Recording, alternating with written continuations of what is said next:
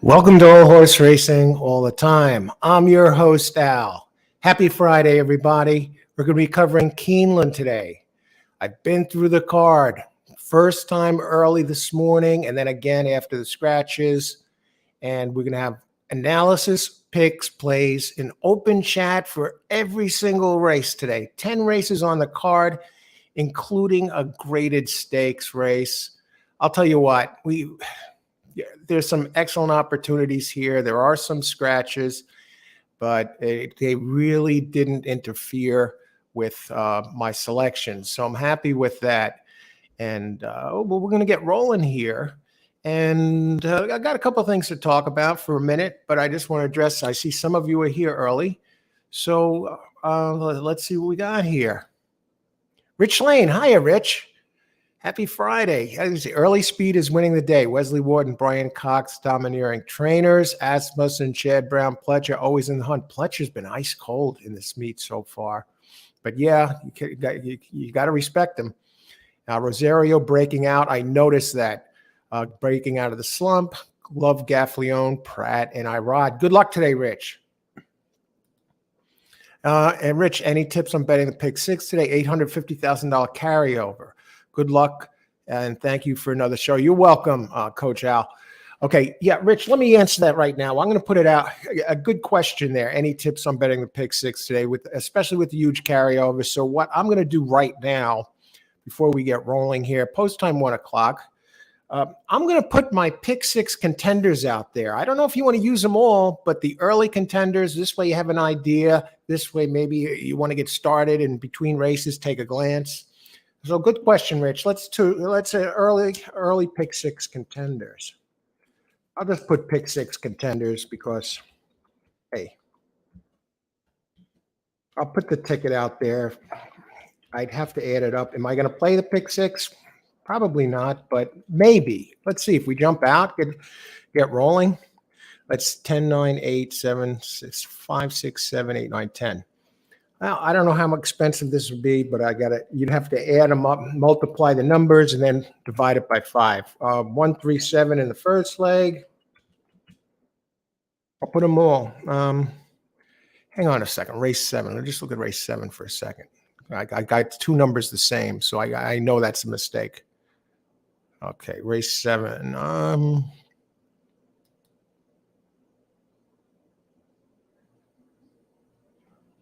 No, race 6 is the one.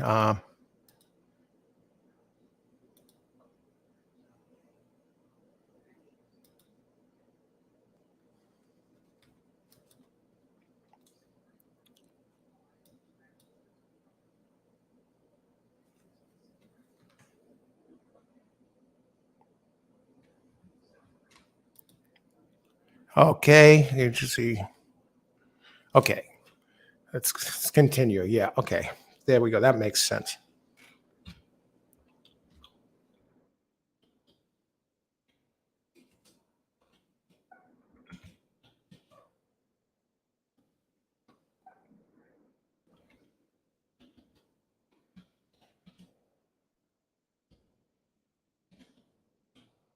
Okay, 2, 3, 4.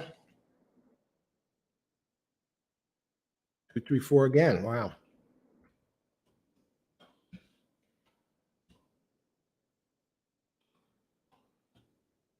Okay. 1, 3, 7. Wow. 1, 2, 4, 5, 8, 9.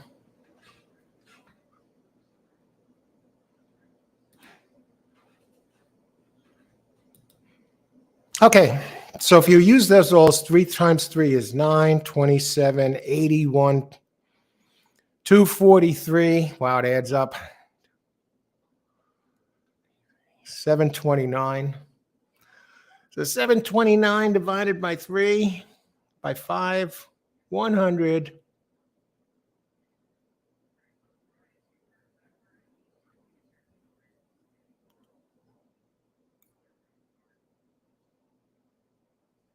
That all comes to 145.80 if you use them all. So those are the pick six contenders right there. Okay. So I can put them out there this way if you want to, get a head start, or you're curious who I have. Well, am I going to end up using all these horses come crunch time? Well, we don't know if any of them are going to get scratched. Hopefully, there are no late scratches today. And also, how am I going to address these races individually? I may wind up leaving some out, but I did. This is from the early work from a couple of times through the card. These are the contenders I have there. And those are not listed in order of who I like best. For example, in the 5th race, I like 1 best. And so it's just using them all. And all of these pretty much have a shot to win. And when I say in the 5th race, I like 1 best. I don't know even. I don't exactly even. I think it has a shot to win. It's a longer one, but the other 2 definitely have a shot. So I think it's worth a play on top in the 5th. But just to give you an idea there. Randall is here. Let's hit it, Rich. Yeah. Hey, Randall. Good luck today. Come on, Al. Light this room up. And, this is the type of card, it reminds me of last Friday's card. And if you were here for last Friday's show, you saw me hit the first 5 pick 3s of the card. Didn't lose my first race contender until the 8th race. And there I just missed with a 16-1 shot to keep it alive. But yeah, I started off last Friday with five pick 3s in a row right through the 7th race. Now, if you think about that, putting that in a different perspective, that means if I use my contenders, I would have hit the early pick 4 and also the early pick 5. But I kept it to pick 3s, and that's probably what I'm going to do today, with the exception might be a pick 4 in the 2nd. I haven't decided. But good luck, everybody. Good luck, Randall. Let's see. And Mike, you're welcome, Rich. Hello, everyone. Hey, Mike, how's it going? Good luck today. Good luck, everyone, today. Thanks, Mike. Thanks for joining us. James White. Good morning, Al. Good luck, everybody. Hiya, James. Good morning here. Good afternoon. Good afternoon here. Good morning, wherever you are. Good luck today, James. Coffee of the day. Thank you for the reminder. Today's coffee, we're going for it, folks. We want to be wired up and ready to go. Having my first cup of this, I just brewed it. Today's coffee, Death Wish coffee, the world's strongest coffee. It was coffee of the Super Bowl one year. They had a Super Bowl commercial. Comes with a warning on the back. Not a morning person, not a problem. It's about almost 5 times the strength of a cup of Starbucks. So needless to say, it's a big cup. I don't have it quite full, but I'm just going to have one of these, and it should last me for the show, and then I'll turn to the ice water. I got a green cup, the color of money. Come on, man. How can we miss today? Good luck, everybody. Good luck, James. Charles K. Hey, Charles. Bourbon of the day? I don't know. We got coffee of the day, though. I'm a coffee connoisseur, and I give them out on. I tell you a little bit give you a brief coffee review, let you know what I'm drinking every day. And Greg, hey, Greg. Greg, glad to see you today. Al, hello, everyone. Now, today, I do have some data here. A friend of mine sent me some data. He is a database expert and analytical, statistical expert, but he's a tremendous horse player. Let me just bring this up. And for those of you on my mailing list, I sent you over a couple of his reports from today. And now I've only used these a couple of times in the past, a while ago. So I'm no expert on how to use them. But if you receive the reports from me, the main report has instructions. It talks about what the numbers mean, the colors mean, and just gives you an idea. And I found it very, very visually appealing. And he's Derek Simon. He has a website, Database Wagering. Okay, but he's been doing horse racing. I've seen him. I've corresponded with him now over 10 years, probably about 12 years or so. And I found him. He became a friend of mine, and I've seen this guy in action, and he really knows how to deliver. So I got reports from him. If you want a sample of the reports, email me at my address for today, liveracing@gmail.com. But he's also very strong with sports betting, and he has his databasebetting.com website. And so it's very easy to remember. Databasebetting.com. He bets releases on this website oftentimes either sports betting or horse racing reports, and they're usually for free. So you may want to check out that website. And I've seen him in action. Matter of fact, one of his back in 2008 when Big Brown was going for the Triple Crown, he connected on a trifecta, a $2 trifecta. He had the Tara on top, and he had over 3 others. So basically, a $12 trifecta got him back almost $20,000, I believe. And he also would have had the super if he would have played it, but he didn't play the super. But he hit a try for over 20 grand or around 20 grand. You'd have to look it up. And he appeared on some radio shows, and he used to do a podcast, daily podcast. Some of these are out there still to this day, which I used to listen to. He used to do a podcast with, he would have a guest on all of his shows. And you know who the guest was? It was Ed DeRosa, the analyst over at Keeneland or Kentucky Racing, Churchill Downs, who's a very sharp handicapper. Derek and Ed DeRosa, who's now on TV still to this day. And they used to do a show together every week. So he's a sharp guy. Derek is no hack. So you may want to check out these reports. And he did a show yesterday on his YouTube channel. You may want to check out his channel and subscribe. He's just started to do shows recently. And yesterday he gave out a big play in the 3rd race at Aqueduct. And he talks about it on this show. And he did it before the race, before the day, right? So it's not like he gave this pick out after the race or these play and analysis. And let me bring up a clip there. You could see Derek in action. He's a sharp guy, and he's a hell of a handicapper and a nice guy, great sense of humor, and but very, very sharp player. So you may want to check out his website and subscribe.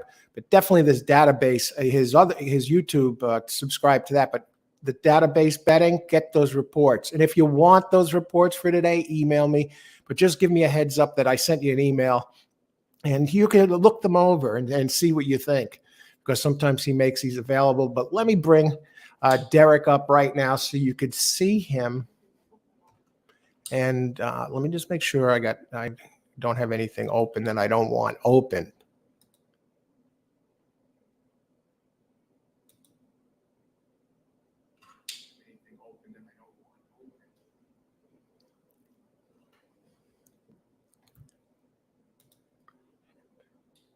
Now, this is from his pick yesterday, Derek Simon. He does wagering. He also does wagering on sporting events. So just from a clip from yesterday. This is from his pick yesterday, Derek Simon.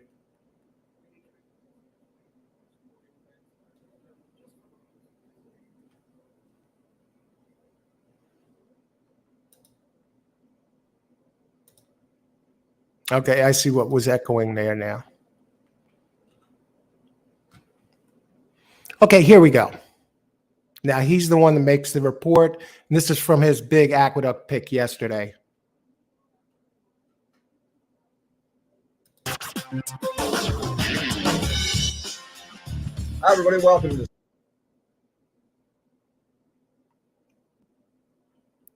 Simon Says Sports Betting Show. I'm your host, Derek Simon.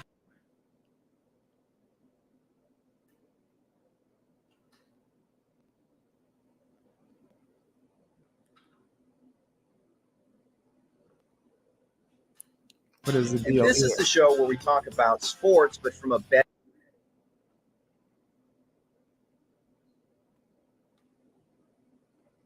betting perspective. I got lots of things I want to talk about today, so I'm going to get right to it and try to cover this very, very quickly. First of all, in horse racing today, there's a couple of races that I'm interested in, and one is the 3rd race at Aqueduct.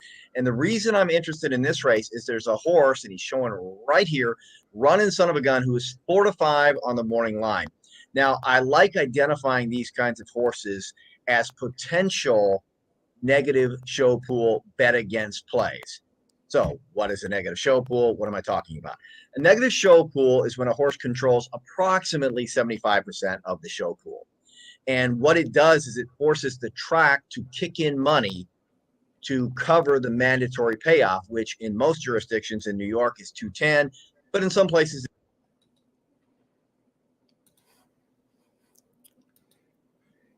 All right, so you get the idea. So if you're interested in some of these reports, or if you're interested in seeing his videos, that's the website to subscribe to, because he always has interesting stuff and he gives out some solid winners. I've seen him do it over the years. Okay, so let's get back to our racing here. We got race 1 coming up. All righty, I could close that. Race number 1, let's take a look. And if you're interested in the reports, you could email me at liveracing@gmail.com or go to the database betting website, Live Racing Show at gmail.com. All right. Or if you want to reach me there, liveracing@gmail.com. And who else we got here? Oh, what are you buying? Thanks, Al. Win place. Hey, Krishna. Win place number 5. Okay. Good luck, Krishna. Verdine is here. Verdine, good morning, Coach. Great piece on Bob Baffert. Thanks, Verdine. I enjoyed doing that. Glad you enjoyed it. Excellent day yesterday at Keeneland. Let's keep it going today. All right. Good luck today, Verdine. Okay, race number 1. Let's talk about it. Bring up these races. Get rid of the scratches. All righty. We're almost there. This is a pretty straightforward race as far as I see it, especially with especially with 3 scratches here. What I'm going to do, I got a couple of them here that I'm going to move forward with. 1 mile and a 16th. Bringing it up right now. Race number 1. We'll talk about it. 7 minutes to post. We'll be able to get this in kind of quick because I got a quick pick 3 here, play here as well. And to start this off, I'm not going to do anything other than work on the pick 3. It's 1 mile and a 16th, claiming 25,000 purse, 56,000. Okay, non-winners of 2 races that are a mile or over. Allowed 3 pounds since February 21st. A race since then allowed 5 pounds. So some of these might get weight.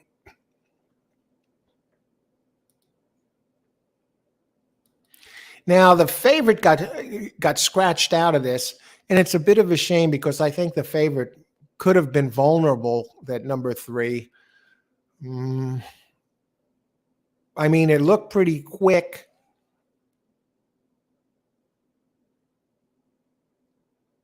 It would have been going to a low percentage barn. So, but he scratched out of it. Otherwise, I think this would have offered more opportunity. I'm going to go with a couple of pricier horses that I like. I like number 7, Mr. Barley. Consistent numbers, has a 3rd and 3 tries at this track, and at the distance.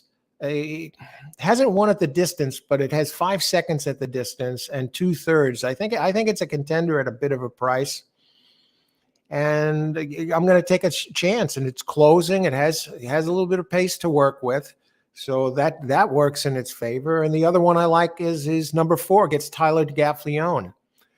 Joe Sharp, the trainer, 15%.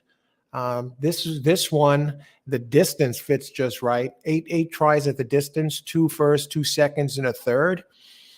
87 high Brisnet at the number, but you get Gaffalione, did finish 2nd last time. And first after the claim, Sharp is 13%. So, and he is moving up. But the number still fits, and Joe is shipping this one in for this tappage. Number 4 opens 8-1, so you got a price there. It did run in Stakes Company at Evangeline Downs last August. The back numbers really impressed me, and it looks like it's starting to move back towards the right direction. Usually runs at a higher price. And Joe swooped right in when they put this one in for only $15K last race and claimed it just like that. And sticks Tyler Gaffalione up. So I like 4 and 7 this race, and I'm going to give you my play right away so we can open it up. Okay, race 1. You'll start with the pick 3 with those 2. 4, 7, 1, 9, 2, 3. Probably not going to be juicy, but I think this one has a good chance to get it done here. 4, 7, 1, 9, 2, 3.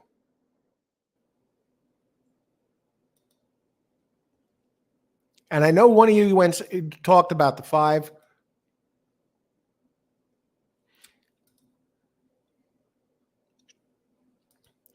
So we want to go there and see exactly what's going on with number 5 here in this race. Krishna, daily double, all, and 5. Wow. Krishna, a daily double 5 with 9, 11. Let's talk about number 5.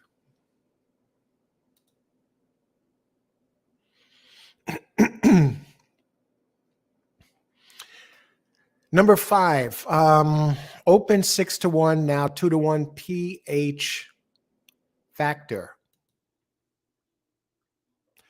Okay, it's the early speed here now.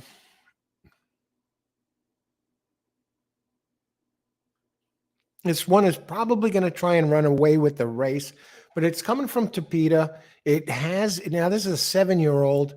It has 42 career races. It's run on turf, done the brunt of its running on the Topeka surface, but does have 6 races, 4 races on the dirt, and did win 2 of them. Last time ran on dirt was at Hawthorne at 1 mile and a 16th back in October, and showed that early speed. And before fading to 4th, 4 back. And Jesus Esquivel, the trainer, 14% going back to the beginning of 2022, 23% in training races. This is not a slam dunk race. I like the ones I have, but with the scratches, this becomes a fairly wide open. Even Test Pilot, really, you can make a case for, and that one is favored right now. So 5, yeah, they're all. Look at the odds. Rich pointed this out. Or they're all, right now the board is between 9 to 5 and 7 to 2 is the high water mark, and I do have the high water mark number 4, who is 7 to 2, and the other one I have is Mr. Barrelly at 2 to 1, and Gaffleone is on that 4. So race 1, 2 minutes to post. How far are we? Who else we got here? Okay, we got James White with the daily double, all with 5. Oh, you got all 4 of them. And who else? Good luck, James. And Krishna also has a win place on 5.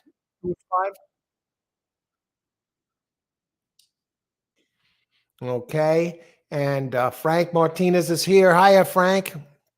Good luck today.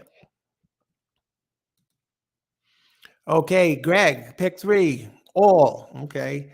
1, 3, 4, 9, 10. I do have the 1 and the 9. Well, I guess you saw my picks, Greg. Good luck.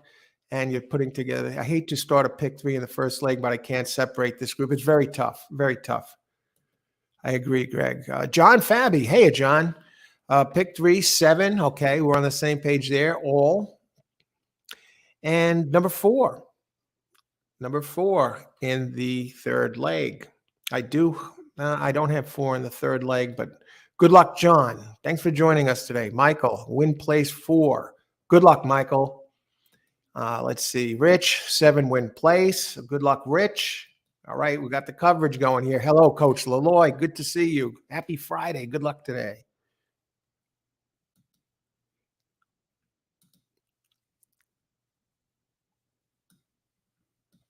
All right. They're loading up already. Can you believe this? Friday afternoon, racing at Keeneland. It doesn't get any better. Well, maybe it does. We got big racing days ahead, but this is great today. Friday, Keeneland, afternoon. This one doesn't want to go in for nothing. What number is that? Uh-oh, it's my 4, I think. Maybe it's the 5 that doesn't want to go in. There's like a delay between the 2 different things. Okay. See, I got it on my ADW here, and I also have it on the TV on the YouTube Keeneland YouTube channel. Keeneland has a live stream, so just if you need video, go to YouTube and Keeneland live stream, or go to the website and you can get the stream for free. And the one is a few seconds behind the other. For example, the 7 is being showed loading on TV, and on the ADW, they're showing the starting gate. So it looks like they're ready to go. It looks like they're still fidgeting around a little bit in there. Wonder what the delay is. If anybody is entering any picks, I will get to them. Now 4 is backing out. Not a good sign for me, folks. This 4 had trouble going in. 5 is a gray horse. You gray horse fans? There's a horse here for you. Verdine, pick 3, 6. Wow, a wide open race, a lot of speed. 6 with one. Tells you see how contentious this second race is. Good luck, Verdine. 4 has suddenly got bet down to 9-5, folks. Went from 7-2 down to 9-5. Now they're starting to back the horses out. What is going on here? Keeneland usually so smooth with the loading process.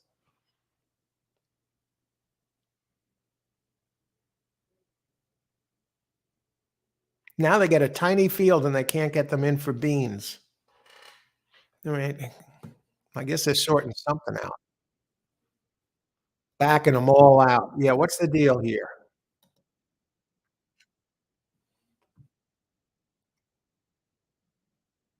Late Sky just lost my 4. So what happens now? Now I'm stuck with 7. The 4 was causing problems right from the beginning. 3-horse field. I mean, this almost makes 5, 5 the one to have here.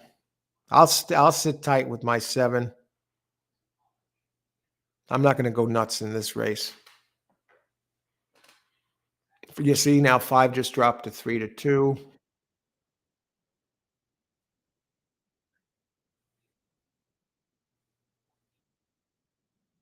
So far, a 3-minute delay. Let's see. Hopefully, they can get them in there in the next minute. What is the problem? Why are they all huddled together? They're like refs at a football game, and the horses are circling around. Dan Carter is here. How's it going, Dan? Just scratched the 4. Good luck today. The 4 started it. Yeah, he didn't want to go in right from the beginning. Now scratched.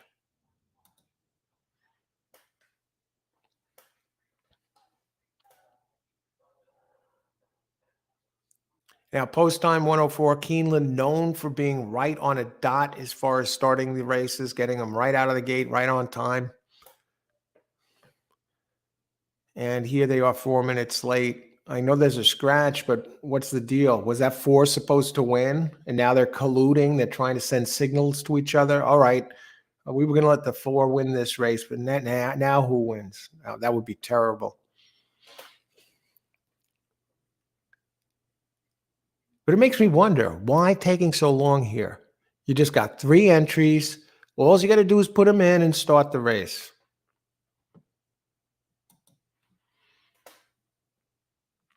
Austin Thomas. Hey, Austin. Good luck today. And those of you who are curious, I did put this out there earlier. My early pick 6 contenders. You may want to take a look at that. It's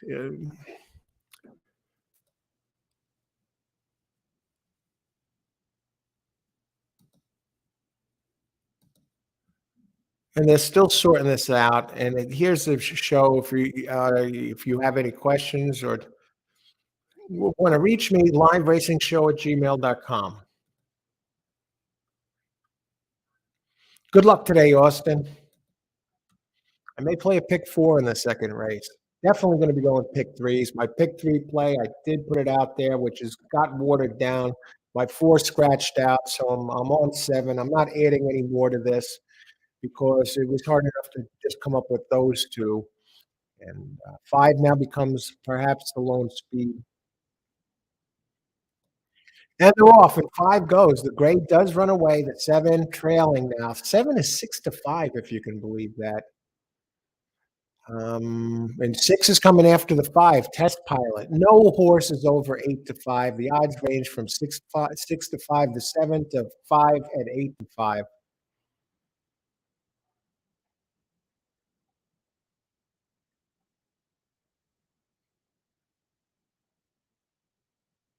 All right, we head down the back stretch. This is a mile and a 16, so we got a ways to go.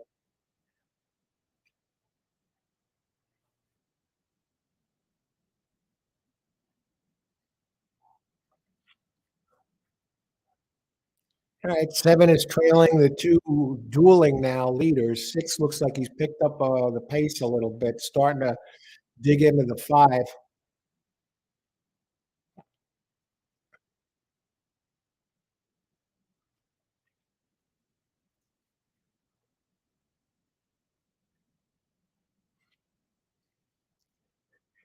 Both of these 5 and 6 look very determined. Can the 7 come up? I don't know. These 2 just look very determined right now. The 5 doesn't wanna give it up.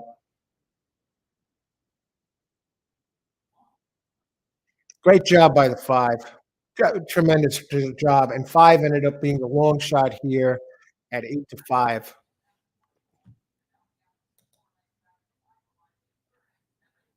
All right, and 5 is a gray horse. How could I leave it out, right? Greg gets it done. Hey, you got the long shot there done. It's not like you spread to the moon and back. Okay, good job, Greg. Krishna, great job. Got the 5 home. Excellent. And James, daily double, all with 5 next race. And Krishna also had the 5 to win in place.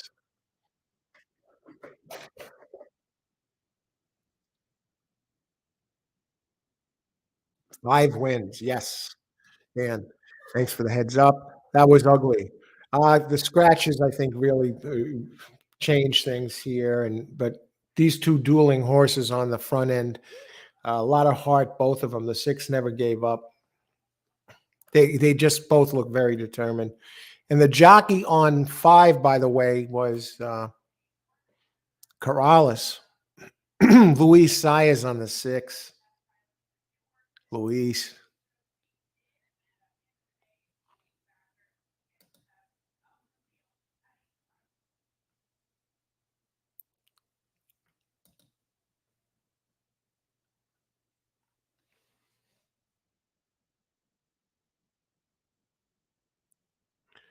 All righty. Let me move to race 2 on this Friday afternoon. Hello, Al. Hey, Torby. Hello, Al. Good pick yesterday. Oh yeah, I did yesterday. I wasn't able to go live. I did go live for while I was out, so I wasn't. It wasn't a regular live show. I did give some picks, but I did a video yesterday giving out my selections for all the races because I put in the work early. I didn't want to put these put these to waste, so I put out. I guess it was about a 40-minute video before I headed out with my selections, and there was selections before scratches because scratches weren't out yet. No speed from the 7, none at all, Austin.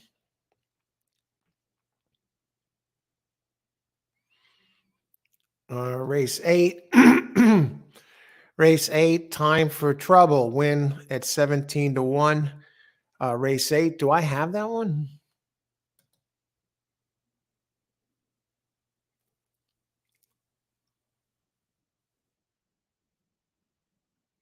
Yeah, I'm looking at Justify. I love that race as one of the contenders at a bit of a price.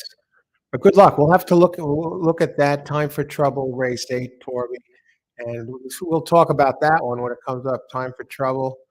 Uh,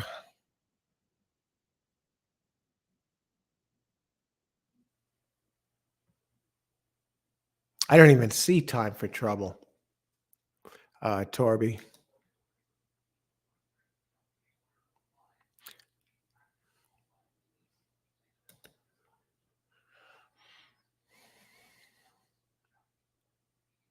I don't see a horse named Time for Trouble, but maybe it's another track. 5 was for real. Congrats to all the winners. Yes, a gracious crowd as always. Joe Talamo.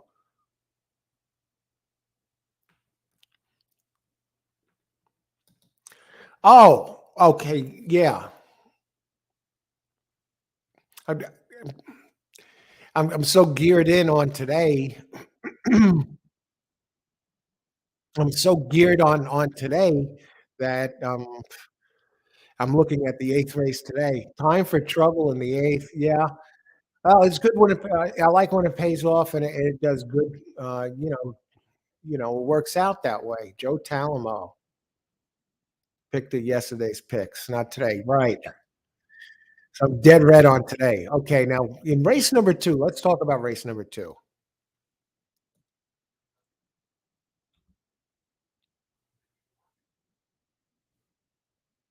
All right.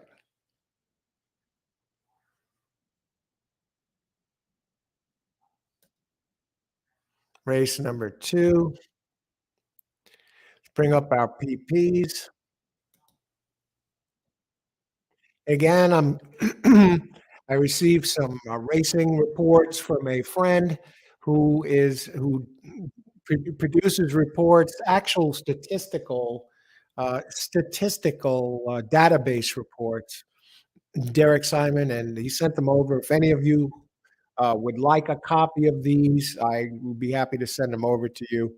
And he has a website out there. He has a YouTube channel. You want to look him up. He has some great videos. He had a great call yesterday and very solid player. And here's what that website does look like, just so you know where to go.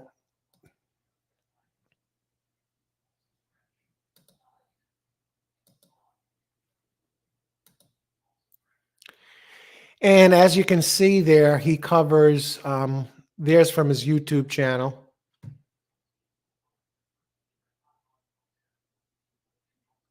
Handicapping. He has baseball reports, basketball reports, football reports, of course, horse racing reports. That's his bread and butter.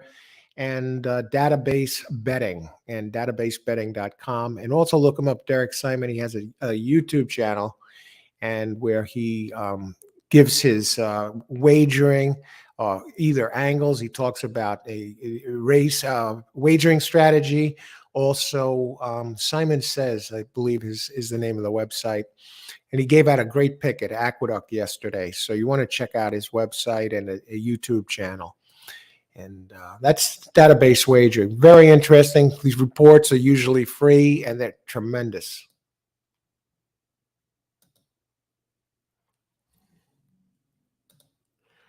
Okay. Now, race number two. Let's talk about this. This is a mile and a 16th, maiden claim, 50,000, purse 54,000 for maiden 3-year-olds and up. 118 pounds for 3-year-olds, older 126 pounds. This is race 2 of 9. Scratches this race. I do have scratches here for Keeneland. There are some each race. Now you see them right there. They're scrolling down below. So we do have our share of scratches today. Nothing major though. A couple here and there in most of the races. That's race 2. We have 7 scratched this race. Race 3, we got 1 scratched.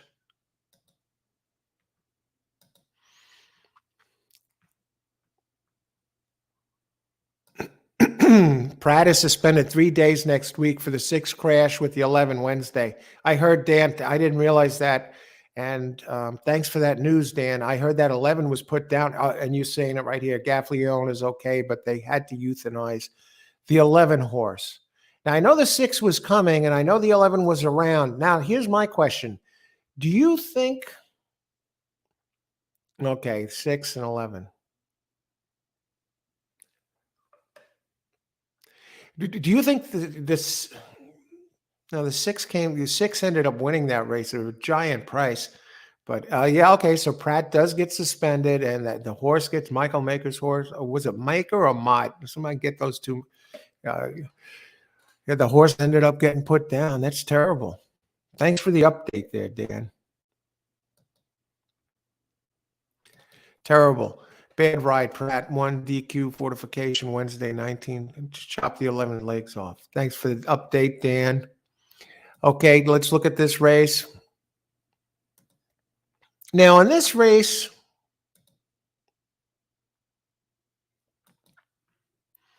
I landed on number one. I know he opened 6-1, but let's talk about it. Now, this one has some numbers to go back to earlier in the year, and now it seems to be going on the right track again. After three brackets were a real clunker, and now it's starting. You get Irod Ortiz today, so you get a huge jockey upgrade. Does move up in class today for Ron Moquette, but Moquette is 12% moving him up, and this one is moving in the right direction. Came in second last race on a muddy track. At the distance, this one has 1 win and 2 tries, 1 second and 2 tries, I should say. Never raced at Keeneland, but closes today and does get some pace to work with. Again, these aren't world beaters in here.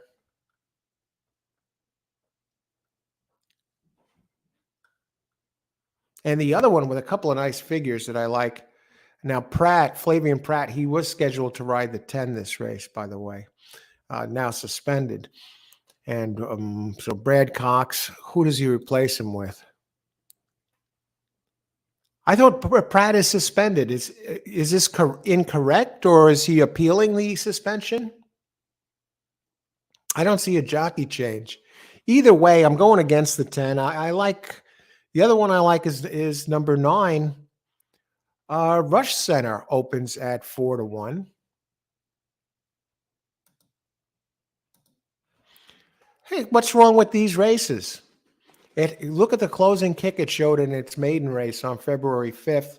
Has a 4th place finish, 6th place finish. Now makes that drop down to from maiden special weight to maiden claim, which is a nice move. It ships in for Grant Forster. Grant, 97 times shipping, and he's 122%. Graham James, the jock up, 14% over his last 983 races, going back to 2022. Only 1 for 19 here at this meet, which I'll tell you what, there's only another weekend of racing here left. That's how quick the meet is going to end. So the leaders now. So I like 9 Rush Center. So I'm on 1 and 9 this race. And I'm going to lead it off with a pick 3. And I'm going to put my selections in right now. 14 minutes to post, so I don't have to concern myself with it later. And maybe I'll go pick 4 here. 2 times 2 is 4 times 2 is 8. So yeah, I'm going to go pick 4 and pick 3. We'll try and get it done both ways because I'm pretty comfortable with these races, and they can be done for 50 cents. So I'll put it in here. Okay, no appeal, but the suspension is next week. Okay, and you said that, Dan, in the first time. And I wonder why they put it off for a week. Thanks for that, Dan. Okay, that's why he's still on it. I'm still against that one, this race. Okay, race 2.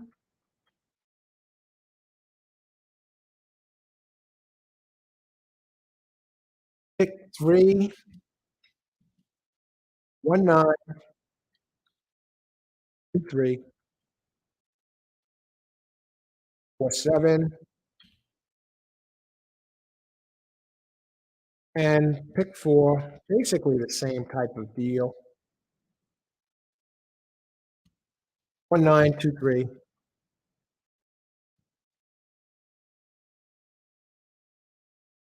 4, 7. All right.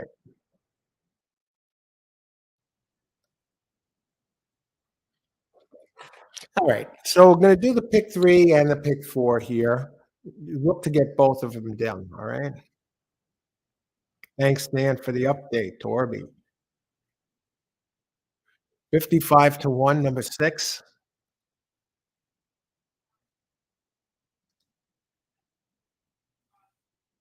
Actually, at a 10-1. Okay. 50. Oh, the 6 of that race with the 11 when the 11 went down. All right, we got an interesting race here. I like that. I'm on a Rod Ortiz on a did open number 1, the Magnificus. This one, yeah, it is moving in the right direction. I mean, look at the buyer numbers: 32, then to 61, then to 74, and now you got Irod Ortiz up and bet down so far from 6-1 to 4-1. And my other one, lightly raced. It does have a closing kick. Open 4-1, pretty much dead on the board right now. They have it on the board at 8-1, Rush Center. So we'll start taking a look at some of the other entries in this race. Okay, we're going to go through them. Who are the other ones who are taking some money in here? We'll talk about those now. Get this, both Gabby, Gadget, and Scott, Gabby and Scott, both picked my 9. Should I get concerned? Now it's on the board at 7-1, and both the analysts here at Keeneland picked the 9. Uh, so I got 1 and 9 to kick off the pick 3 and the pick 4.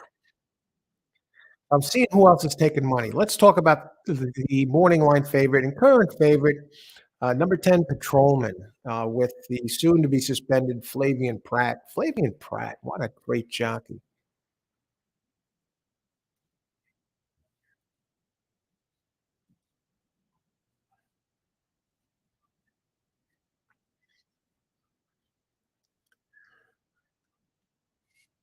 Okay, Patrolman, it's a pressing type.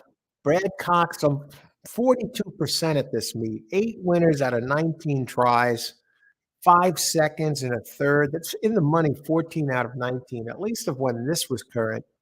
Flavian Pratt, 21%, 6 winners out of 28. Hasn't raced in a couple of months. Ships in for Cox, who is 28% with shippers.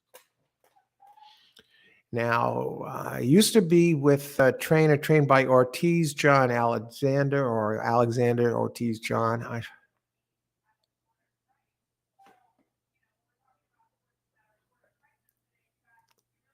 Alexander Ortiz. Drops in class. The 10 drops in class for this. So that also, just like the 9, dropping from maiden special weight to maiden claim. Workouts, a nice workout, a couple back, I guess. 14 out of 47. Last one, he's working okay. At least he's working. Has a few workouts in April in preparation for this. Worked in March too. Last race was February 4th. Flavian Pratt. It definitely got to. You go to the race 2 back, and I see why it's the morning line favorite.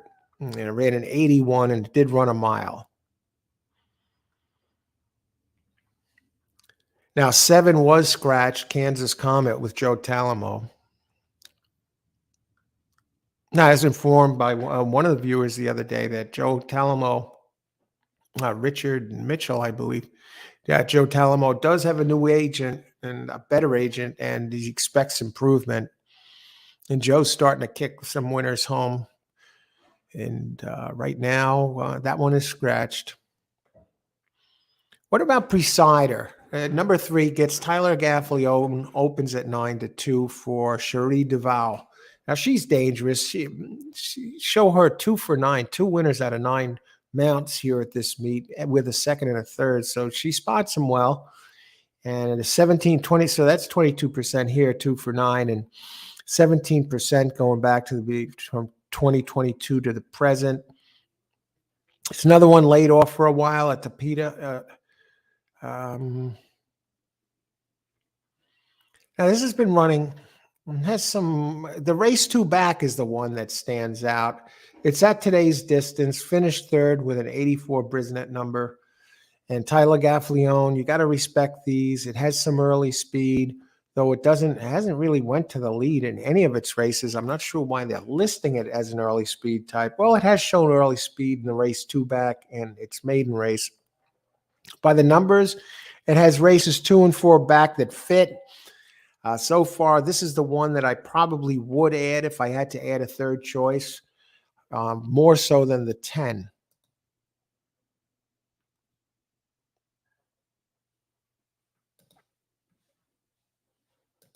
And we move on.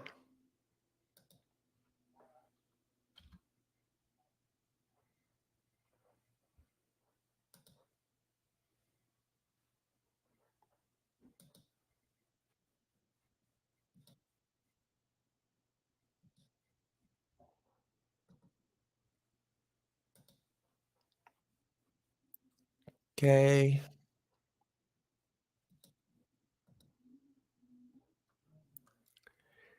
Now, who has the best closing kick in this race? Oh, Barrel House number 8 showed a strong closing kick, and especially with the Brisnet from the Brisnet.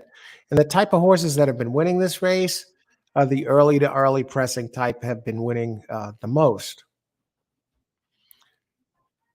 Oh, you got a sample size, but it's only 12 races, so it's tough to say.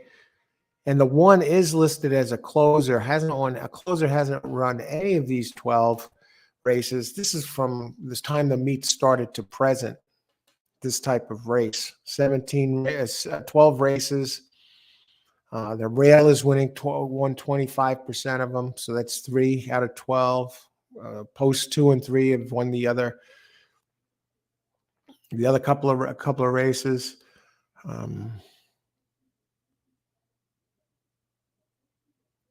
Post 8 and up has a race.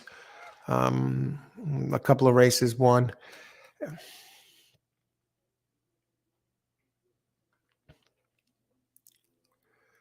At 7 was an early speed type, so I have to think the 3 is going to start taking some money on this board. And 3 opened at 9-2 and is currently on the board at 5-1. 6 minutes to post, folks. In my plays here, I got a pick 3 and a pick 4, everybody. Happy Friday if you're just joining us. Good luck today. Austin, pick 4, Keeneland, 2, 3, 6, 10, all.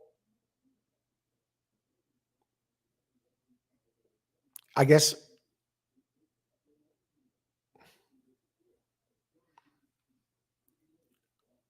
Okay, 3, race 2, 3, 6, 10, all, 1, all.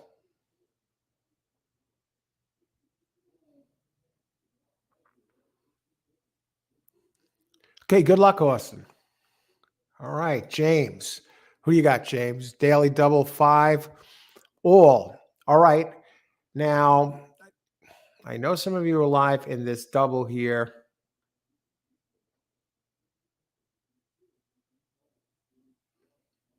Let's see, John, I know you got the John Fabi has all in this race. So John is definitely looking for his second leg of the pick 3. So he's definitely looking for something here. And Greg has some strong coverage in this race. 1, 3, 4, 9, 10. You got that 3 in there. Let's see, I got kicked out of the pick 3 in race 1. The 4 did get scratched. And Krishna has a daily double 5 with 9-11. So and James has 5 this race. So let's take a look at the 5 and the 11 now while we're at it.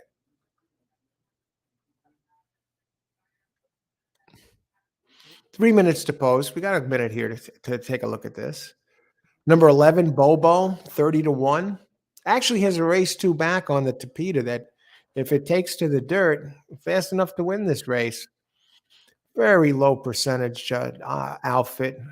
The jockey is 8%. I'm showing the trainer is not having any races won at all. You get paid there. What are the odds on 11? 40-1. I'm surprised they're that low. But it does have the race 2 back on Tapeta. So who knows?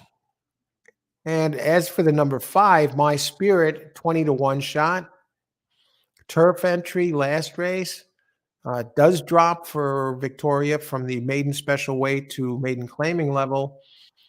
And it's run in the 60s both times. So it gets much needed class relief for Victoria Oliver, who is 1 for 10 here at the meet. Does get Luis Saez. Saez has ridden this one before.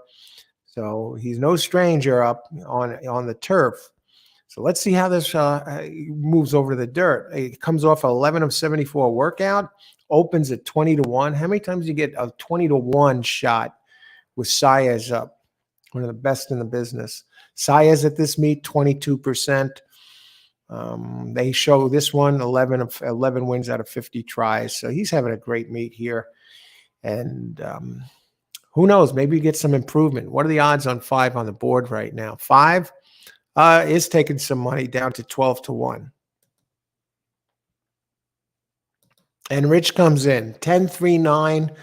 Okay, so you got the 9, you got the 10, the morning favorite, and the 3, who winds up possibly being the lone speed in this race. Looks good, Rich. Good luck. Let's get it done here. And Michael Garcia, exacta box 1, 6, and 10. Oh, I've talked about the 1, the 6. Did we take a look at the 6? And the 10 we talked about, the favorite. Good luck, Michael. Number 6. Who's number 6? Lazarus. So let's talk about that 6 for a second. Never factored. It's making the class drop from maiden special weight to maiden claim. Get the class relief. It's a Tapeta entry, but it should have some into practical joke into mischief. So it does have some dirt breeding here. And so it should be able to do well, take to the dirt. It shows a bullet workout at Turfway Park on April 8th. I had a couple of bullets. And March 30th, it had a bullet. And it's working lights out here for this. Opens at 10 to 1 on the board now. You got Corrales up, the jock, 11%, but a very strong jockey, 19% going back over 1,000 races for trainer William Morey. He's from the beginning of 2022 to present, it's 21%. So you got the connections. It's taking money. Going to be a tough race, folks. Bet down now to 7 to 1.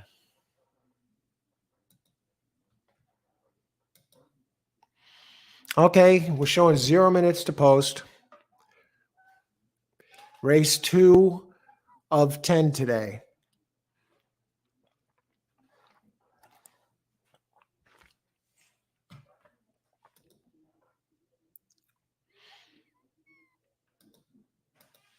Okay, Rich got the 10-3-9 box. Good luck, Rich. And Michael, 1-6-10. Good luck, Michael. Arturo, hey, Arturo. Good to see you. 4 across on the 4 horse. Good luck, Arturo. Let's take a look at Arturo's number 4 for a second here. Apollo Rising. Hey, why is this one 12 to 1? Rafael Belgerano did run an 82 back at Churchill Downs. That was in September. And then its last race was in October. It's been off a while, comes back and moves up. Maiden claim 40 to 50, but it's matured, a 4-year-old now. So I wouldn't be surprised if this one actually runs faster than it did as a 3-year-old, even with the layoff. Had a bullet on April 5th. Nice numbers, 73 and 80. The 80 definitely fits this. In that race, it came in 3rd. It's stretching out a little bit. I like its first race better, where it really showed a closing kick, but I like the workout. I like the bullet on April 5th for Paul McGee. He's 1 for 3 at this meet, a 14% trainer. Belgerano is 1 for 20, about a 12% jock. And the workouts moving up in class. Good luck, Arturo. I have 1, 3, 4, 9, 10 with the 3 single in the 3rd leg. 3 is 1 of 2 I like there. Good luck here. I think you should get it done with these. I have 1, 9 in the to start off the pick 3 and the pick 4. Good luck, Greg. Everyone, thanks who shared your selections. Thank you very much. Let's get it done here on this Friday afternoon. We got the coffee going. For those joining late, today's coffee, Death Wish coffee, the world's strong. It's not the world's strongest coffee, but it's strong. It's about 5 times the strength of Starbucks. 1 cup of this is going to be pretty much enough. And as the cup says, let's make it happen.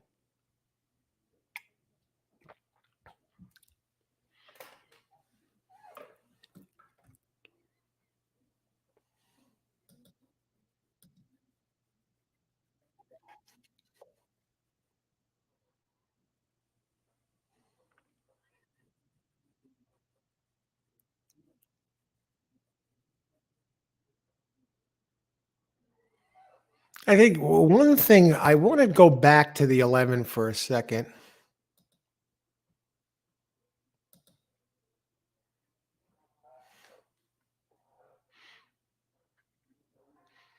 that 30-1 shot. I see it has a couple of dirt races that were slow, but it did show early pace in some races, but they listed it as a pressing type. Curious what this one's going to do.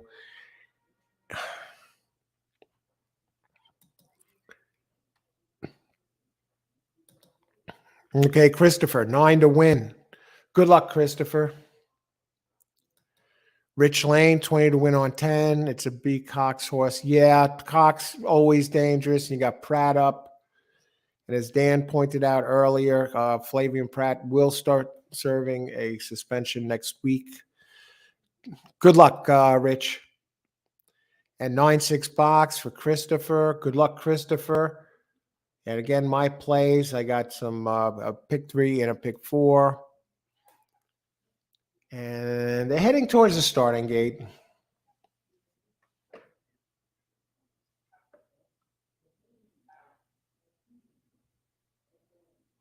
And 1 and 6 are the first to walk into the gate. Good luck, everybody.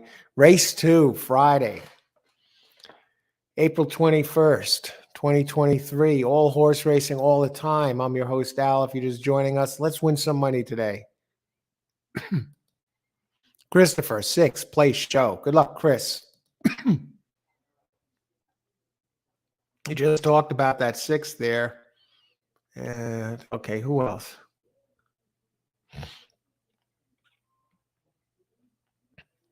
My selection here, I'm not alive in anything. I played a small pick 3 earlier, a 2x2x2, and got knocked out. And actually got one of the horses, so it was actually 1x2x2 because one of them was scratched. But here we are this race. And they're off. Okay, good luck, everybody. Enjoy the race.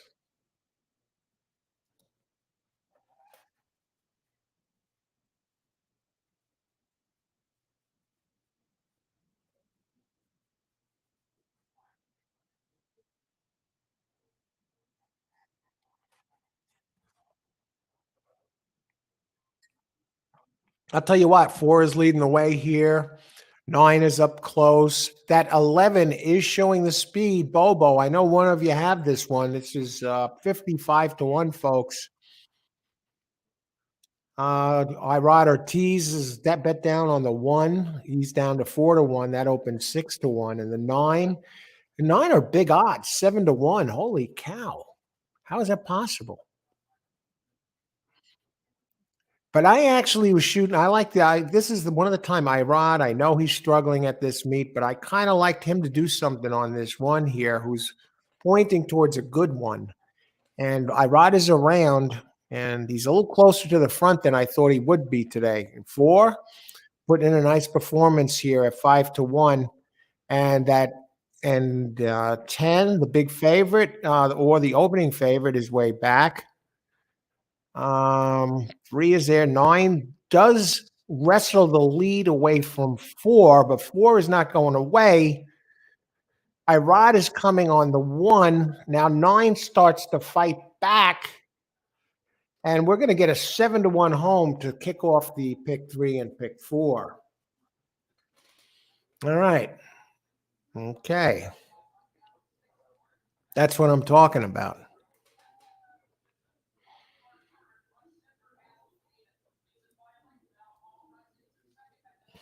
Did my 1 get second or did the 4?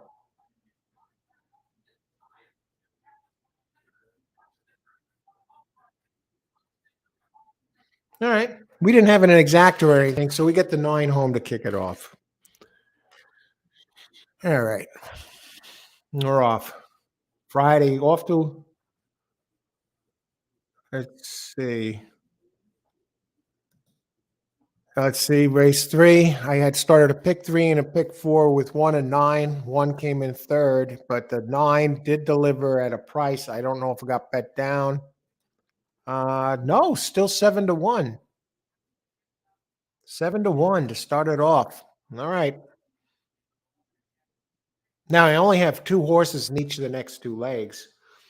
But in the 5th race, looking ahead, I know it's a long way off. You got to take it one at a time. In the 5th race, I do have 3 shots, 1, 3, and 7, but all right. Who else?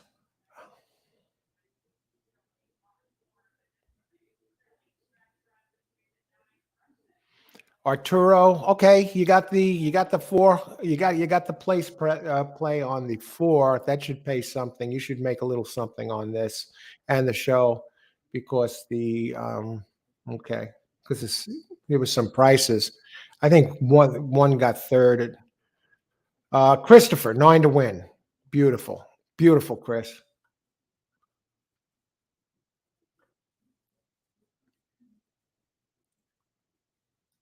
Great call, Al. Okay. Thanks very much, Austin. Hey, 8 races left. Thanks very much.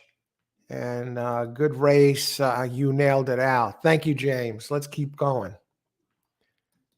Long way to go. We're not getting paid yet. We still got work to do. I got 2 legs left in one of the plays and 3 legs left on the other.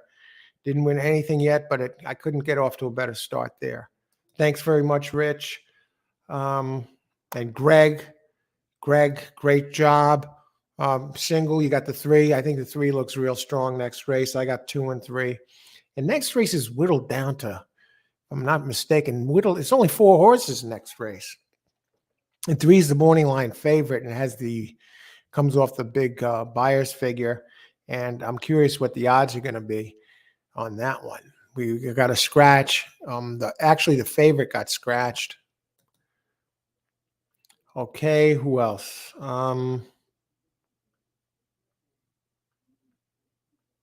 Okay, looks like they're still sorting this out. 3 did get third. Sarab. Hey, welcome, Sarab. So results are 9-4-1-3. 9-4-1-3. Oh, do we got an inquiry now? Oh, brother. We might be screwed here. Do you believe this? Do you know I had an inquiry the other day, and on the show I had the 7, and it gets taken down. A 14 to 1 shot got taken down on the show the other day. Keeneland result. There's an inquiry, Sarab. I can't see this being taken down. But we'll see. I don't know. Who the hell knows, right? I was just going to heat up my coffee. It's getting cool. Now I got this. Who knows? We might not have won anything yet. We might lose this race. Who are the jockeys involved? Who are the trainers involved? Maybe that helps clear this up. Graham on the 9, Pratt and Cox. Uh-oh. Well, no. 10 wasn't involved in this.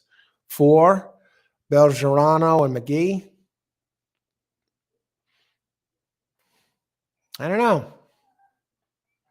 Look too good to be true, right? Not really. I mean, I like the 9 and I like the 1. Hopefully they don't take too long. I hate the inquiries because they throw all the races behind schedule. Look at Parks the other day. We did a Parks show. There was an inquiry that took, I think it was about 15 minutes or more, 15, 16 minutes.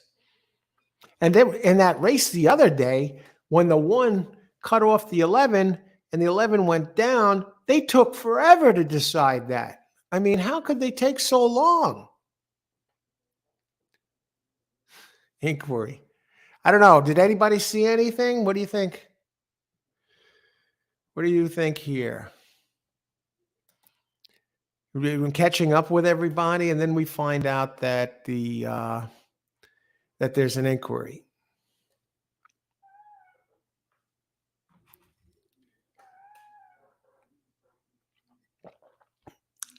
You know what I'd like them to show some sort of a replay on this. They're just showing these horses walking around. Can't they show us a front on or give us an idea what's going on here?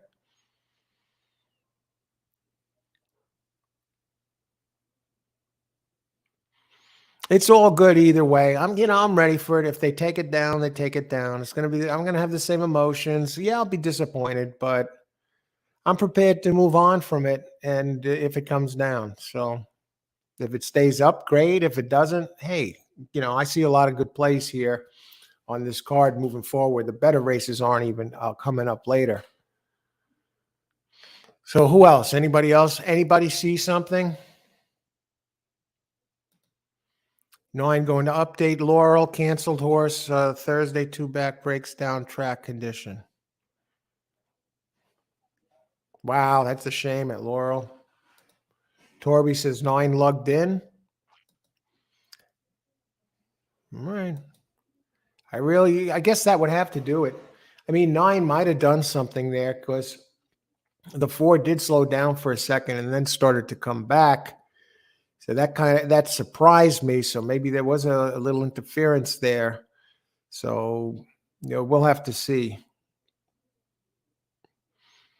Anytime there's an inquiry, you got to be concerned if it's your horse on top that they're looking to take down. I had the 14-1 get taken down on the show the other day, and who knows what the heck happens today. Either way, it's horse racing. Can't let it get to you. Got to stay on the same wavelength and mindset, even keel, emotionally stable, whether you win a race, whether you lose a race, or you pass a race, ice water in the veins. As the saying, that's the way to address this game. Who else? Anybody else here? No, nobody else. They're taking a long time. The longer this takes, the worse it looks for the one that's on top. And let's bring up some PPs for the next race so we're ready to roll right away.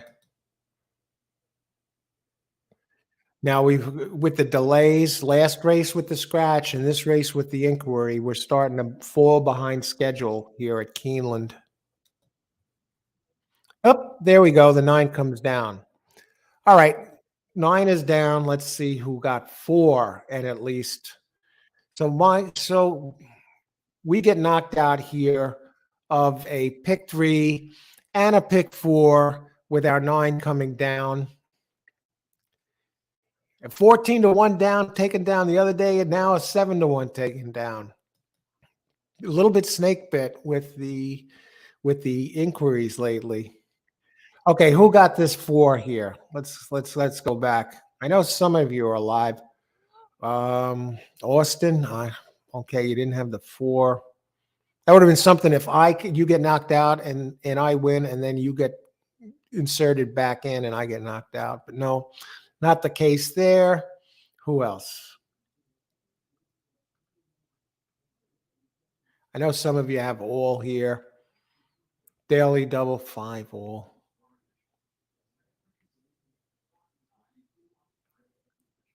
4 across the board. Arturo, you're the beneficiary of this. Great job there on the 4.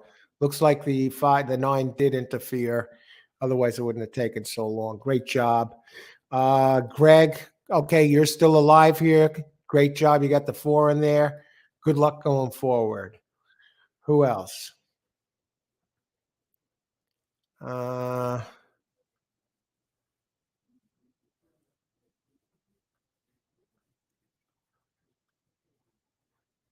And that's pretty much it.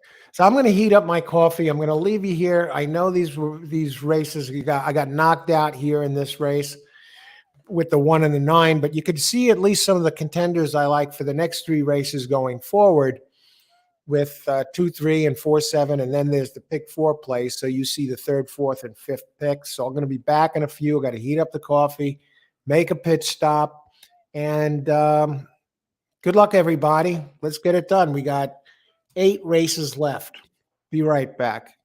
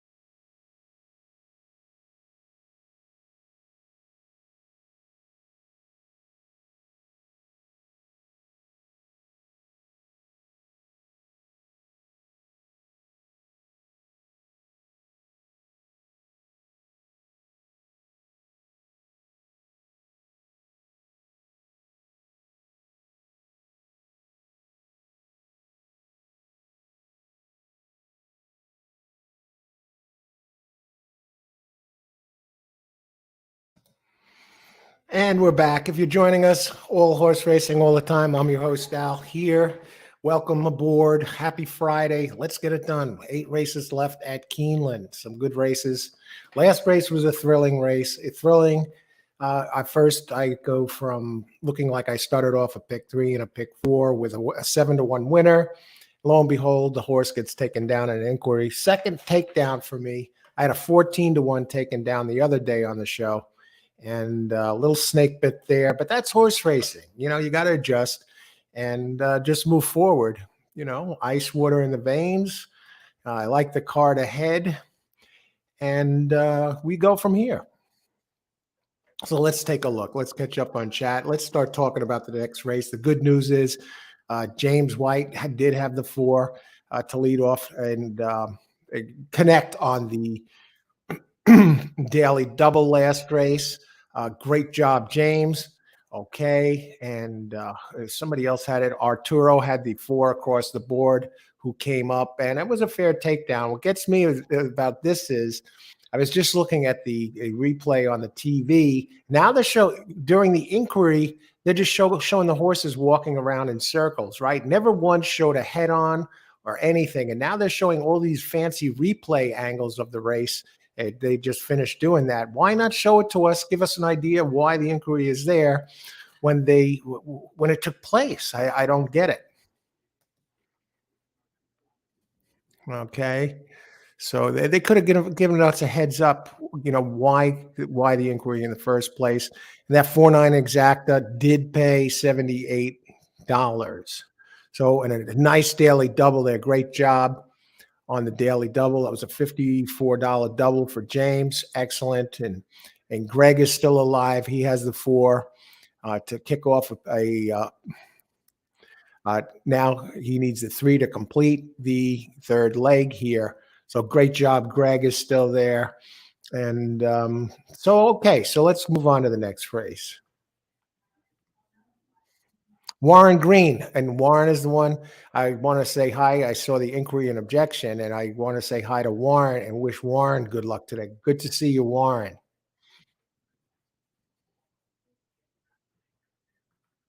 Good call. It was a good call, even though definitely would have preferred the 9. I definitely would have preferred the 9, but yeah, I could see how you preferred it too. The 4 was 5-1 and the 9 was 7-1. Let's see. Krishna win place on the 5 here in race number 3 and a daily double 5. We just talk about the scratches here this race. 1 is scratched this race, by the way. And the 5 is on the board at 3-1 here.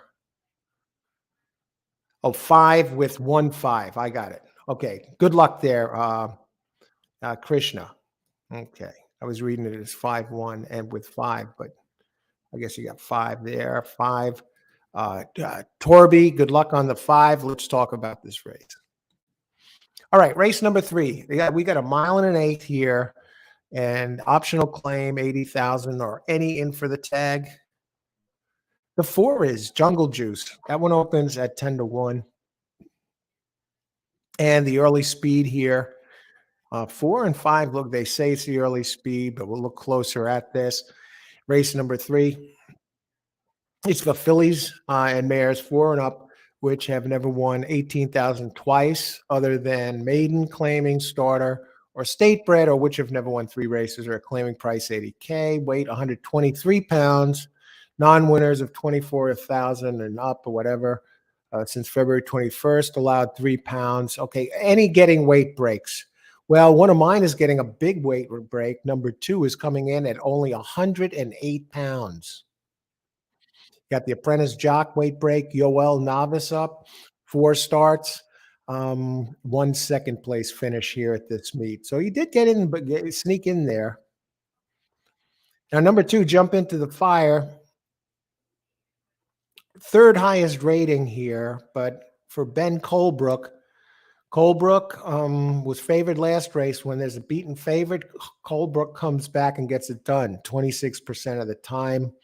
Has some early speed. Look at the wire jobs it did. It had a couple of seconds.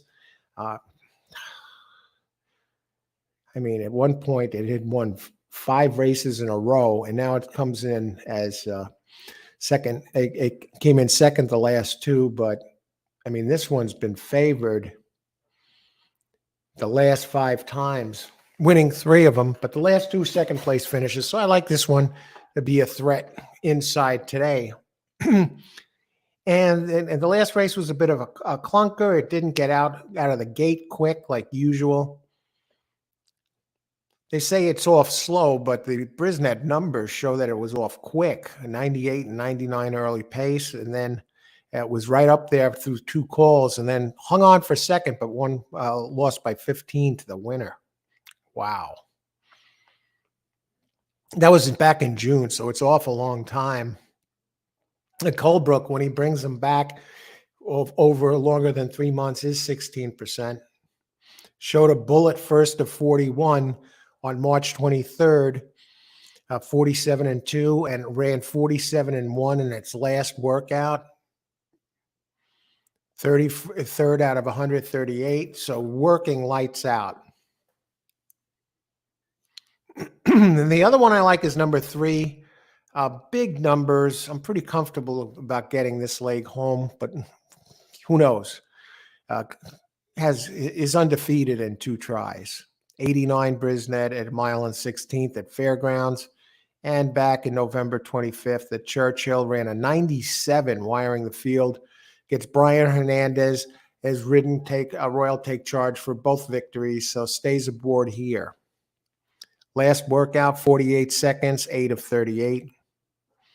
So I'm on 2 and 3, and I know there's 5 mentioned. 5 does have early speed, runs a lot of nice races, 84, 81, 84, 86. Has the highest Brisnet prime power rating. That's a computer-generated number, snapshot of the horse's body of work, not race-specific, distance, or surface-specific. It's just a generic computer-generated number, but it kind of gives you an idea, a snapshot of the horse's career. So it's an interesting number.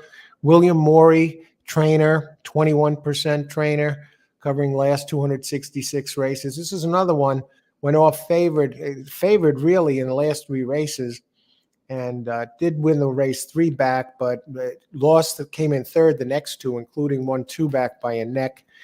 And Morey, with a beaten favorite, he comes back and wins 24% of the time.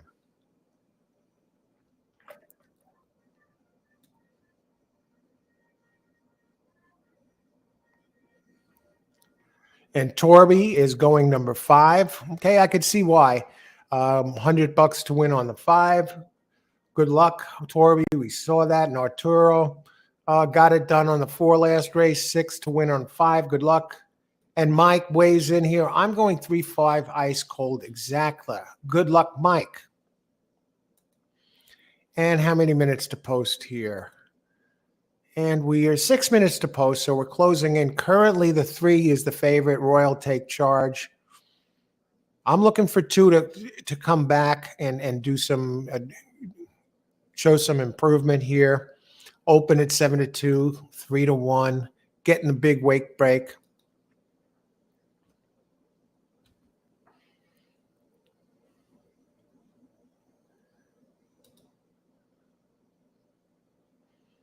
All righty.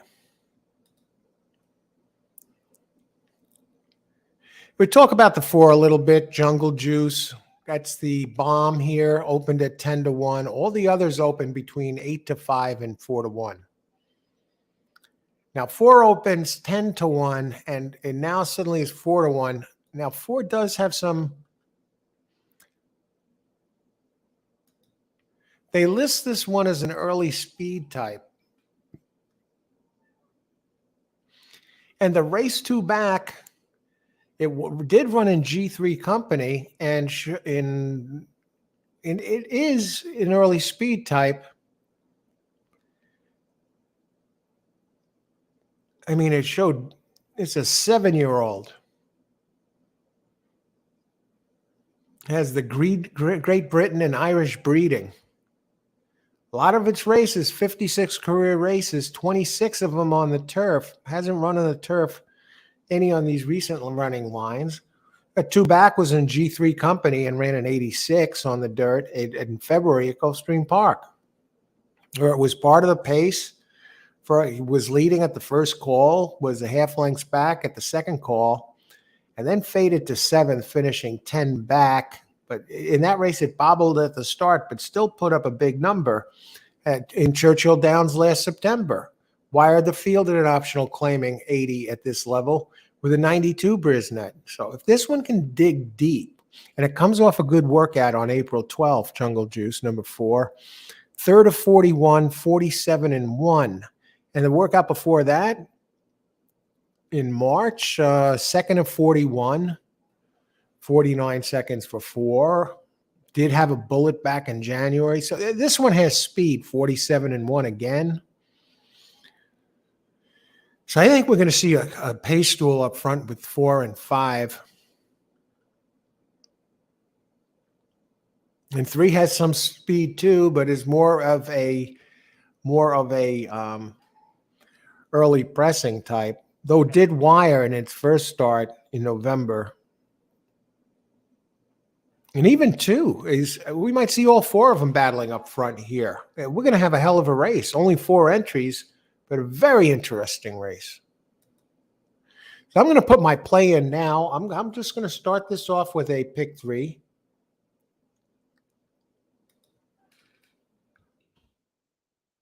Race 3. Pick 3. We're going to stick with it. I like my selections. 2, 3, 4, 7, 1, 3, 7.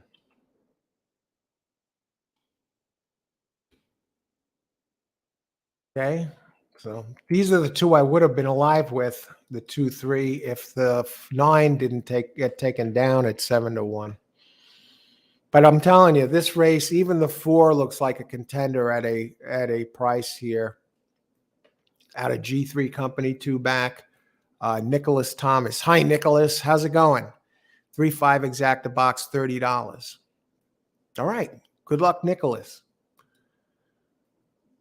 Rich, 2-5 exacta box, 20 win place on 2. Okay, good luck, Rich. My pick 3 here, and 2, 3.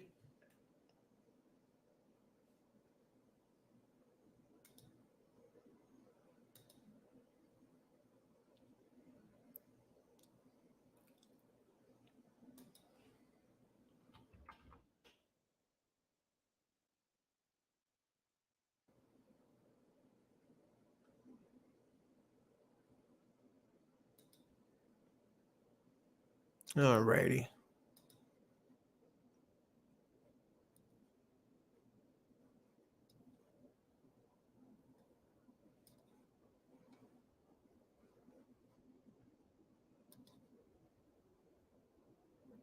Okay.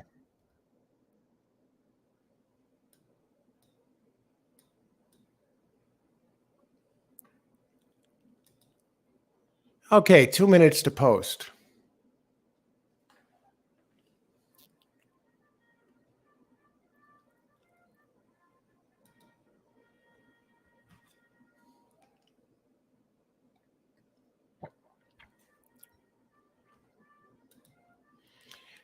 Now 1 minute to post. As the board, the 3 now currently favored at 3 to 5. And from there, it spreads out now. 2 is 3 to 1. 4 is 6 to 1. 5 is 3 to 1. Going back to my number 2 again for a second here.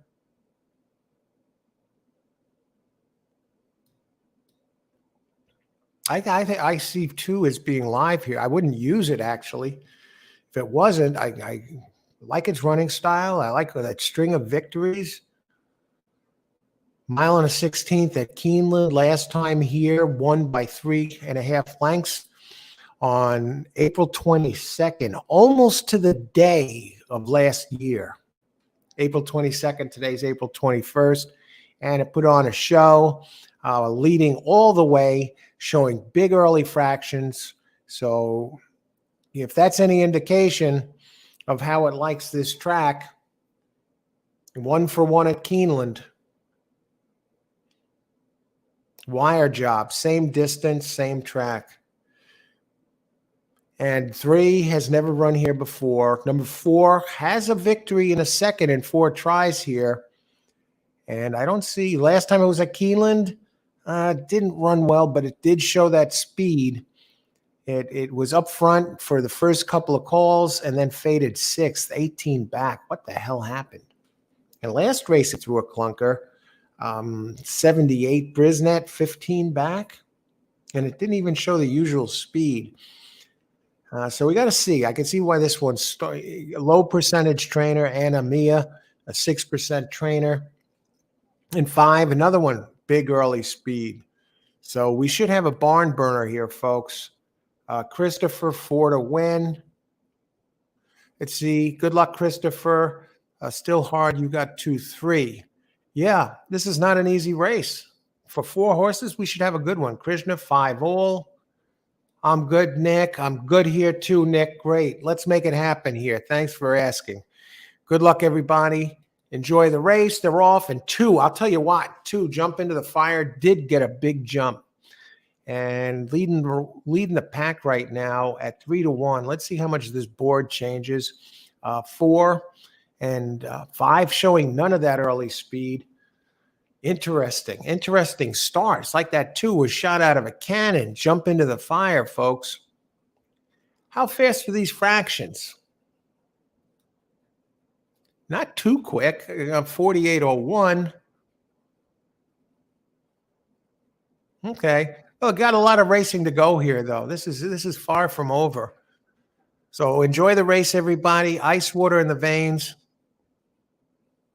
Let's get it done here. 5, just, I don't know what happened to 5 here. He just not interested at all. And I didn't see the start out of the gate. Did it stumble out of the gate or something? 2 is hanging on. 3 is trying to mount a rally here late.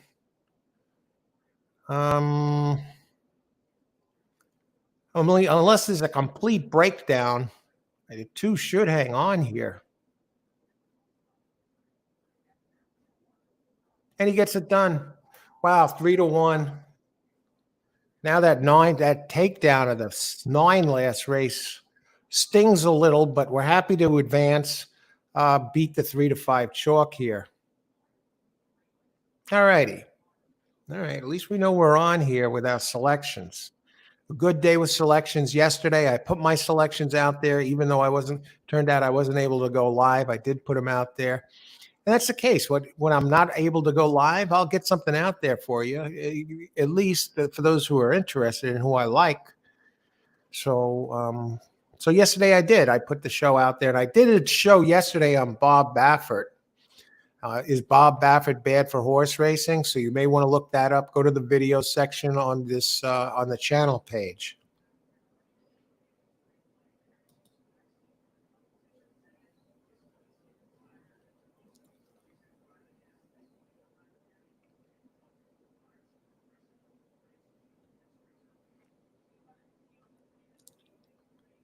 Okay, 5. Is that what happened? 5 was in distress. You think it was breathing issues? He was going backwards. Yeah, I didn't see the start of the race, Torby. I'm curious what happened there. I was here on seeing what everybody had to say, and by the time I got out there and saw it, the 2 was a mile in front, so I didn't see how they left the gate there. Rich, 2 wins. Boom. Great job, Rich. All right. Who else?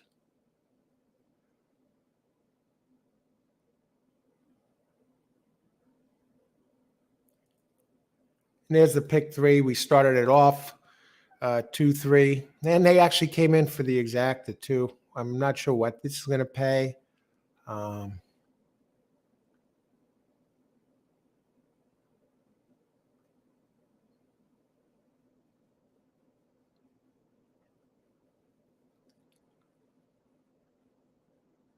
All right. I think we're pretty much caught up here. Austin is weighing in here.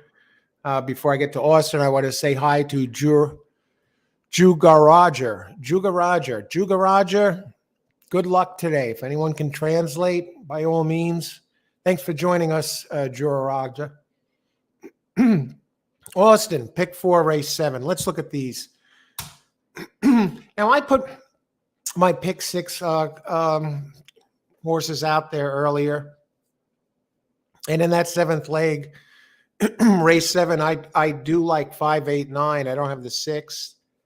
I have 4, 2, 3 in the next leg, but we both agree on the 2 and the 3. In the 9th, I spread a little bit. You didn't. You got 2, 4. I got 2, 3, 4. And in the 5th race, we're very, very close here, Austin. 5th race, you have 2, 5. I have 2, 5, 7. So good luck, Austin. Austin, king of the pick 4. We've seen it so many times. Let's get it done here. Krishna, 5, not on the job. That is just a dreadful performance by that 5. Arturo, what happened to the 5? If anyone, how did it come out of the gate? Did it come out of the gate slow? Did it get stuck?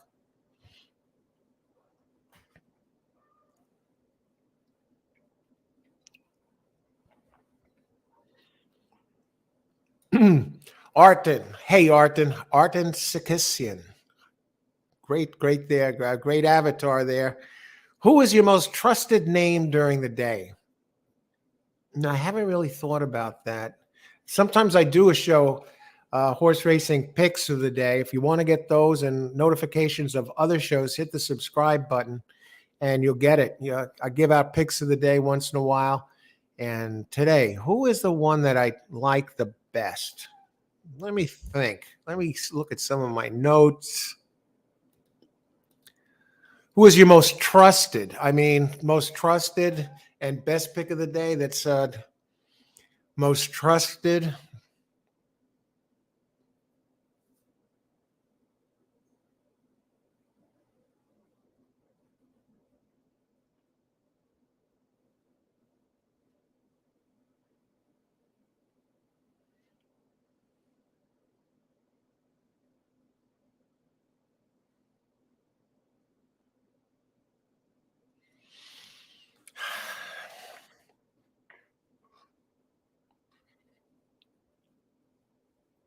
It's tough. It's tough. Maybe 6. Schmoozen is a pretty good looking one. You're not really.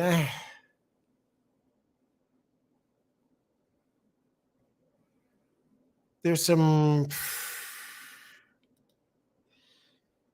There's a lot of them I like. It's tough to pick a very best one. I'm going to try and answer for you, but.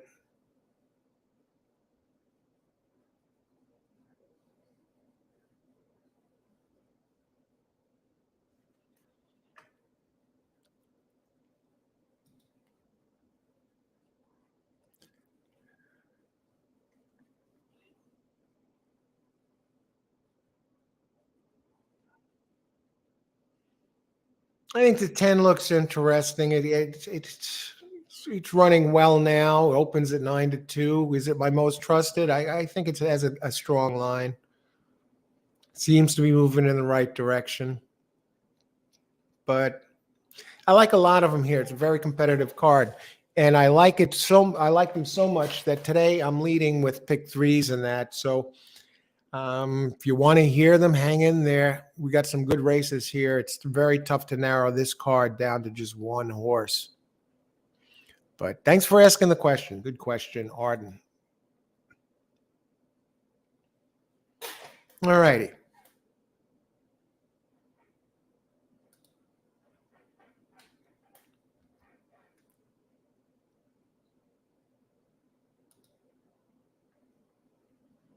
Okay, so now we can move on to, we still got 7 races left here, folks. A lot of racing to go. Let's start looking at this next race. Thank you. You got it. You got it, my friend. Good luck today. Thanks for joining us. Yeah, that 2 in the 10th race looks pretty solid. I'm not sure how I'm going to use it yet, but I'll definitely be in there for an exacta using it in there. I'll probably key it first, second over a couple of the others. I think it's that good that it gets a shot to at least finish second, or with a good chance to win at a nice price right now. Hopefully, we get close to that come post time. 9-2, number 2 in the 10th race. All right, let's open up race 4 here. We've had a little delays here in a couple of the races. The first race, they got in a little slow. Then the second race, there was an inquiry. And now we go on to race 4. The race 4, mile and 16th, purse 100K. For maidens, fillies, and mares 3 and up. Now 3-year-olds again get a weight break. 118 pounds, 8 pounds for the older ones, 126 pounds.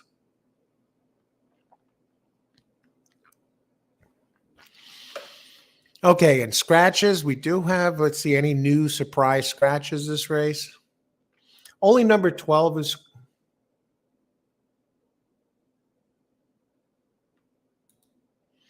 Yeah, 6 and 8 are scratched here.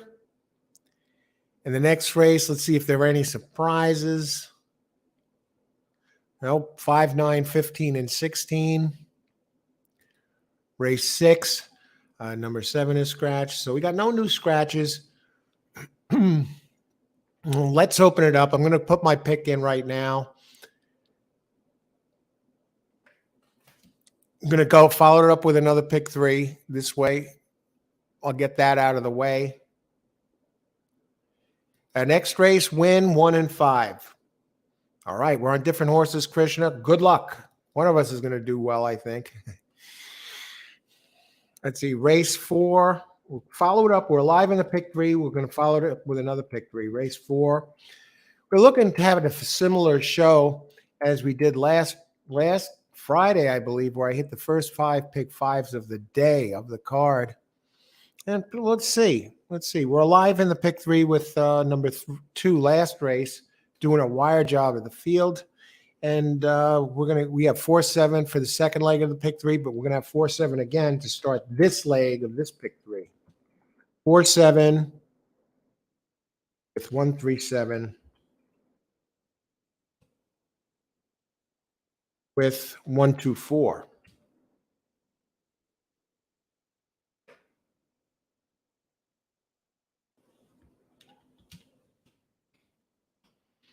If you're just joining us, happy Friday, everybody. Thanks for joining us. Let's win some money today.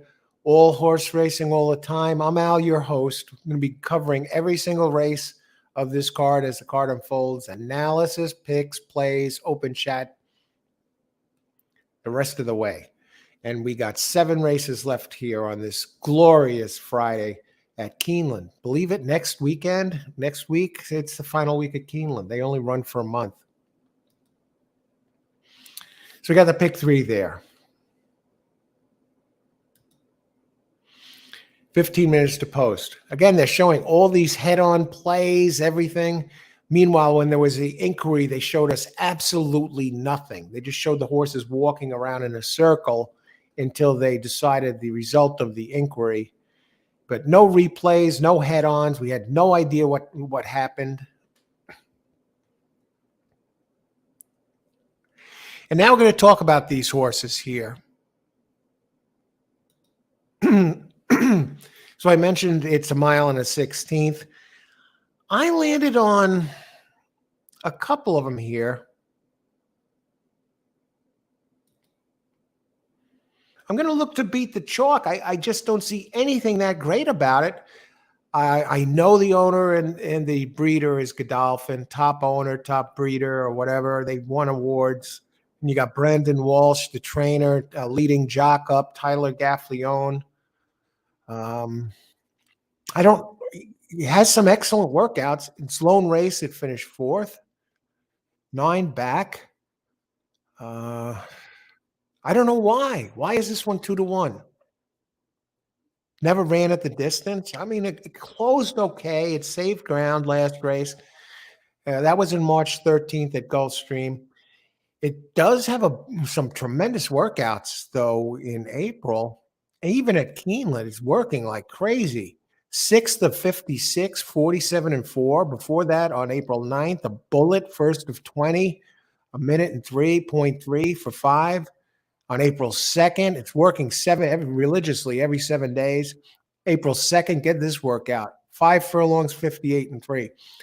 Bullet, 1st of 29. The only reason I would use this one is because of the workouts. But Brandon Walsh, he's 2 for 13 at this meet, 15%. But you got the leading jock, Tyler Gaffleone, 25% up, 12 of 48, at least as of when these were produced. The workouts are just really, really, really strong. But I landed on number.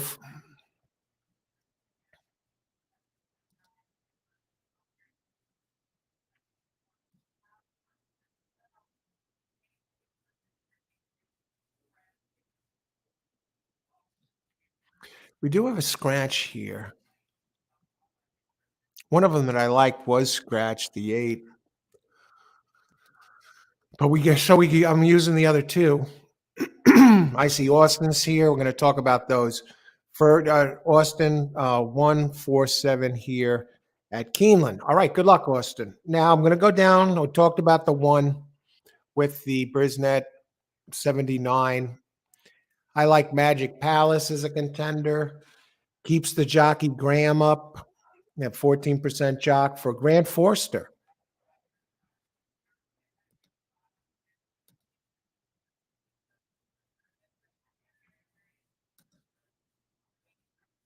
And the winner of the 2 last race, I guess this jockey, he might have won his very first race.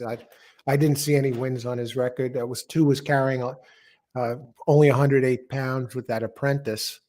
So was that his first career win? I don't know. Good luck here, Austin. So we're going to go. Now I'm going to talk about Magic Palace. I like the last 2 races, 2nd and 3rd. I like that he's run the distance. He has a 2nd and 2 tries at 1 mile and a 16th. Trainer is 19%. Grant Forster. And the other one I like is number 7. Forever After All. You get Flavian Pratt up. He has some back numbers. Look at this, 90 in race 4 back at Churchill Downs. Hasn't won yet, but has finished 2nd 3 out of 5 times. 0 for 2. Did run at Keeneland last year, ran a 72. What happened?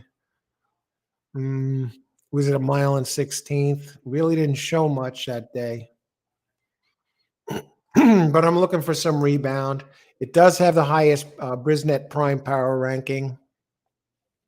What that's worth. Albert Stoll, the trainer, a 14% trainer, 1 for 3 during the meet. But you get Flavian Pratt up, who is 21% coming in, facing suspension next week. And so I'm on those 2 to get it done. They're lightly raced. I think the 1, okay, I get it. The bullet workouts and the Brendan Walsh factor and Tyler Gaffleone. But I'm looking to beat it here with number 4 and number 7, as we're now 10 minutes to post. And as for the board, number 1 is on the board now at 4 to 5. Number 4 is on the board at 5 to 1 as the co-third choice. And number 7, open 3 to 1, currently 3 to 1. Let's see what happens here, folks. Let's see. Ice water boxing 2, 3, 4, 7. Exacted try. Good luck, Rich. Yeah, I could see a number of these in here that could beat the 1. I think. Good luck there, Rich. Let's get that done there.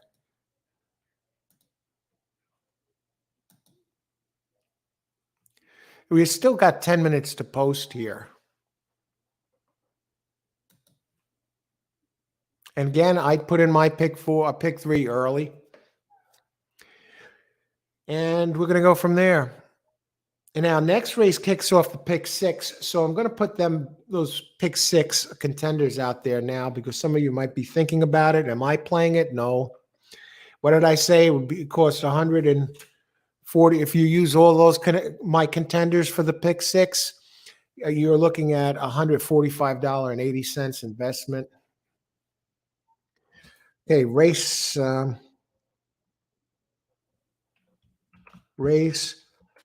5, pick 6 contenders. I should put them up right here so I don't have to type this a million freaking times. Let me add it over here in a banner.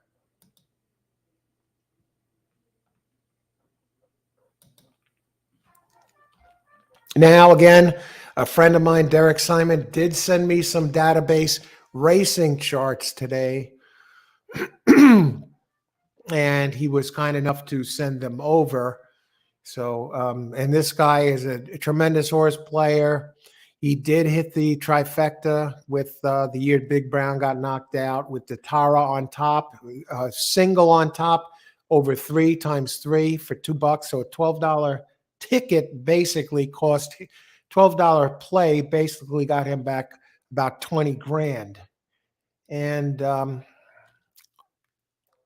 but he's been giving out winners for years, has had a podcast that he used to do weekly with Ed DeRosa. Many of you know Ed DeRosa as one of the analysts for here Keeneland and Churchill Downs on TV all the time. And he produces these reports. A lot of them are most of them are for free, but it's not just for horse racing, but also for sports betting, baseball, football. And he has a YouTube channel as well where he produces videos. So you may want to check some of them out. And I'll show you Derek here. He gave out a great play at Aqueduct the other day. So I want to share that with you while I'm typing this in. So you may want to consider subscribing to his YouTube channel and also check out his databasebetting.com. In this video from yesterday, he made a great call in the 3rd race over at Aqueduct and gave it out beforehand. And here's Derek Simon from yesterday on his YouTube channel. Simon says, Derek Simon. So you want to check that out. He has some excellent videos there. He's done interviews too. Andy Beyer, Graham Motion, Brad Free, a lot of the big names in racing. And he's just starting to put new videos out there on his channel. And this is from yesterday. So let me bring that up. And if any of you are interested in getting the reports that he sent me today, email me at liveracing@gmail.com. He was kind enough to send them over. I'll share them with you, and you can see for yourself what they look like and look them over. The main chart has explains what the numbers mean and the colors mean, but they're beautifully done. I've used them a few times in the past and had some success with them. I really like them. I can't say that I've used them recently, but you can get them from this website. And okay, let me share this here. Share the link so you could see Derek in action. And I think you'd like him. He's a very, very knowledgeable. He creates these reports himself from a database. And let's bring this up today so you can see in action. This is the guy that actually makes these reports.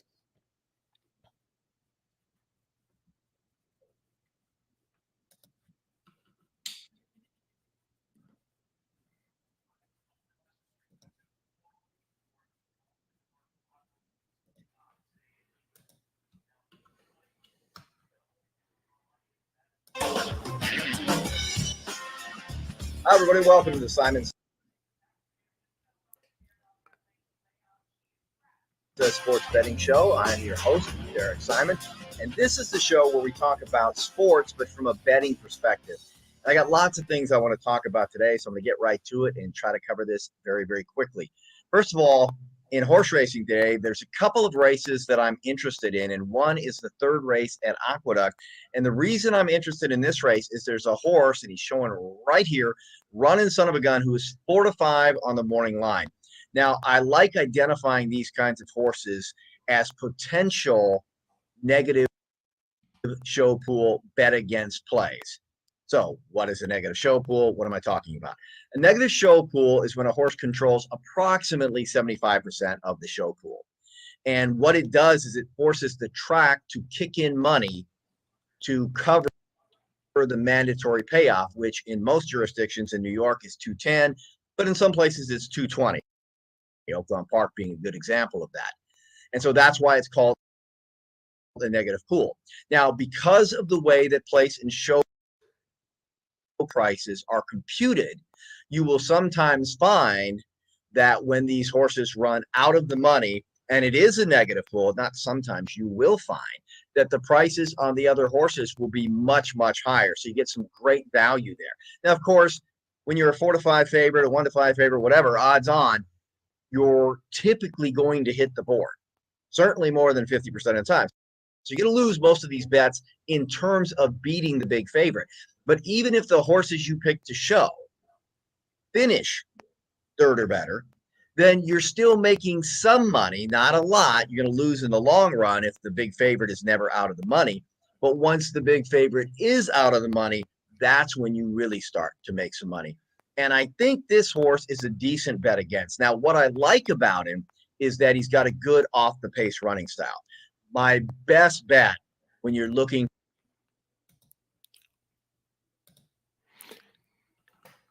All right. Anyway, he creates these reports, and you saw a sample of one of his reports right there on the screen while he was talking.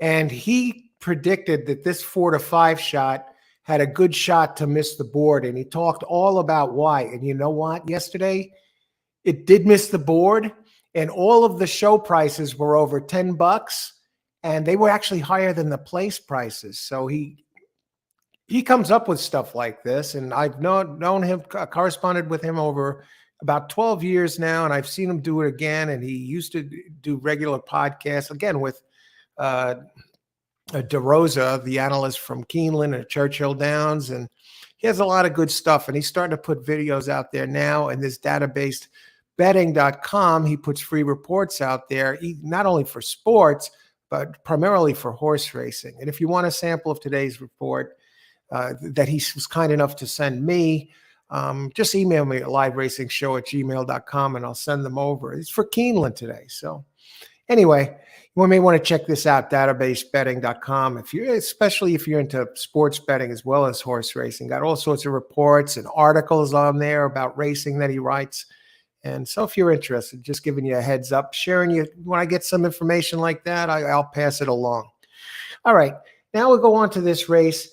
And we're coming up. I wanted to put my pick six plays out there, contenders out there, because Rich brought it up early. Not Rich. Where are we? Yeah, Rich. Rich brought it up earlier. Rich Lane, that there's a big carryover today. And so, hey, if you want to play all these picks, am I playing the pick six? No, but I'm passing along. These are my main contenders for races 5 through 10.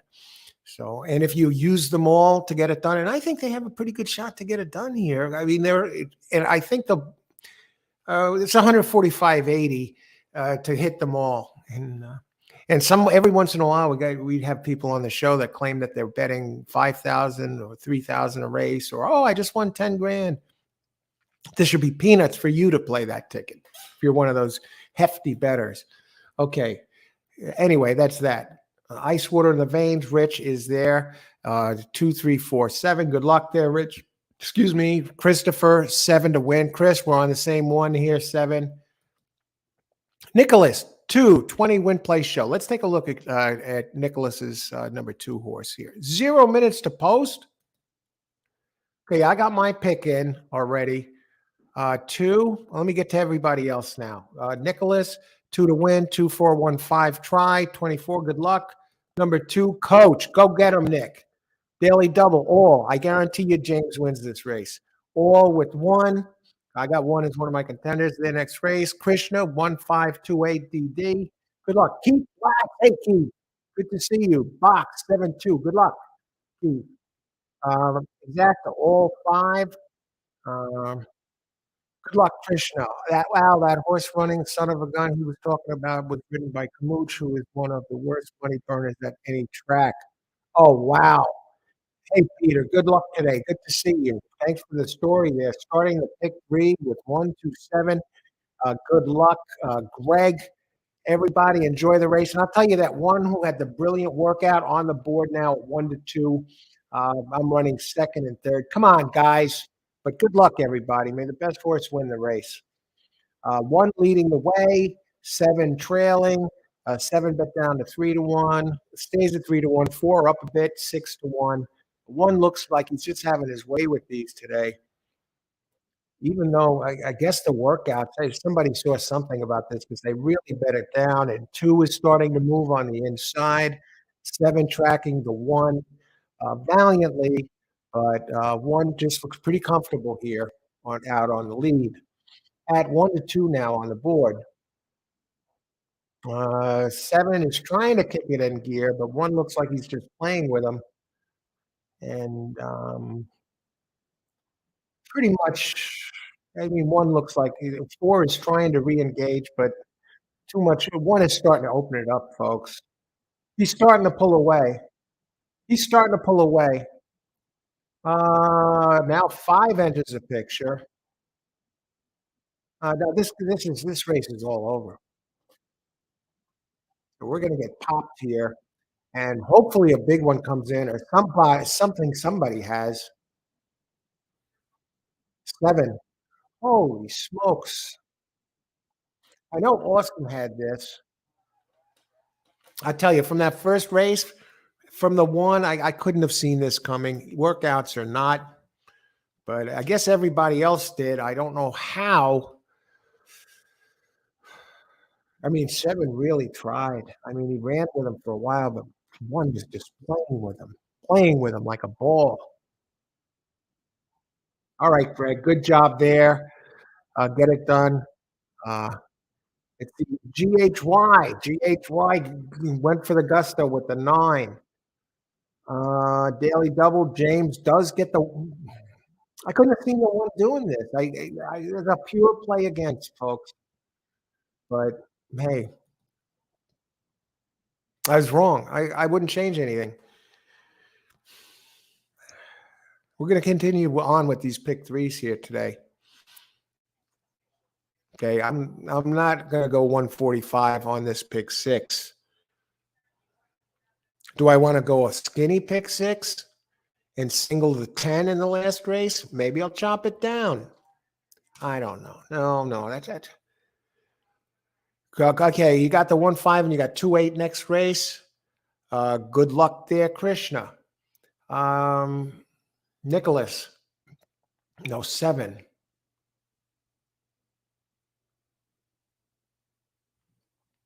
All right, Austin, you got this done. I'm going to give you some exacta payouts here, probable. 618 for $2. So it's a 2-1 exacta, folks. I can't believe the one got bet down like this. How is it possible? Didn't have the best buyer figures, didn't have the best Brisnet numbers. What is there about this one? Why do they like this? You know why? It's Godolphin, right? The owner, the breeder, Godolphin entry. Took money in its first race. The workouts there are just so strong. And Walsh, yeah.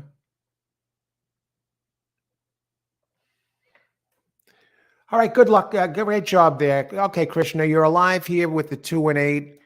And the 2-8 next race are going to be opening up at, wow, you got some big prices here. A pair of 30-1s. Am I seeing correctly? 1528. Krishna, good luck there. We're going to talk about that and more. I think hey, Spencer, how's it going? Good luck today. I think what people liked about the one was being a sister to Mayfield.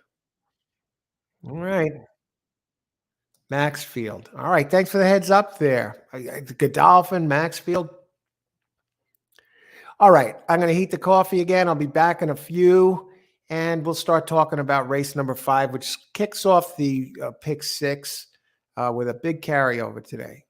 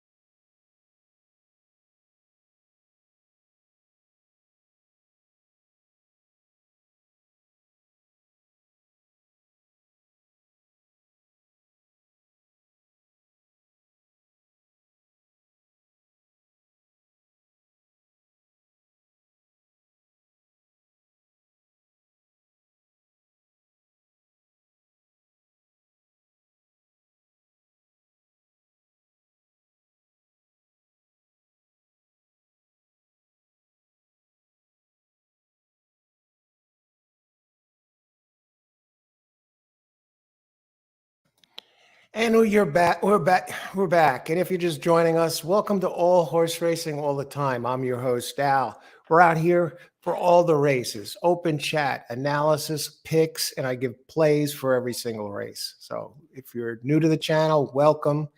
I do pre-recorded shows here as well. Did one on Bob Baffert yesterday. And even when I don't go live, I usually go live every day. I'll let your racing friends know about the channel and hit the like button and subscribe to the channel. This way you know when I'm going to be live, and you get notifications of my other stuff as well. So welcome aboard, all of those who've liked and subscribed already. Thank you very much. We got work to do. There's a big carryover here at on the pick six today. And these are my picks, pick six contenders. Am I playing? No.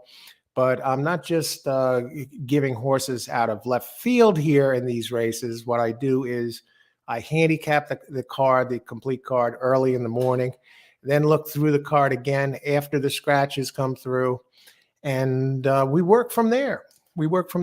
And so by the time I'm doing these shows, I'm not just there going in cold or not even semi-cold. I've seen these. I have intimate knowledge of the entries. I put in the work before so I can give out some good shots here. So that's the deal here. And these are the ones I landed on as this race. Now I'm actually going to be seeing these contenders third time through. This is the third time I'm seeing these horses in the handicapping process. Got some cold water here. I didn't get ice. I should have got ice as well, but it's still cool. Now, we move forward in race number 5. Now, I had a 9 taken down earlier. A 7-1 shot in the second race. It was the second takedown in a week. I had a 14-1 taken down the other day, but I would have lost that pick 3 because I had 4-7 here. Do I feel better about it? No, I don't feel better about it because I wanted that 9 on top. You know, I gave it out, and some of you had it too. So if you had a winner or something last race and I didn't mention it, there's a lot of chat coming through. I do the best I can. Just let us know, hey, I got that last race. All right, let's look at this. Maxfield, Kishna, 2-8. Okay, you got that 2 bombs there. Let's talk about this race as we move on to the 5th. Let's bring up the PPs. Keeneland pick up 5, 6. Let's bring up 5, 6, and 7 right away, so I don't have to go back. If anybody needs PPs in the description area, expand that, and I have a link for free Brisnet PPs, so you don't have to pay for them. I've got you covered here. So even if you're shooting around to different tracks, you know, as long as you know the sire of one of the entries or the owners, you can get the PPs. And a lot of these that you click on them, you can get these for tracks all across America. Race 5, now we got a turf race. 5.5 furlongs on turf. It's an allowance race, purse 110,000 for 3 and up, which have never won a race other than a maiden claiming or starter, or which have never won 2 races. 3-year-olds 120 pounds. Older 126 pounds. Because from 3 to 4, you're talking about the human term, you're talking about a 16, 17-year-old versus maybe a 21-year-old or 20-year-old. So they're further along, developed, and so they're giving the younger ones here, the 3-year-olds, a 6-pound weight break to try and even things out. And weight does make a difference in racing. Don't let anyone tell you differently. Otherwise, they wouldn't charge to buy a couple extra pounds, or they wouldn't assign weights in the first place. So we got 5.5 furlongs this race. I think I'm going to do the box here because I see one that looks like a major player, and it gets Tyler Gaffalione, number 1, Detroit City, opens 15-1. So we're looking for a juicy payout here. Jack Sisterson is the trainer, an 11% trainer. 0 for 4 here in this meet, but Tyler Gaffalione, the leading jock here. This one has back numbers up the kazoo. Last race was on Tapeta, so I'm really not concerned about that. Ran a 74, but running at Gulfstream, these turf 5 furlongs, 5.5 furlong sprints, 85, 88, 80, 93, 87. They won a race 3 back, running at 88. Well, that was on Tapeta. But a 93 at Speeda, but it does have 87s and 85s. Has some good numbers. It fits, and it's a big price, and you get a really solid jock. It gets the rail, and it has enough speed that it should save ground and be out there doing some damage on the front end. And the other one I like here is number 3. Now this is Mark Casse, gets Lasix for the first time.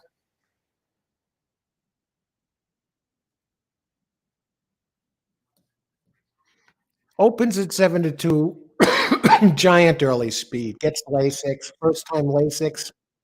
Had been running in Ireland, Great Britain, and here in America, 2 back at 5.5 in Saratoga on August 14th. Came in second. Gaffleone was up in that race and ran a 93 and ran second at the distance. Last race was at Keeneland, believe it or not, in October. So it's been away a while, but Casse gets him ready to go.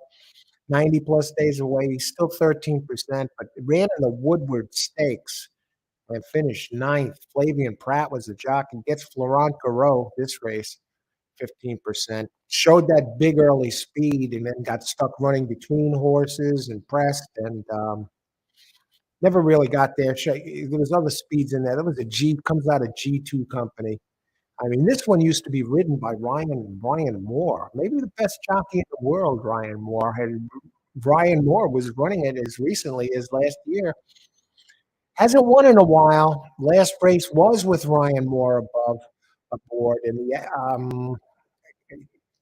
April of 2021. Now, I think it fits this group well. Gets the jockey, the trainer, gets the class drop from the G2.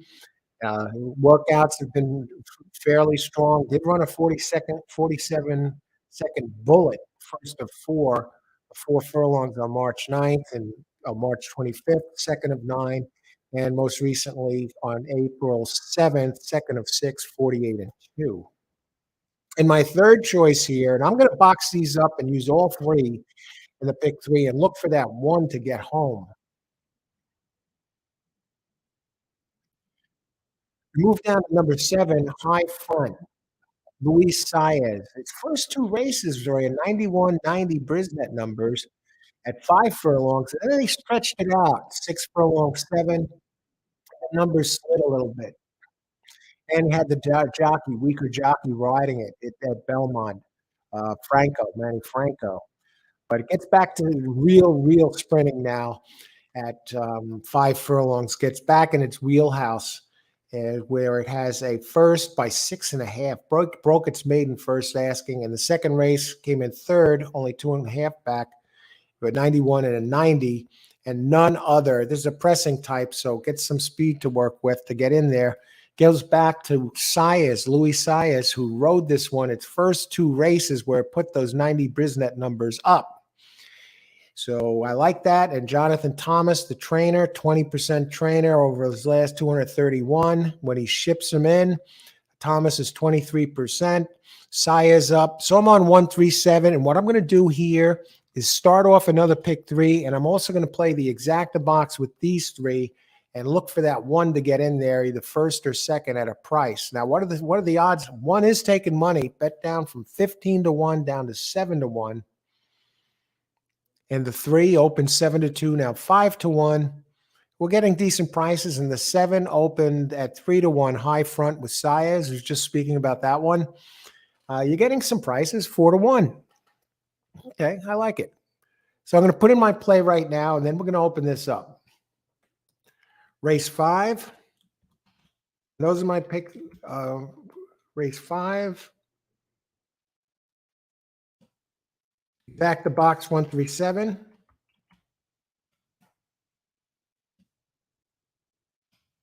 And this is the fifth race of 10 today. So we're coming up on the second half of the card here. And a pick three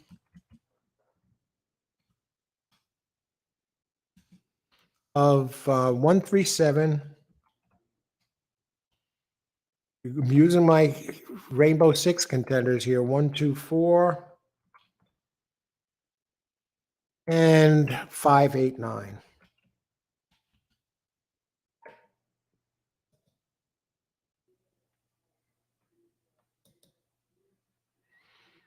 Okay. Torby, it's raining at Keeneland. Look at that. It doesn't look like it's pouring or anything. Okay, thanks for the weather update, Torby. Austin.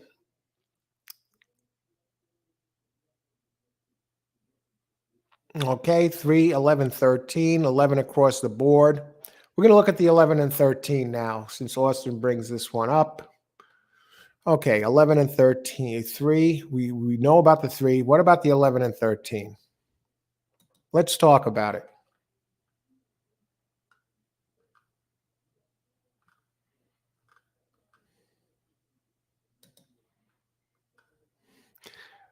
Holy cow, number 11, 30-1. Well, it does have that race at Saratoga, 91. Now we're going to turf sprinting. Does have some Irish breeding there on the dam side. Street Cry.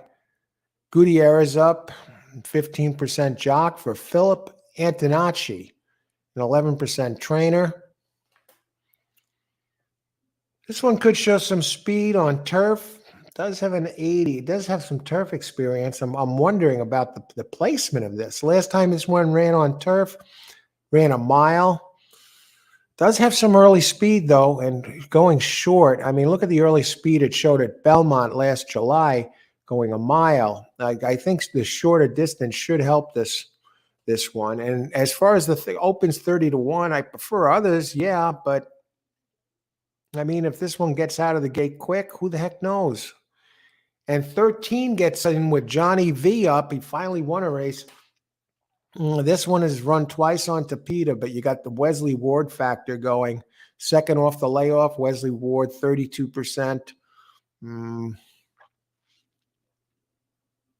This one showed excellent early speed last time at 6 furlongs. Only raced twice. Has a first and second, and it won last time. Red hot rod with Johnny V aboard. All right.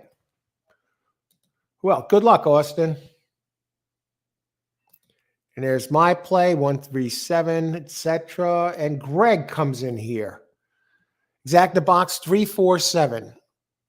All right. We talked about the 3. We talked about the 7. Let's talk about Greg's number 4.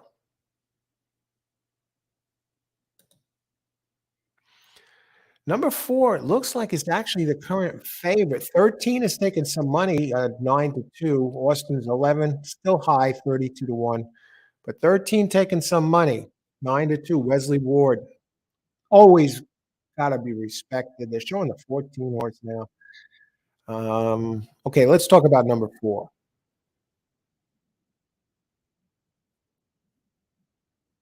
Number 4, Gregory's Pride, closing type. Now, at the distance, it's run 6 times, as a win, 2 seconds, and a third. 93 high Brisnet. It has some really big numbers at Del Mar, 93, 92, 93. Hasn't raced at Keeneland, but good at the distance. What happened? Okay, in the last 2 races, it ran a little bit.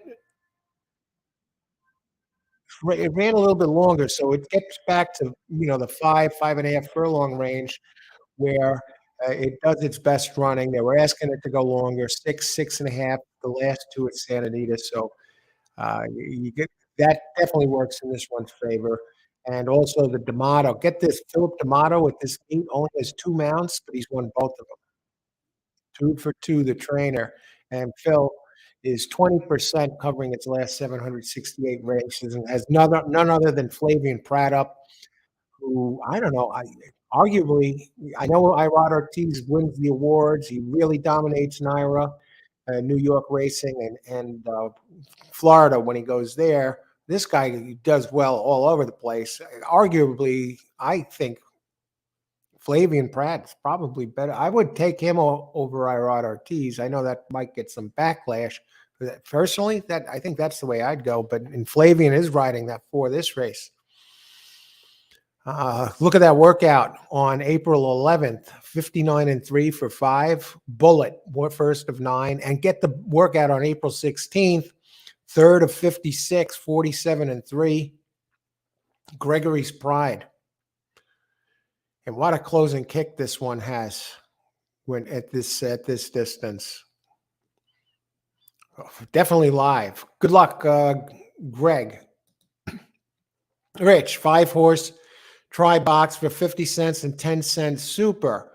1, 3, we talked about that. 4, okay. No, all of those look good. And 13, dangerous, Wesley Ward. And let's talk about number 12 for a second, because we haven't been there yet.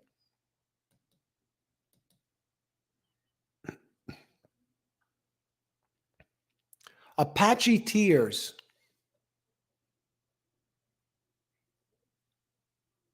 This one gets back to a distance where it puts up some decent numbers. 1 for 7 with a second, 88 high Brisnet, and has raced on this track. 1 for a second place finish in 2 tries with an 88 Brisnet. Ran here almost, get this, ran here exactly a year to the day ago at Keeneland on April 21st last year, and finished second by 3/4 of a length with an 88. And did run at Keeneland in October, ran an 87. Again, at today's distance, both of those. So we know this one could be live. Joe Talamo on a 20-1 shot. I got to think it's taken some money. I mean, the last race was at a mile, so I'm going to throw that one out. Race before that one was on dirt. So that's a whole different ball game. The race before that was at Keeneland, 87, finished just 2.5 back at this distance. And the 2 before that were 7 furlongs and 5.5 at Churchill. So he gets back to the distance and he runs well here. Good luck, Rich. Let me see. What are the odds on that 12? Wow, you're getting a big price. That might be the show horse if you're going to do something like that. But good luck there. And you got him in the box. Maybe get him on the board and you're going to get a price. Good luck, Rich. Rich has delivered here on the show before. Some heavy rain coming into Keeneland in the next hour. Oh, really? All right. Wow. I wonder how that affects tomorrow's card or even today's. How many turf race? Keith, 3-7. I like it. With 3-7 over 1, 13, 14, 7. All right. Good luck, Keith. I think that one is live at a big price. Go get him, Keith. Thanks for the weather report. We'll have to keep. Okay, there's the 13. The 13 is a great horse. Greg, daily double 1, 2, 3, 4, 7, 13. Well, I gotta think you got this one, Greg. Gotta think you got this leg covered. And 1, 2 next race. I like 1, 2, 4 next race. And I did put my picks out there here. I'm on a 137 exacta box. And it's kicking off the pick 3 with 137 in a competitive looking race. Let's get it done here, folks. Good luck. Jennifer is here. Hi, Jennifer. Let's see, race 5. Good luck today. 13, 14. Okay, we talked about these. Did I talk about the 14, 6, and 8? Wow. Let's take a look at some of Jennifer's entries here. 3 minutes to post. I didn't talk about the 14. The 14's an AE. Yeah, we did talk about the 14, Joe Talamo. And we talked about the 13, Wesley Ward. What about the 6?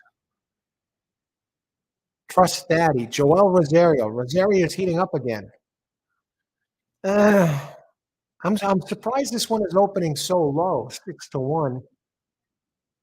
Got a 9% trainer, Joel. Starting to win a little bit. 1 for 2 at the distance, high of 73. I can't get excited about this one, but good luck.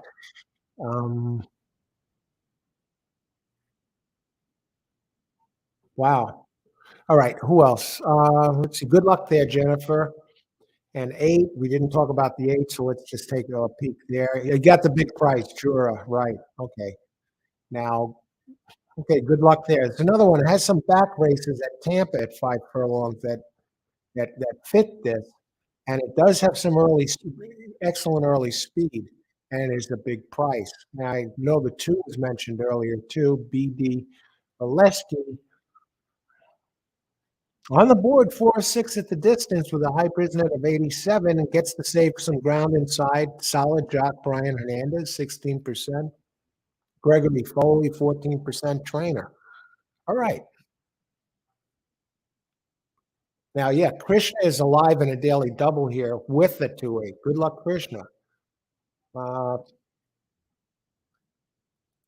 See, Peter, Al, the horse that beat the one green up is 4-6 lifetime. Okay, second place finish, 277K. Earnings Love was bet down to 3-1 in her debut, and workouts are really good. The odds were low.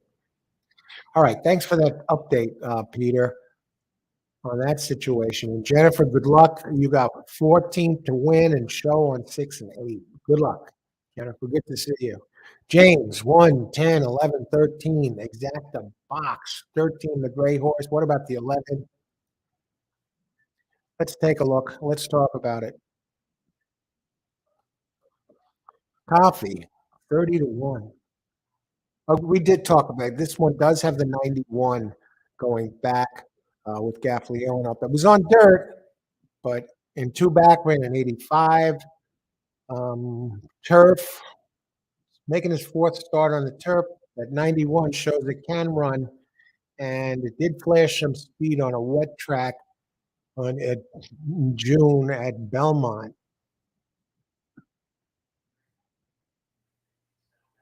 Hey, Al, stopped in for a quick one. Good luck. Glad you could make it, Jennifer. My long shot show is 12.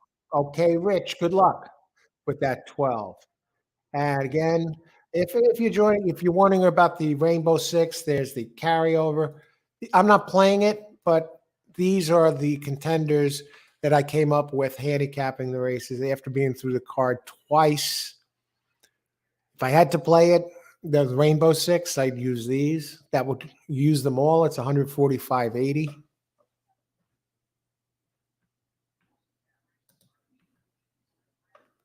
All righty.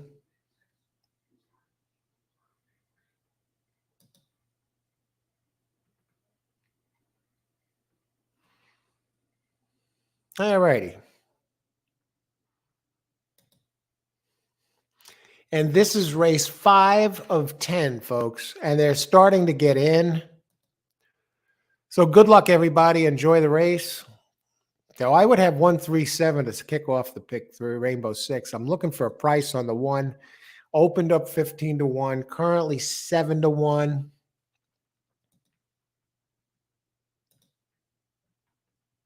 I see some other picks are coming in.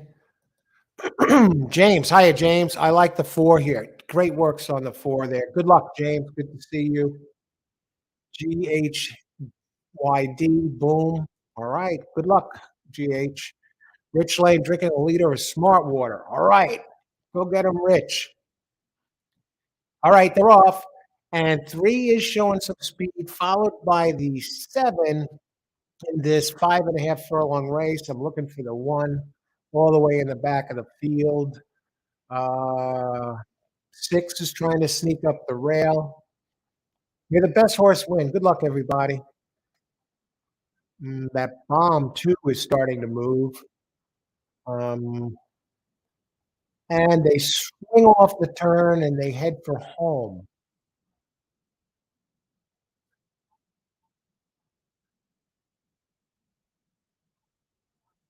Well, 7 is drifting out, folks, but 4 is coming.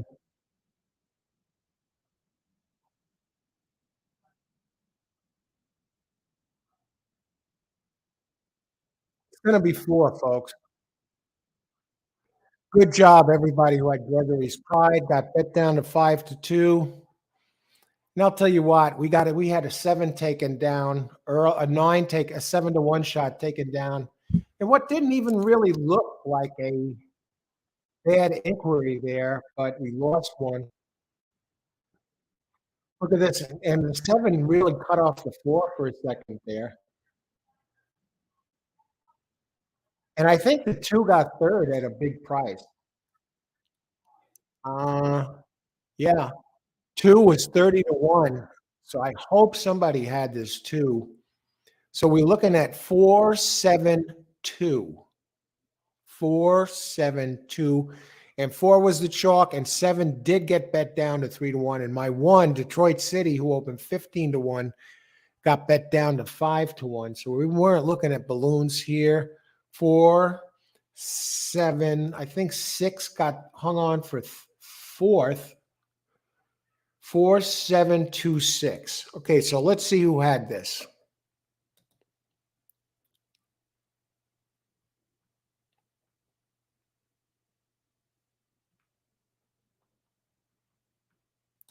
All right, Greg, great job. You got it off here, got off nice and quick with my pick 6. I would have got it knocked out of a pick 6 in a tough one, folks. 1, 2. We're getting it's a little chalky here today. Good job on starting off the double. Okay, at least it wasn't like a 3 to 5 shot. I'm just looking at some of the results. Last race was a $6.18 exacta. Race before that was a $15.26 exacta. Race before that was 78. Okay. The race before that, they didn't even have exacta wagering. It was a $5 winner. So we're not seeing any prices here. And 4 and 7 wound up co-favorites. Winner of the 4, Flavian Pratt. And D'Amato continues. He's 3 for 3 at this meet. When he saddles horses, won all 3 of them, unless there's something happened between when they printed out this Brisnet form and now. But you got a 32 to 1 in third. And we're looking at, I'm going to say a $25 exacta. Let's see if I'm right. 4-7. Actually, it's 21.72. So you're looking at about a 9 to 1 exacta. All right.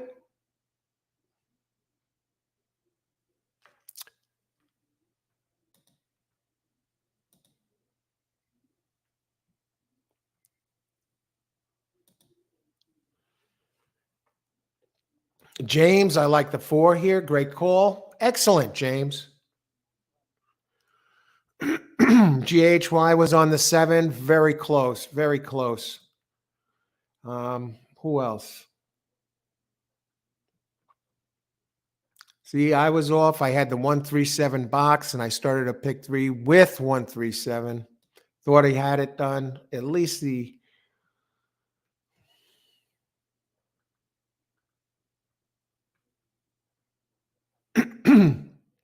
Krishna, you got the 2. 2 ran a good race. Nice job there.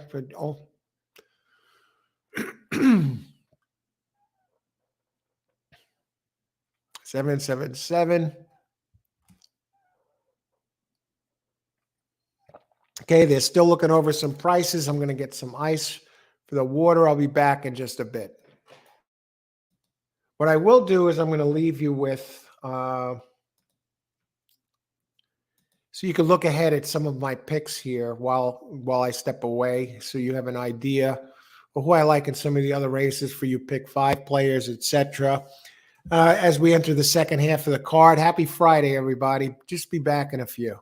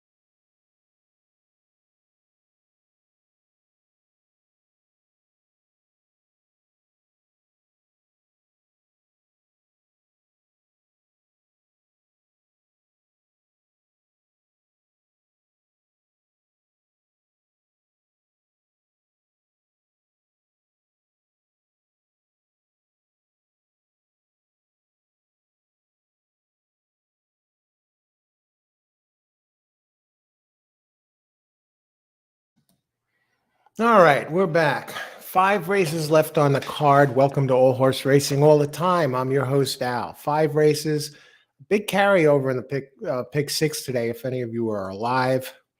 4 gets it done, the chalk. As far as the last race goes,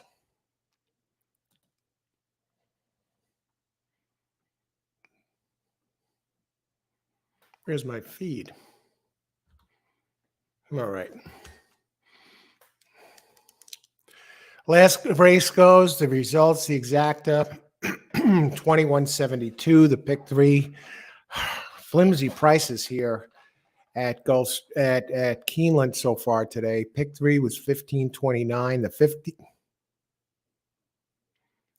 Okay, the pick 5 did pay $742 for 50 cents. The 50-cent pick 4 was a strong 190. Okay. So we do in the daily double, 1-4, $22. No, $12.22. I'm telling you, is things going to pick up here going forward? We'll find out. Race 6, 15 minutes to post. Let's talk about it.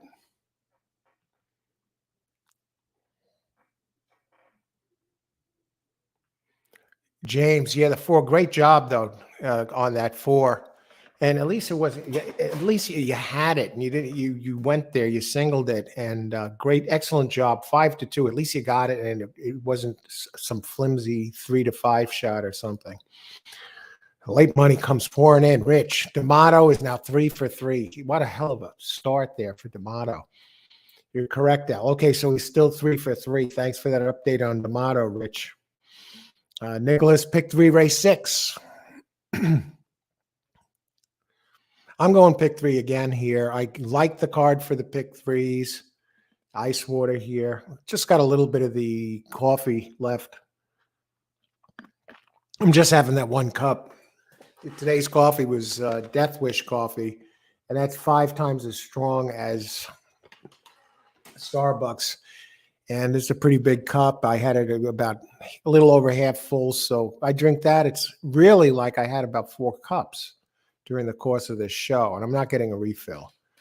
I got to get up early tomorrow. I don't want to be staring at the ceiling at night, wired up, and to start looking at Saturday's card. It's going to be a great card tomorrow.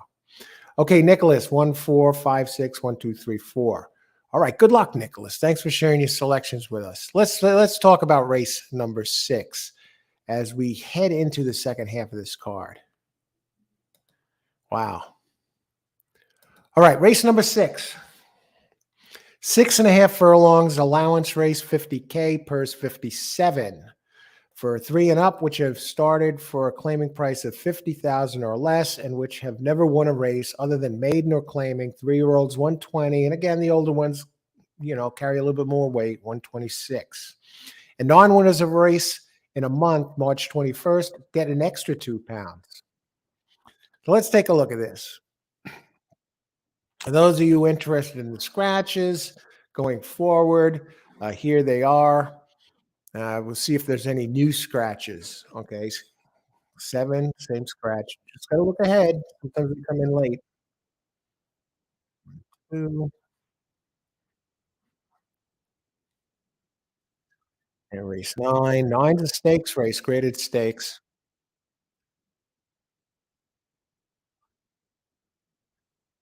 Okay, no new scratches. So what's scrolling there? Those are the scratches that we have so far. Okay, 12 minutes to post. Board is fairly wide open, and 1 is favored at 8-5. Morning Cup. Jeez, that should be. I had to use that one, and I did. Now the one I'm looking at here is a bit of a price. Well, open 7-2 now, 6-1. I'm getting a great price on this one. Schmoozin'. Let's talk about it.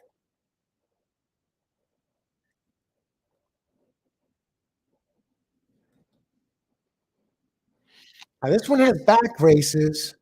Keeps the current jockey. Loveberry now has ridden this one 3 times in a row and did win 3 back.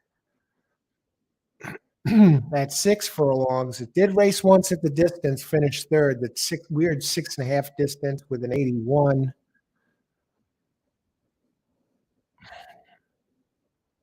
And the trainer, Neil Passin, is a 15% trainer going back 131 races. 6 here at this meet, 6 races, has a second and a third.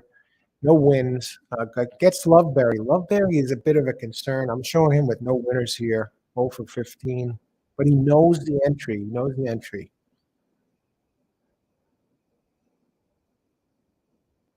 Workout 11 of 40, 48 and 2 on April 13th here at Keeneland.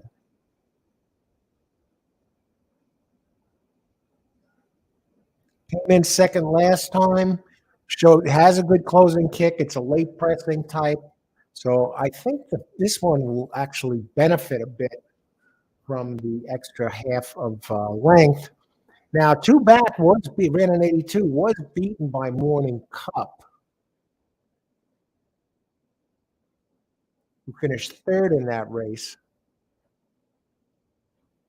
on January 15th. He wasn't that far behind. He was just over a length behind him. And Morning Cup is the early speed type, so this one was gaining on it. So I like 2, but I also like Morning Cup. Get Cyrod Ortiz. Ortiz, man, what's going on with him here at this meet?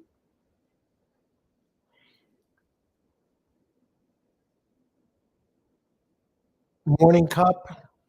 I like the speed and inside. I think the turnback ran its last race at a mile, so I think this turnback is going to help.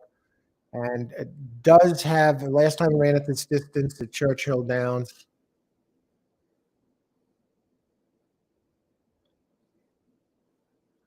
These two. Now, Morning Cup did prevail over, Schmoozen did prevail over Morning Cup, finishing second last race. Beat the Morning Cup by a length, right? So I think the extra distance might help it today. But Morning Cup is going to be tough to beat too with Ortiz, and a big upgrade from Corey Laneri. So I like that. How many minutes to post? 9. And my third choice is number 4 here. Is Appeal Denied. I got to think everyone's going to be on this one. It ran a 96 last time. Is this one a bounce candidate, if there ever was one? Where did that 96 come from? And it came in second that race, and now it's moving up in class to Allowance Company, and that's the only race it ran anywhere near that. Last time it ran at Keeneland, ran a 59 at this distance.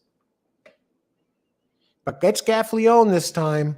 So big upgrade from Morales, and did run that 96 last time. Am I going to box all 3? I don't think we're getting a price. I think 4 is a bounce candidate. I like that 2 gets the extra half furlong, and it seems to, be swapping punches with Morning Cup. So what I'm going to do, I'm going to use all 3 in multi-race plays, but I'm going to stay off the pick 3 here. What I'm going to do here, pick 3, I think I might get a chance. I might waste money with this. So what I'm going to do here is I'm going to play a pair of exacta boxes. Race 6. I want to get something back immediately, especially since it looks like I'm getting prices on the 2. 2's at 5 to 1.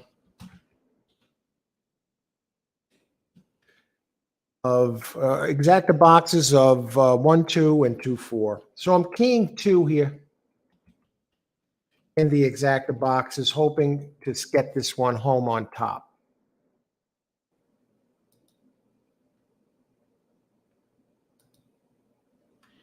Okay, let's see.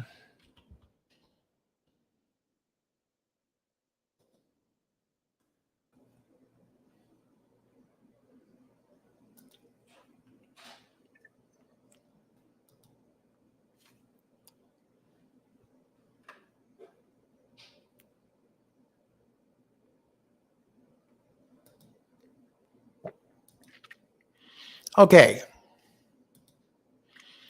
Who else? What do we got here? James White, win, place, and show on 4 and 6. All right, good luck, James. Win, place, show 4 and 6. Let's take a look at James's number 6. That's what I like to do here. I like to go look at some of the horses as long as time permitting. Some of you using here. Appeal denied. What about number 6? American Icon, 20-1. Did run an 80 in its lone try at this distance, finishing third. German Vasquez, the trainer, 5% over 42 races. Edgar Morales, 0 for 13. But it does drop in class. They list this as a class drop. I don't necessarily call this a class drop. What I do like about American Icon is it's getting back on dirt. And this one has some early speed. Look at the race it ran at Churchill Downs last November. 90 early pace figures, 97.99 at Churchill, at Keeneland. It ran at Keeneland and at 6. It ran a 74, but its dirt figures are much higher than its Tapeta figures, and it does have some early speed. They show it as a class dropper, what have you. Last race at Turfway Park, lightly raced, 12 races in the money a third of the time with a win, a second and 2/3. And again, at the distance, did run a respectable 80. And you're getting a big price and taking a tiny bit of money, bet down from 20-1 to 17-1. Nice workout on April 19th, 2 days ago. Second of 9.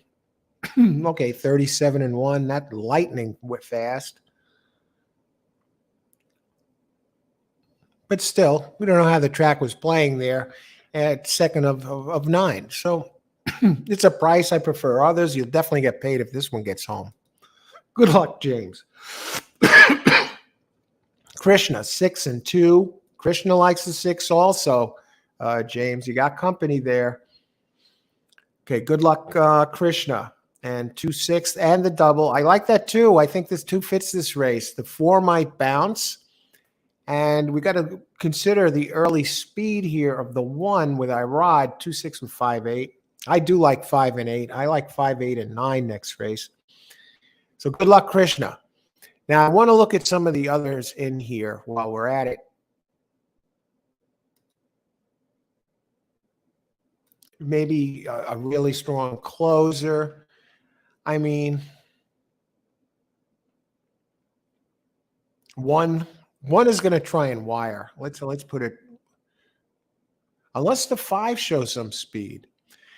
Let's take a look at 5 for a second. Now 5 was scratched. No, that was last race. Supremely, it opens at 8-1, currently 7-1 on the board. The last couple of races were all right. Corey Linaria board, 1 for 20. But you got Gregory Foley, a 14% trainer. Never ran at the distance, but has been running fairly well. 1-2 back with Linaria board at Fairgrounds on February 11th. Coming out and closing into it. Excellent closing kick that race. If it repeats that race, this one's a player in here at a bit of a price because you got some speed in front of it.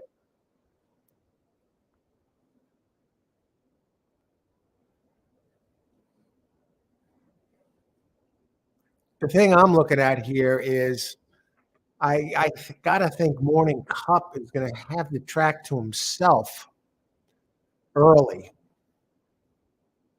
And then you got 4 with that gigantic speed figure that came out of nowhere last race. Comes up with a 96. I mean, first race is a 4-year-old, and boom. And it's on the board at 9-5 with Tyler Gaffalione, the leading jock up. All right, 1 minute to post. Who else? Anybody else here with some picks?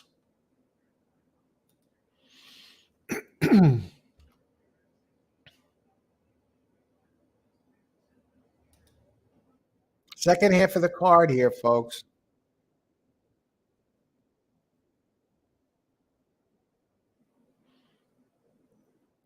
All righty.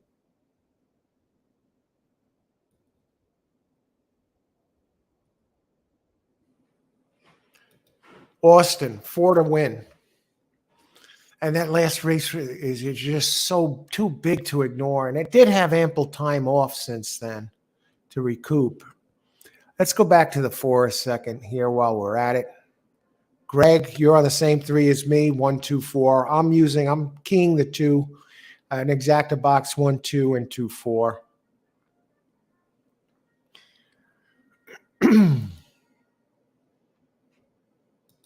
I'm getting a good price on 2 here. We're also going to go number 2 to win place.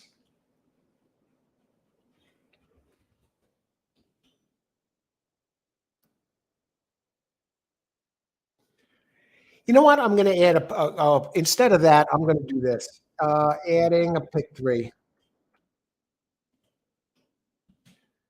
A cheap pick 3. 450.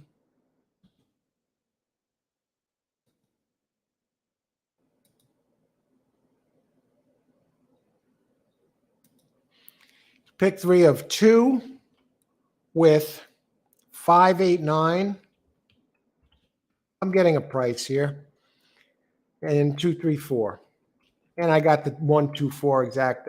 2 is boxed with the 1 in exacta and with the 4.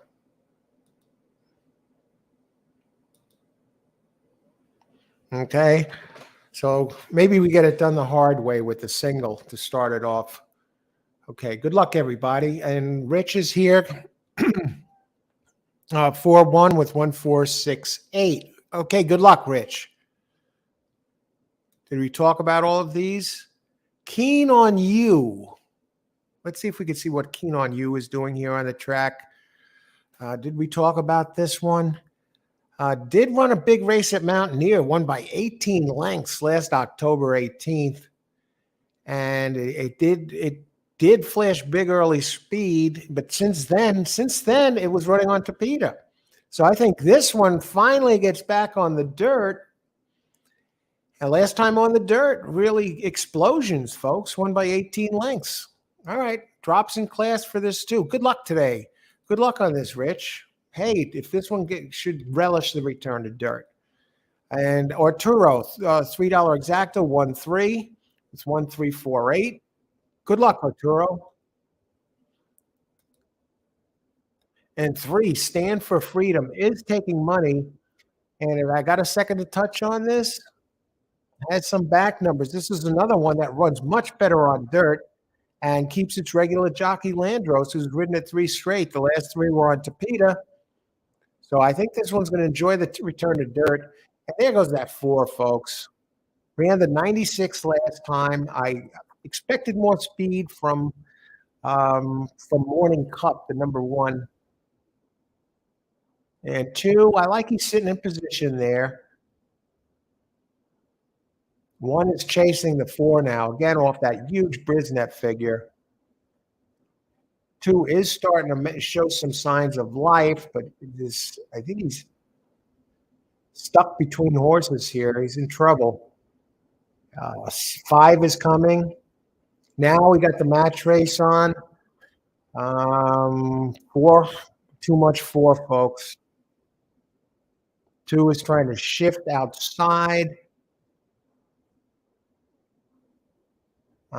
Who's this coming up the rail here? That's 3, folks. I think 4 should have enough to. I got to think 4 got this. I know it's going to be a photo, but it looks like 4-3. I'm pretty sure this is 4-3 here.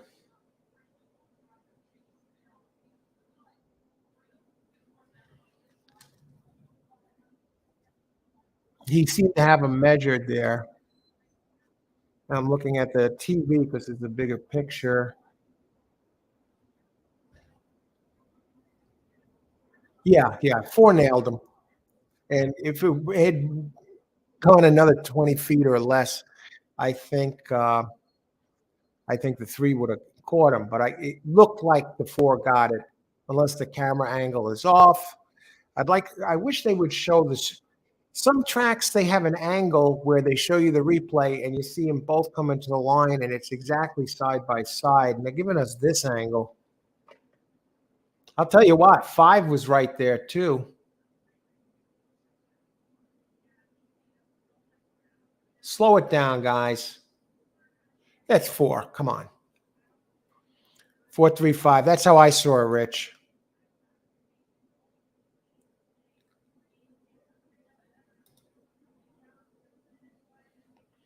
Okay, and GHY was on the 3. Unless there's a fancy finish, unless this camera angle is misleading, very close. Now they're showing it to us. Good luck there. At this point, the 3's in front. You know what? This might be 3-4. I don't know now. Now that last angle, Tyler Gaffleone, that last angle, it looked like the 3.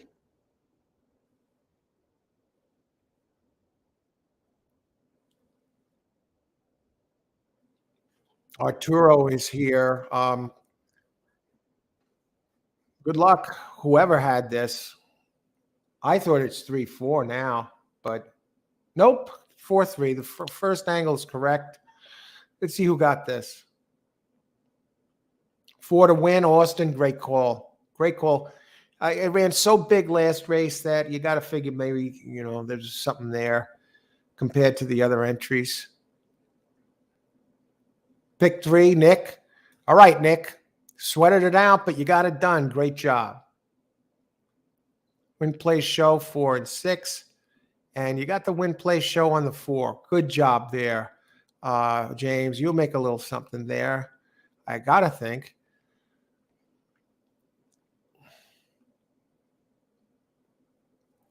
The 1 backed up. Very strange there on that 1.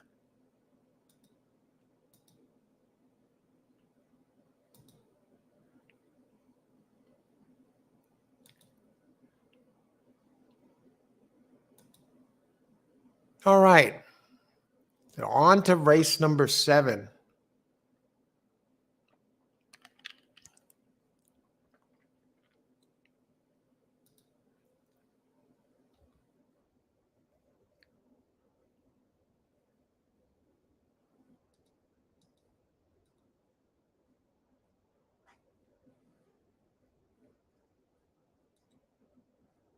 On this Friday afternoon. Happy Friday, everybody.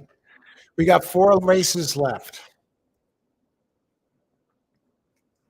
Beautiful spring day here in New York. It's probably got to be in the 70s. The sun is out. The trees are opening up. It's really feeling like spring today. And it's Friday, and we're here at Keeneland. We got 4 races left.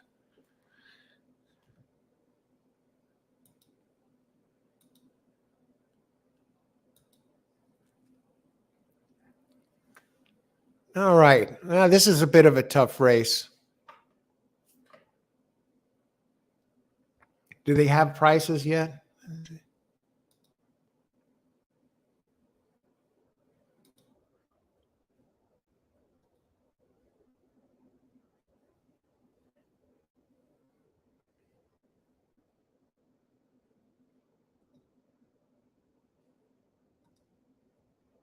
Okay.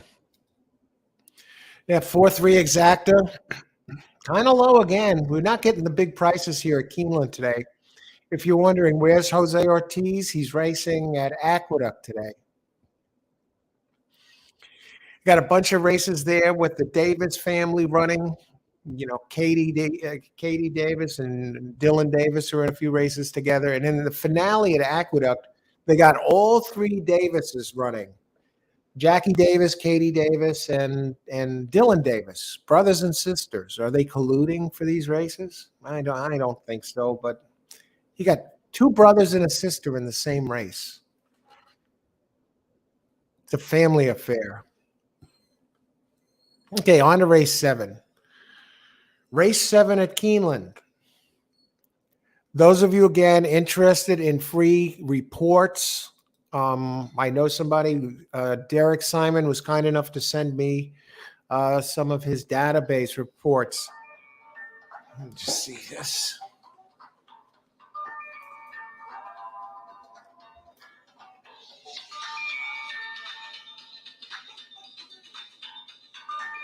Okay, we'll have to call back.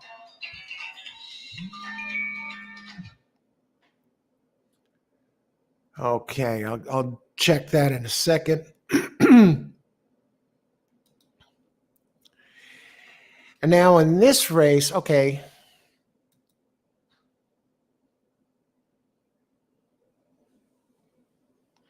"22 minutes to post.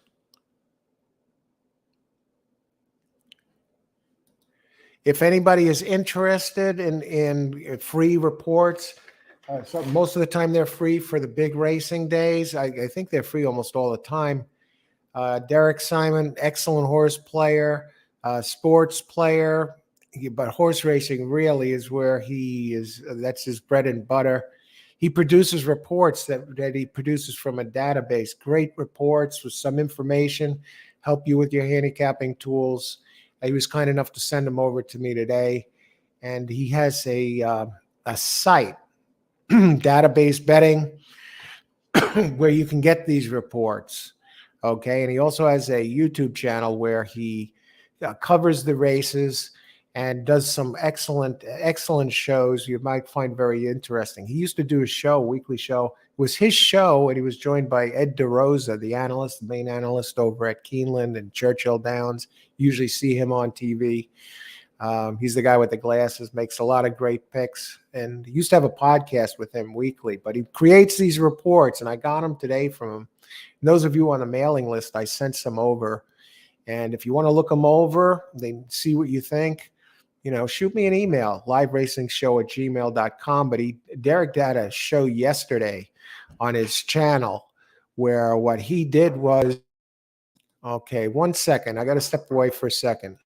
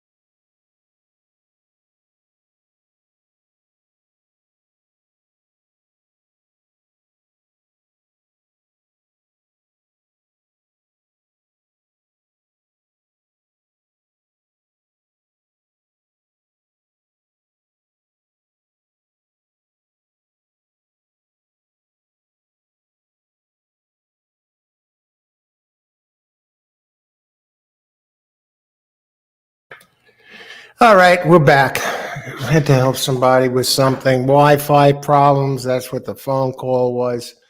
And then it was buzzing then again. And so we took care of it. Someone's on the highway, and somehow they're traveling to New Jersey and didn't know the area and lost the Wi-Fi. I helped them get it back. And yeah, put on the cape, and we're back. If you're joining us, welcome to All Horse Racing All the Time. I'm your host, Al. And we got some picks here in this race. Let's see. Austin, pick four. It's pick four time for Austin. 5, 6, 8, 9, 1, 2, 3. I like 5, 8, and 9. And I think it's that time of the day where I'm going to go in 3, 3, 9. I don't want to go that high on a pick four. Not right now. I'm a little bit down. I haven't been betting big. I've been betting 50-cent pick threes, et cetera. I jumped in on the exacta last race, a couple of races. So we'll take it a race at a time and go for there. Austin, multiple times. All right. Good luck, Austin. Go get him. D'Amato and Pratt. Trainer 6, trainer 3. 3 for 3, including the win of the race today. Kind of chalky, though. Number 6. I don't even have the 6 this race. Let me talk about this. I believe I started talking about it. Yeah, it's for maiden fillies 3-year-olds. No, I didn't. 6.5 furlongs. So we got the 3-year-olds going here. Horses that is okay. Weight 120 pounds. Dangerous little race. I know the ones I like. Let me see the board. See what we're looking at here. Okay, the 1 and the 2 were scratched. Right. Okay, I was going to say, why is the... Okay. I landed on 5, 8, and 9. They're all prices. Let me talk about it. I think...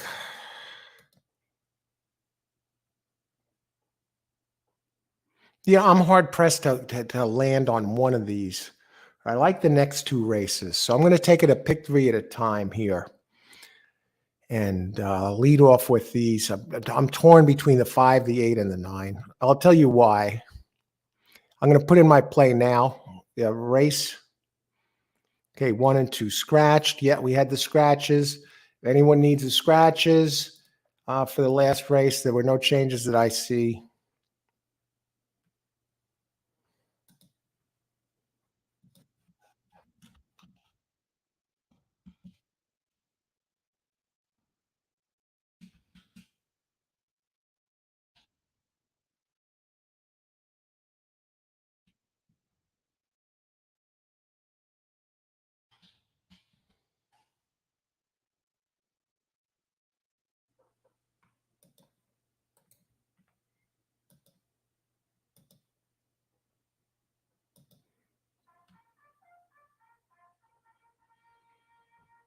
Okay.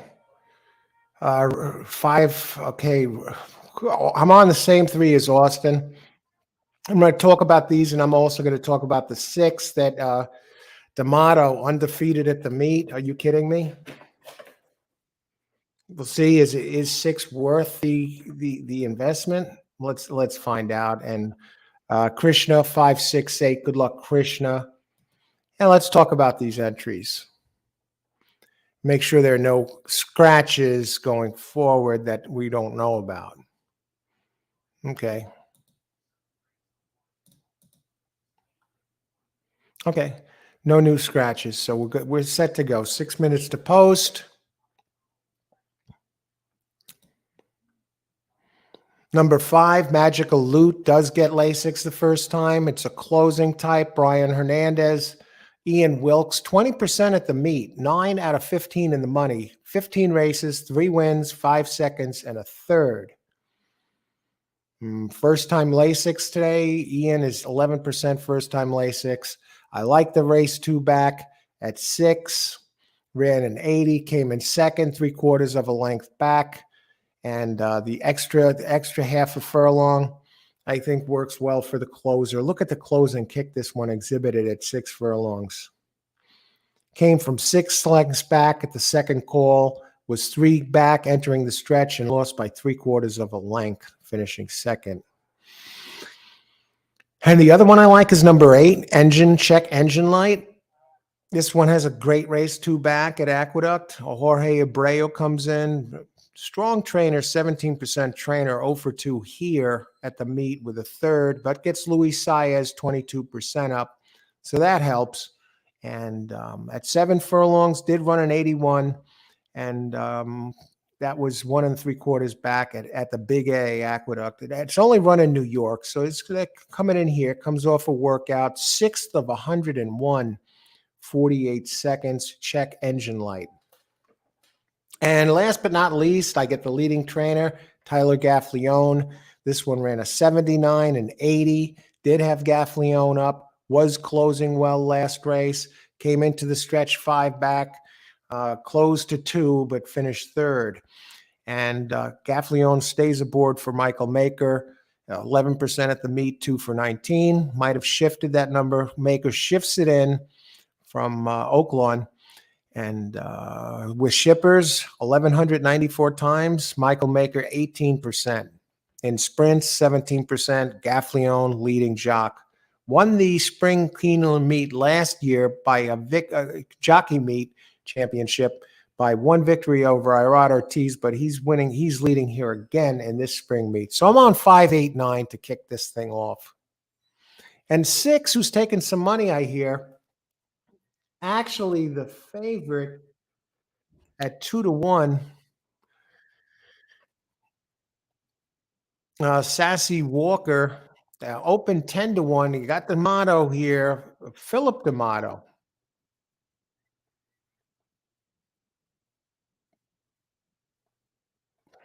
Let me look at something here.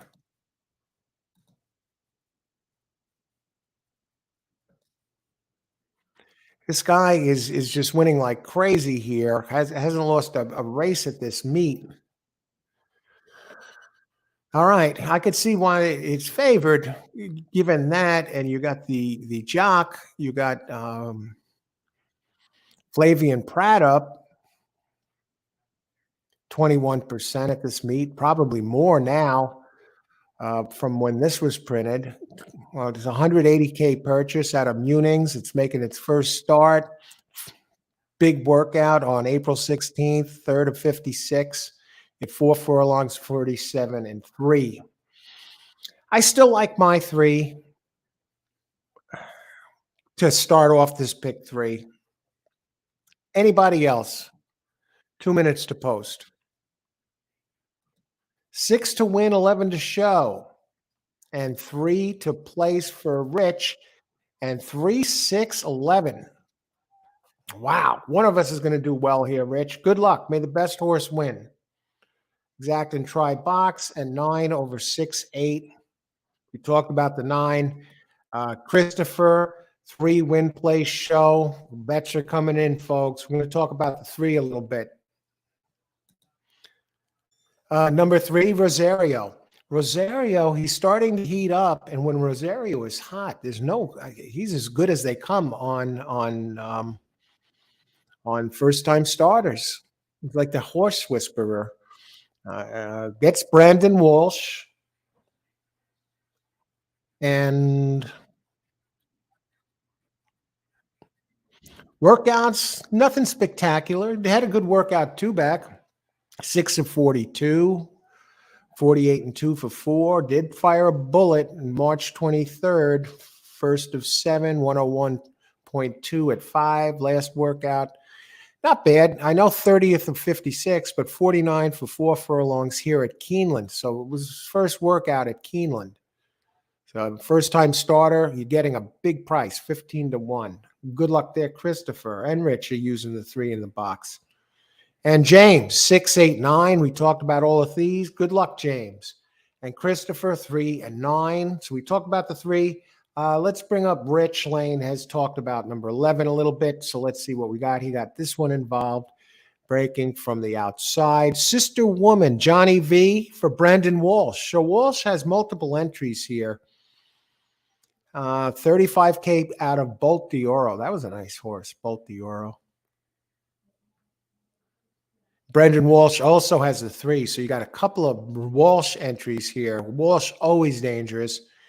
Sister Woman, 17% sire with first-time starters. Very impressive. Dam has 3 winners from 4 starters. Breeding suits today's distance. Now let's see. Is 11 taking money? Not really. 6 is a favorite at 9-5. And I got the 589. They're all prices. The one taking the most money is the Gaffleone, number 9. She's a small town girl, currently at 5-2.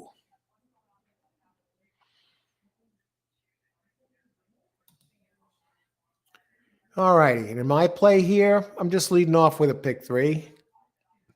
See if we can get these home.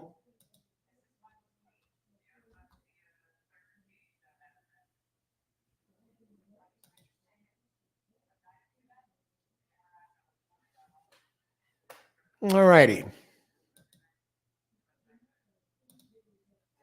A Friday afternoon here at Keeneland. Friday. Let's get it done here. Start to the weekend. The weekend is finally here. So let's win some money here in this race. They're starting to get in. And you can see the raindrops on the camera. How many turf do we have? How many turf races going forward? We have turf in the 8th. And we have a turf in the 10th, folks. Okay, here comes 5 magical loot. I'll tell you, 9 has the Brisnet numbers. I'm surprised it's a size 3-5 of 3-1, but D'Amato undefeated at this meet, just amazing. And Sassy Walker opened 10-1, now 9-5. Flavian Pratt up. Joel Rosario, good on first-time starters on under advisement. The 3 up to 16-1. You're getting a price. And good luck, everybody. Enjoy the race. Yeah, it looks like it's really coming down there. Look at Joel Rosario. He's coming alive, folks. 6 leading the way. Can you believe this? 10-1 now on the board at 2-1. But Joel shooting up the rail on his first-time starter. Now 4 jumps out front at 14-1. Good luck, everybody. Ice water in the veins.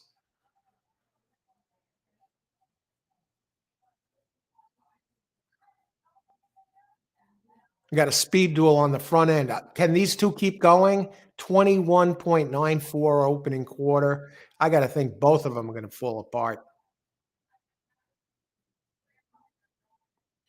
10 is coming at a big price. Joel shifts to the outside, folks.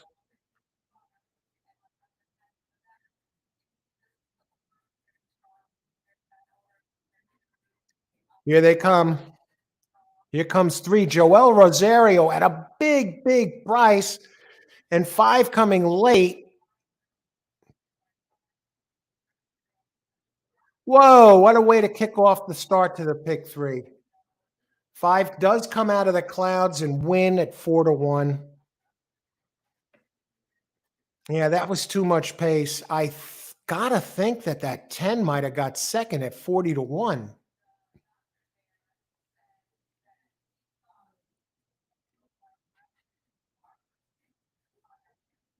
Wow, 5 came from way back. And Rosario battled back. At first, I thought it was too late. But then here comes 3. Does 3 get second? I know some of you got 3. I don't think anyone had. I think it's 10, folks. But who knows? What do you think? 5 Magical Loop opened 8-1 and finishes up 4-1. And 6 definitely missed. I mean, too much speed. 4 really pressed them. Let me look at that 4 for a second. Yeah, 4 had a lot of early speed too. Yeah, that's why. Speed duel, folks.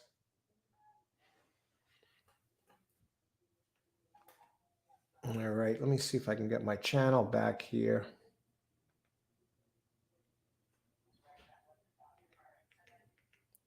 Somehow I lost my feed. And then we're going to look and see who got this.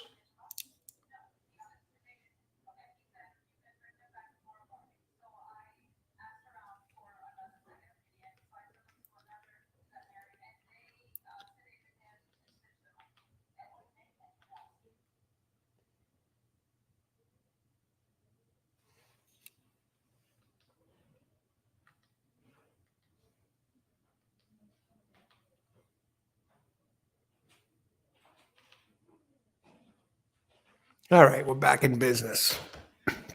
Okay, let's see who got this. Let's see the exact order of finish. 3 did get second. All right, good. I'm glad because I didn't hear anyone here mention the 10. So let's see. Good, excellent job, Joel Rosario. Christopher, you got the 3 in there. Nice. 5 GHY, you got the 5. Great job, GHY. Nice pick. Thanks, James. Okay. Rich, you had a good angle on that. Good job. And you also had the 3 to place. Good job, Rich. Who else? 3 win play show. You'll get good money on that because the 5, you got the 6 out of the money, which really helps. Pick 4, Austin. You get it off. You get it off. You came right off here, delivering the 5. Good one there, Austin. Excellent.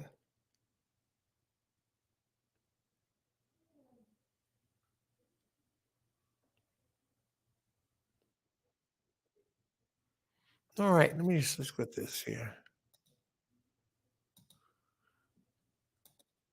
Who else here? I think we got everybody covered. I started off my pick 3 and 5, 8, 9. So we're live.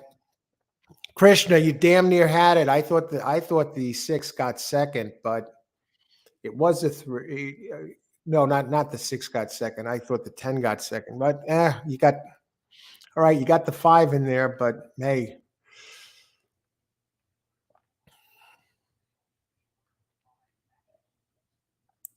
So we're live in the pick 3 moving forward here, and let's see if we get it done this time because I like the next 2 races, and I think there's a chance for some prices in here.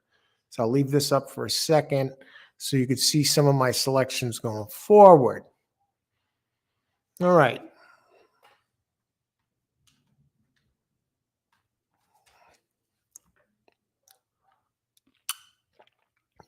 Okay.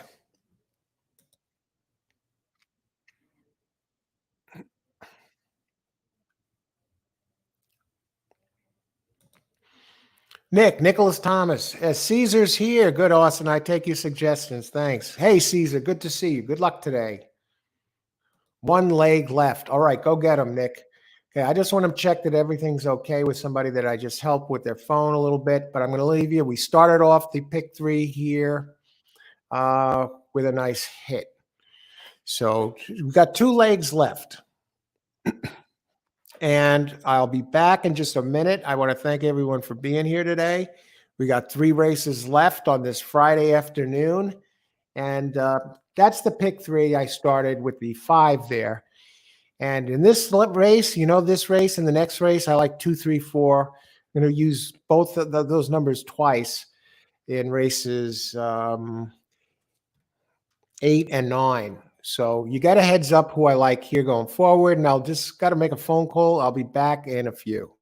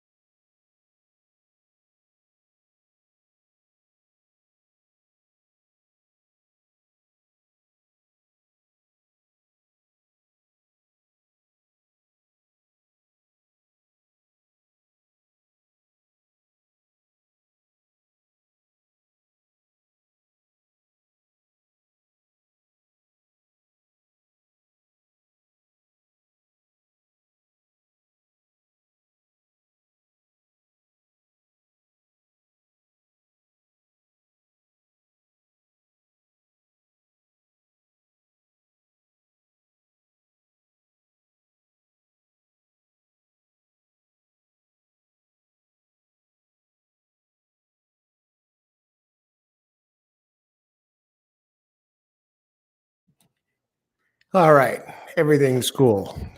Back. Welcome to All Horse Racing all the time. We're going to look now a little closer at these races. Scratches, no changes as far as the scratches go. And we're 17 minutes to post. And again, if you're interested in some pace reports, pace paid 1480. I'm telling you, we can't. Place paid. That's a hell of a place a hit. Good job. Great job, Rich. I got 1, 2, 3, 4 to close the pick three. Wow. And I got 2, 3, 4 to get the second leg of the pick three.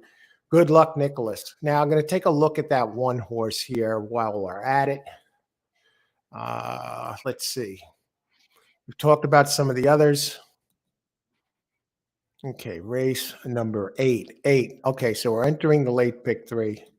Now in this race, just open them all up. 8 races, 8, 9, and 10 at Keeneland on a Friday. Weekend is here, folks. Let's win some money. Yeah, one is dangerous. Well, a turf race making its first start in America. I'll tell you what. For Brad Cox, are you kidding me? 42% trainer at this meet. It's probably even higher now. As of when this was printed, 42%, 8 of 19. Florent Caro up 15% at the meet. Juncture. The one I'm really looking at here.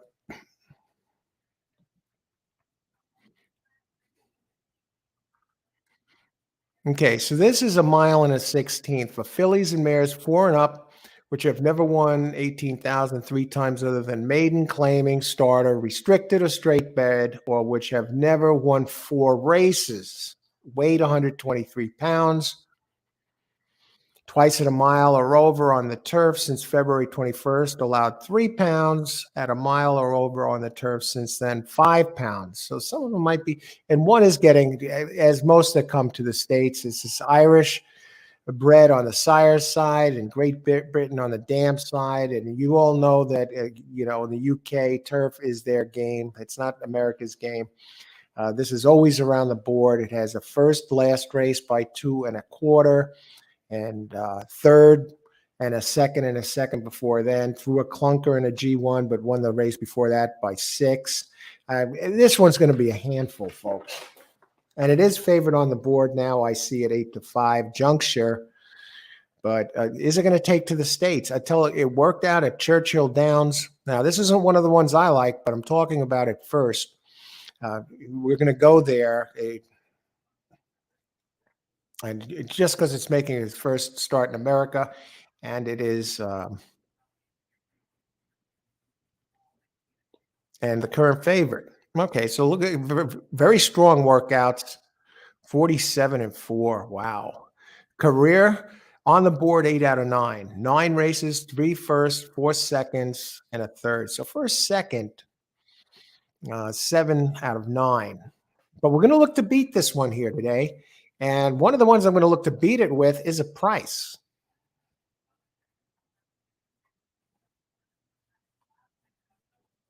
Justify My Love. Justify My Love opens at 8-1. Number 4. Okay, gets Lasix today and has races to go back to. At least it's raced here in America. This one used to run in Argentina in G2 company and won at G2 at the G2 level, raced at a G3 level. Threw a clunker last time. But I expect this one to get back to how it ran at Churchill in November. And if it does, it comes in at a price. It gets the jockey Cheminaud, who did ride this one to its victory 2 back at Churchill. So he gets this one back aboard. And it's struggling at the meet, 0 for 11, 2 seconds and a third. Paulo Lobo, always dangerous, the trainer, 17% here at this meet. but 21% going back over its last 362 races. And you're getting a price 8-1. Now, the other one, so this is the one I'm really looking for improvement from to get back to that 90 level as far as the speed figure goes. Number 2, Fast as Light. Got to include this one. Irad Ortiz up, opened at 2-1. Now, this is I'm not boxing these for the exact or anything. I'm just looking for one of my three. In the 4 is a gray horse. Okay, 2, Fast as Light, 2-1 opens. I ran big last out, and we get Ortiz up. It was in a G3. He finished 4th at a mile, was closing very well. And I think the extra 16th could help this one. Has 2 races at Keeneland. Really didn't do anything here. Finished 4th, 3.5 back. And October, going back a ways, 2021. It's a different horse since then, or filly, or since then. And it finished 5th, 5 back. But last race, it's rounding into form. And you got Irad Ortiz. I know Irad's struggling, but I like this one. Has the highest prime power ranking on Brisnet. So I like 2. And the last one I'm going through is Via Regio. Now, Via Regio beat number 1 last time. 2 back in the race in August of 2022 in Ireland. So 3 has beaten the 1 before, and gets Lasix, Gaffleone up, and Brendan Walsh. Shipping to the U.S. Hey, won its last race at 1.125 miles. I like it. Walsh and Gaffleone, 18% trainer when he wins his last race. Shipping to the U.S., Walsh 16%. So those are the 3 I'm on, 2, 3, and 4, and I'm just using them. I'm going to put another pick 3 in. Look to hopefully get a price here on number 4, Justify My Love, who is right now at 9-1. Okay, so I'm going to put in my pick 3 play right here. Race 8, and I need these 3 to connect on the second leg of the last pick 3. Race 8, pick 3. 2, 3, 4 with 2, 3, 4, 2, 5, 7.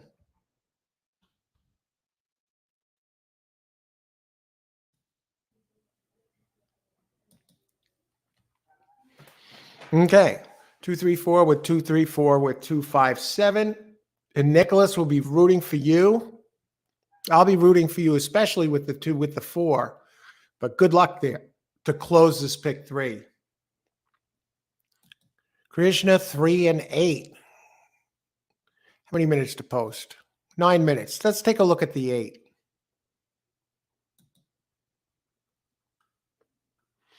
$15-1, Trail Ridge Road. I can't believe the opening odds were 15-1 on this. I mean, just as recently as February 18th in a stakes, this one ran a 90 at this distance. Gets Flavian Pratt up. Has 2 wins and 2/3 out of the last 5. I mean, it has a 90 on February 18th. It ran a 94 at this distance in October. I think this is a player at a price. Flavian Pratt up. What are the odds on this one now? It can't be 15-1. It is 15-1. There's your show horse, folks. Trail Ridge Road. Look at those back numbers. And the 1 is also a gray horse. It's hailing at Keeneland now. Come on, get this race in. 8 is live, Krishna.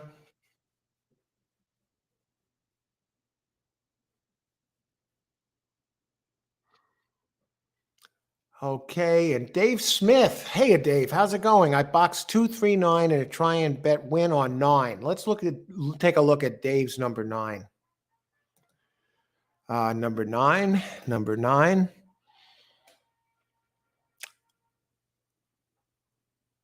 This is going to be one hell of a race. I mean, there are some things I like about this one too. The jockey I'm not crazy about. Luan Machado 0 for 20 here. But 14% overall. Ben Colebrook, 14% jockey 0 for 8. I prefer others, but the last race on Tapeta, if repeated on turf, is competitive.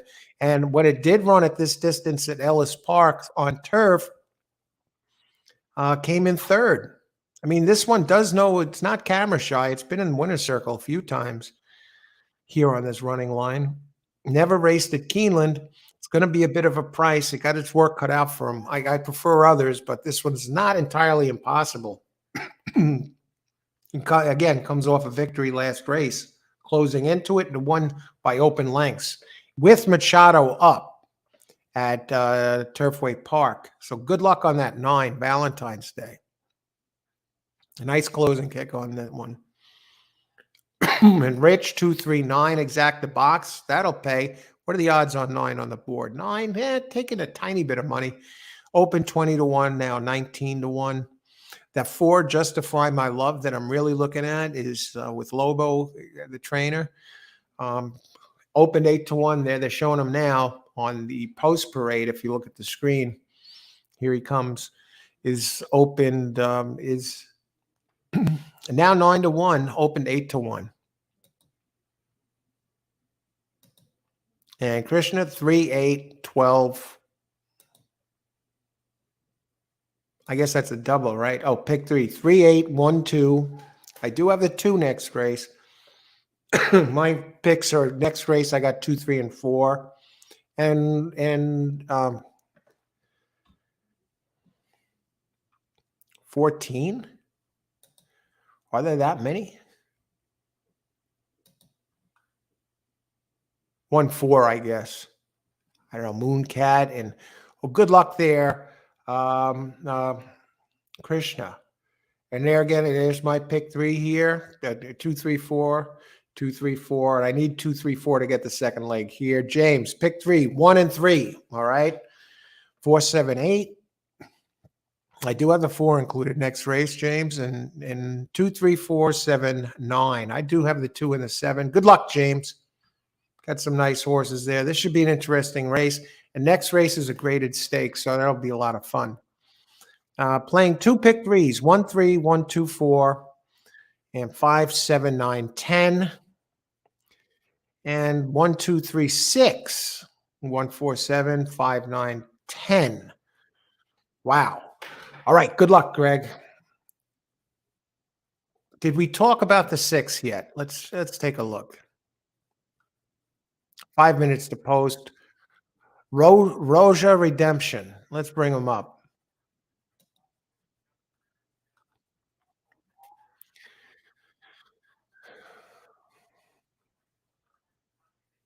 Wait a second.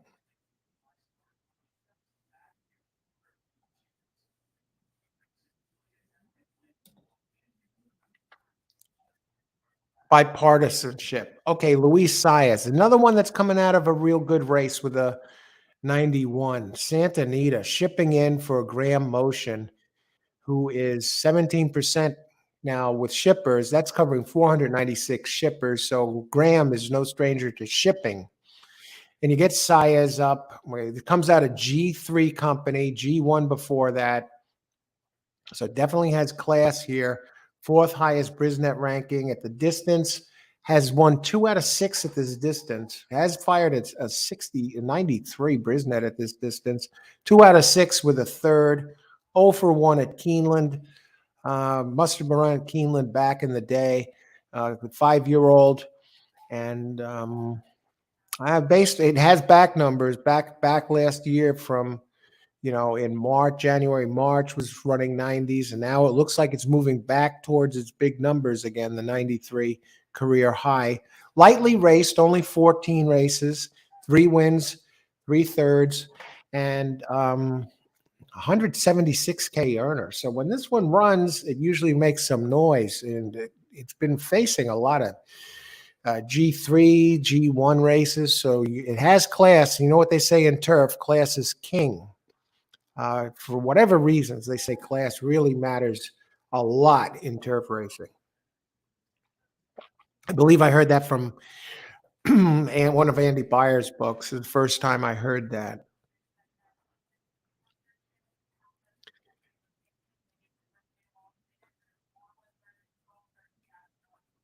Now, if I'm seeing correctly, 3 is on the board.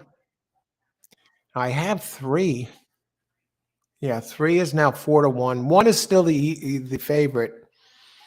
Now remember, 3 did beat the 1 the last time they faced off, and you got the two of the top trainers here. Brad Cox, of course, he's just unbelievable as far as trainers go. Wins such a high percentage. Seems wherever he goes, he wins. Then you got the leading jock on Biorigio, number 3, Tyler Gaffleone for Brendan Walsh. 2 minutes to post. We got some more picks coming in here. Chris, number 2 to win. Good luck, Christopher. What are the odds on 2 right now? 5-2. 1, 2, and 3 really dominating. 4 is the one I'm looking for here to get it done. I'm tempted to do the box, 3-horse box, but I'm going to stick with the pick 3s here because you got a chance to pay something, and I think we might have something good next race with the 3 that I have with some price horse or the price horse in there. Yeah, race 9.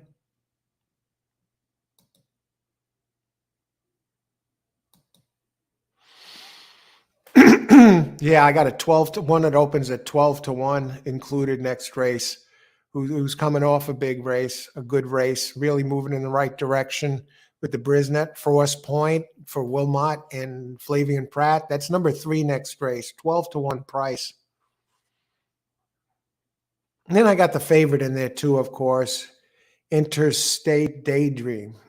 That opens 6-5 with Brad Cox, but we're going to look to beat that one. And that one I might box 3 on top of it because the daily double, etc., is on the line. Okay, Christopher, 2-6 exact the box. All right, good luck, Christopher. And 6 play show. We talked about that. And Deanie is here. Hi, Deanie. Deanie has delivered here on the show. Good to see you, Deanie. Deanie 2-4 cold. All right, good luck, Deanie. I'm really liking that 4. Torby, race 10, open number 2. I have 2. Play of the day, 100 win place. I like 2 in that 10th race. And I actually have it underlined a few times. So that's my key player there. I'm telling you, let's see. I mean, that one is really improving. I mean, look at the figures of the last some races. And they're off. Wow, they got started real quick. All right, good luck, everybody. Enjoy the race. And I do want to say 138 exact the box for Krishna. Good luck, Krishna. And Keith Blatz. Keith, good luck, Keith. Good to see you. 2-1 over 24610. 2 from okay. Good luck, Torby, on your 2. And I think we're all set here. Let's see what happens. Let's see where number 4 is, the gray. 1 trailing the field. And 2 leading the way. Now a 2 co-favorite at 2-1. Actually, 1 is probably the slight favorite because the number is yellowed out over there. And 6 is running well. At 6 is at 7-1 with Saez. Yeah. I thought the 8 was a nice show horse, but where is the 8? The 8's outside. 1 is starting to make a little noise. 9 on the outside. Almost a match race here between the 2 and the 6. 9 at 24-1 starting to move. 3 is hanging back. 3 is on the board at 4-1. Here comes the 4 is starting to come a little bit. And they're into the turn already. And 4 is starting to roll, folks. But 2 still has a healthy lead. 6 is closing with Saez. 3 is starting to come. 9 is starting to come. 2 drifts out. Here comes the inquiry, folks. I got to think 6 got this. No, 3 comes up at 4-1. All right. Nice. All right. Hopefully some of you had this too. I know some of you had the 3. Um, Now the question is who got second? One really didn't like coming to America here at all. Um, there we go, Vigio or whatever.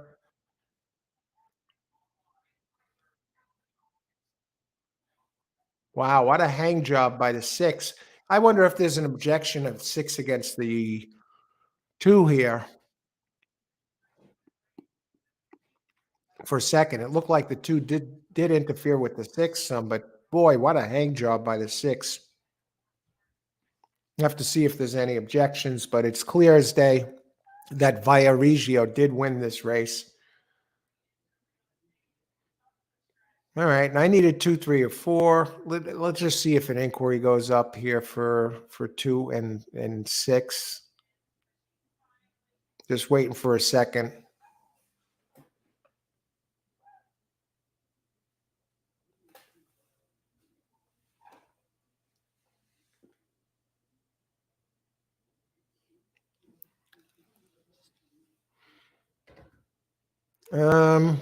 Put the numbers up, guys. Come on, stop horsing around.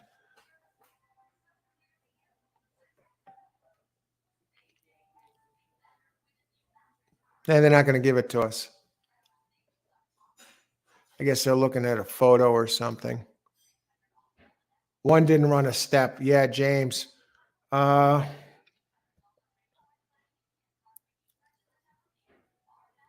going to assume that they're not going to do an inquiry. Nope, no inquiry. I thought 2 interfered with the 6, but I guess not enough, right? All right.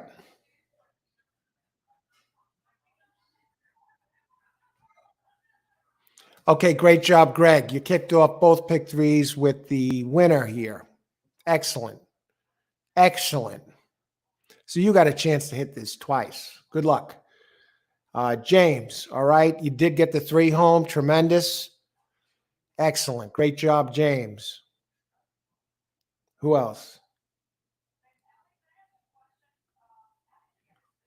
And I got the second leg of the pick 3 home. I need between 2, 3, and 4 again to continue with this pick 3 plus connect in my first pick 3. We got a pricey one in here. Okay, pick 3. Krishna, great job. Excellent job, everybody. This is what I like to see. This makes doing the job a pleasure. Who got third? It was 6. Rich Lane did have the 2 and 3, but had the 9 in there. Dave Smith, I boxed 239. Oh, in the try. All right, and Krishna there, win 3 and 8. Tremendous, Krishna. Okay, and I'm pretty sure Austin is alive here in this. I would think he used a 3. I don't know. And this was the pick 3 I put in last race. So you see, I need 2, 3, or 4 to finish it here, finish the job. So, and Austin, king of the pick 4, is alive in the pick 4, gets the 3 home, and he has 2, 4 here, and I have 2, 3, 4. So, we're pretty much on the same page, and he has 2, 5 in the 10th. And I have 2, 5, 7. So we're basically rooting for the same horses to get this done, except for a couple. Actually, yeah. If Austin hits this pick 4, I'm going to hit both pick 3s. Let's put it that way. Good luck, Austin. Great. Let's say making it exciting on as we come down to the last 2 here on this Friday at Keeneland. Who else? Boom, exacta. All right, Rich. Great job, Rich. And okay, $34 exacta. I'm not seeing any eye-popping exactas here at this track today.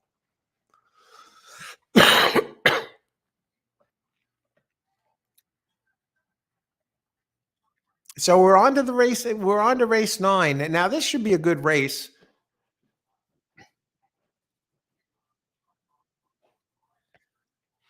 as we head to race 9 here. We do got 2 scratches. We're down to 6 entries, and 2 just opens up at a very small price, 9 to 5. Well, how about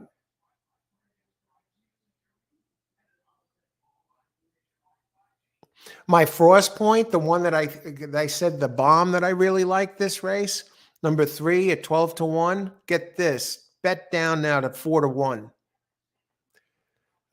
My handicapping is on, and the public's on the same ones. So basically, I'm on the 3 chalks here this race. And 4 open 6 to 5 is now 8 to 5. 2 open 3 to 1, now 9 to 5. Then 2 ran the 100 buyers figure of green up, 2 back. And that's a Pletcher and Irad Ortiz entry. Where is Irad Ortiz? You're going to give him a new nickname here. He needs a nickname at Keeneland, the Invisible Man.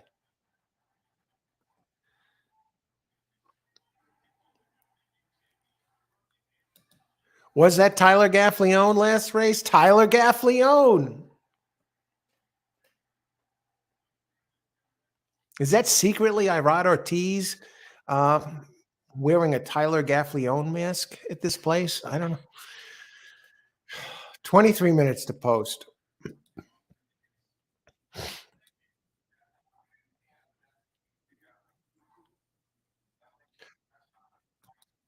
Caesar. Well, that we played with Austin are live in the pick 4. Good call. 2-4 and 2-5. All right, go get him, Austin. Austin hits his pick 4. I hit this pick 3 and the next pick 3. So I'm definitely rooting for Austin here in these last 2. I actually have a little extra coverage in that if you look at these from now, Austin, I have 2, 3, 4 in this race and 2, 5, 7 in the next race. And Austin has 2, 4 and 2, 5. So we got both of those. So, hey, I'm Austin. Go get him, man. Get this done. And we've seen Austin do this before. I've seen Austin hit multiple pick 4s on the same card on this show. So let's go get him. And Austin got a kick out of that one. And we got 22 minutes to post to this race. Let's talk about this one. I'm just going to leave. Now you're wondering about the database betting. I have that up. Derek Simon, a very strong player. He's well known in the sport, and he produces reports that are just tremendous, and you can get them. He puts them for free out there most of the time, and on big days, and not only racing but sports reports as well. So you may want to check out this databasebetting.com and check on the reports. Check the website, and he also has articles. He's a writer, and he's a winning player. And one of his big hits, he hit the $20,000 try for $2 on a $12 play when Datara upset Big Brown in 2008. And he also does interviews sometimes. He has a YouTube channel, so you want to look that up. He gave out a great play on yesterday's show at Aqueduct, playing against a 4 to 5 favorite. And he did a show about it, actually a 7-minute video. He doesn't do shows on YouTube, but he started to put show recordings out there. Sometimes they're on sports betting. Most of the time they're on horse racing. And yesterday he called a great one, and he was kind enough to send me his reports today. Those of you on the mailing list, my mailing list, I sent you some of his reports for today. Maybe you want to check them out if you haven't opened your email yet. But he does do shows. And yesterday he gave a great call at Aqueduct. And if you're interested, check out his YouTube channel or check out his database website that I have here, and you can see his shows. And I'm going to show you some of them from yesterday's show where he gave a great call over at Aqueduct. And if you played or if you saw his show, you made money. And here it is. So Derek Simon, Simon Says, I believe, is his site. But here's from yesterday, and here's the guy who makes the report. You could see a sample of his report right there in the background, actually in the foreground of this video, yesterday's video. Hi, everybody. Welcome to the Simon Says Sports Betting Show. I'm your host, Derek Simon, and this is the show where we talk about sports, but from a betting perspective. I got lots of things I want to talk about today, so I'm going to get right to it and try to cover this very, very quickly. First of all, in horse racing today, there's a couple of races that I'm interested in, and one is the third race at Aqueduct. And the reason I'm interested in this race is there's a horse, and he's showing right here, Running Son of a Gun, who is 4-5 on the morning line. Now, I like identifying these kinds of horses as potential negative show pool bet against plays. So what is a negative show pool? What am I talking about? A negative show pool is when a horse controls approximately 75% of the show pool. And what it does is it forces the track to kick in money to cover the mandatory payoff, which in most jurisdictions in New York is 210, but in some places it's 220, Oakland Park being a good example of that. And so that's why it's called a negative pool. I am going to step away now, for a because second. of the will way be that right place back. and show prices are computed, you will sometimes find that when these horses run out of the money, and it is a negative pool, not sometimes, you will find that the prices on the other horses will be much, much higher. So you get some great value there. Now, of course, when you're a 4-5 favorite, a 1-5 favorite, whatever, odds on, you're typically going to hit the board, certainly more than 50% of the time. So you're going to lose most of these bets in terms of beating the big favorite. But even if the horses you pick to show finish third or better, then you're still making some money, not a lot. You're going to lose in the long run if the big favorite is never out of the money. But once the big favorite is out of the money, that's when you really start to make some money. And I think this horse is a decent bet against. Now, what I like about him is that he's got a good off-the-pace running style. My best bet when you're looking to beat a horse in the show pool is a front runner that's going to get pressure, or a front runner that's not very fast, because they'll tend to fade completely out of it. So I do think Running Son of a Gun has the right style. Now, what I'm betting against is, if you notice this 106 speed figure, it's quite a bit higher than this horse's previous figures. It may surprise you to learn, all you bounce advocates out there, that doesn't really mean a lot in and of itself. In fact, if you look at morning line favorites as a whole, they win about 34% of the time, and you lose about 18 cents for each dollar wager. If you look at horses that last time posted a par speed figure 5 points greater than its median speed figure in its last 3 races, they win about 36% of the time, and you only lose 14 cents on a dollar. And that trend kind of continues on the higher the speed figure gets. Now, there are a lot of different factors when you're looking at the bounce, but people who advocate the bounce, I feel, always look at it the wrong way. They look at the speed figure and say, well, the horse is going to regress from this figure. So here we've got a 106. Let's say Running Son of a Gun runs a 103 today. Oh, look at there. He regressed. He bounced. Well, a 103 might just win this race. And so that's why I feel when you're going to make these assertions about the bounce or whatever theory you might have, you have to look at the betting statistics, because nobody's going to pay you if the horse, decreased its figure from last time, increased its figure from last time. It has to win. So what I like to see when you see a big figure improvement is some reason for that, be it a trainer change, a jockey change, a distance change, class change, something. You don't see any of that with Running Son of a Gun here. And so my feeling is this horse probably will regress and could possibly finish out of the money. In any case, I would be betting against it if there is a negative show pool. Again, that's a big if. I don't know if that's going to happen, but check it out. The other race I want to talk about is also the third race, but this is the third race at Keeneland, and it's a horse by the name of Dubai and Back, who is 30-1 on the morning.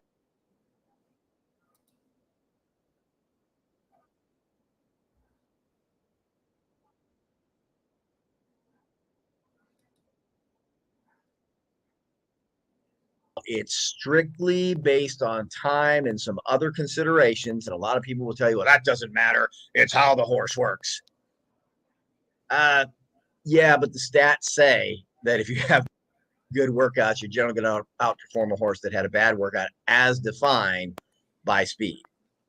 So keep that in mind. Again, everything for me is numbers oriented, and you can't quantify, oh, I think that was a good, well, you could, but you need to have somebody that's actually making those judgments, and then you keep a database on all that kind of stuff.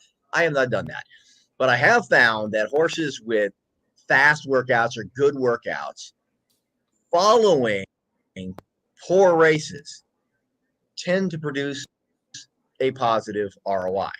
Well, they have produced a positive ROI in my testing. They don't win very much, obviously. So it's one of those things that I don't bet them blindly. It's not an angle per se. But in the case of this horse, I think there's some other things to like. For one, you got to love that 30-1 morning line. That alone is something that could spice up the exotic picks, even if the horse doesn't win. But there, like I said, are some other things. First of all, the horse is bred in Ireland. That's definitely turf breeding here. Even the Brisnet turf figure kind of shows that, or their surface rating kind of shows that. And this horse is trying turf for the first time. It raced on all weather last time. And you'll hear people say that all weather and turf are the same. They're not. They are similar in terms of the pace scenarios, but it's not the same surface. So I love that Dubai and Back is getting on the turf. I also like the fact that his training. All right. You get the idea. This guy knows his stuff. I've been a friend of his, known him, corresponding for over 12 years now. And this guy, he used to do a podcast with Ed DeRosa, had him on all the time. Every show, he had a weekly show for a while there. And Ed, is the analyst from Churchill Downs here at Keeneland, one of the main analysts. And he's connected, and he used to do shows, also podcasts. He'd have Andy Beyer on sometimes, some of the different trainers or handicappers, Brad Free, Graham Motion, and he produces these reports and he puts them out there for free a lot of times for the big days and even not so big days on Saturdays, for example, the handicapping. So check out that databasebetting.com. And if you're interested in his videos that he's starting to do, he has a YouTube channel. Just look him up, Derek Simon. Simon Says.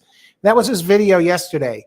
And that horse that he talked about, the 4-5 shot in that race, he did this yesterday morning, right? And that 4-5 shot did miss the board, and all three show horses with 1, 2, 3 finishes, all were over $10 for the show price. And the show price on all three of them were higher than the place prices from the 1 and the 2, the first and second place finishers. So he knows his stuff. And those of you, I sent you his reports for today at Keeneland, who are on the mailing list. So check out that database. You won't be sorry. A very knowledgeable, sharp guy, and he's excellent writer as well. He posts articles, and he also does some free reports for the sports bettors out there. Maybe baseball, you're betting baseball, hockey playoffs, basketball playoffs, etc. So I just wanted to give you a heads up there. He was kind enough to send me his reports today, so I said, yeah, I'll share it with you. And let's see what you think. And if you like them, you can get those reports like that for free at that website, databasebetting.com. But now we got business to do. We got the stakes race here. It's a 10 furlong race.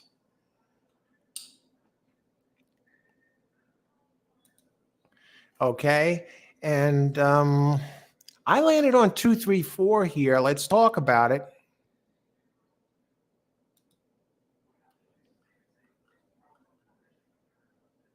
Race 9. Okay, let's bring this up. We got some picks in. 9 and G3 race. It's the Double Dog Dare Stakes, Grade 3, $300,000. Where do you get a $300,000 graded stakes race on a Friday? Keeneland, that's where. Mile and a 16th. And scratches. I can't believe 2 horses scratched out of this. 5 and 6. They really didn't figure. I didn't like them anyway. 5 is a dirt horse for the most. Never even raced on turf.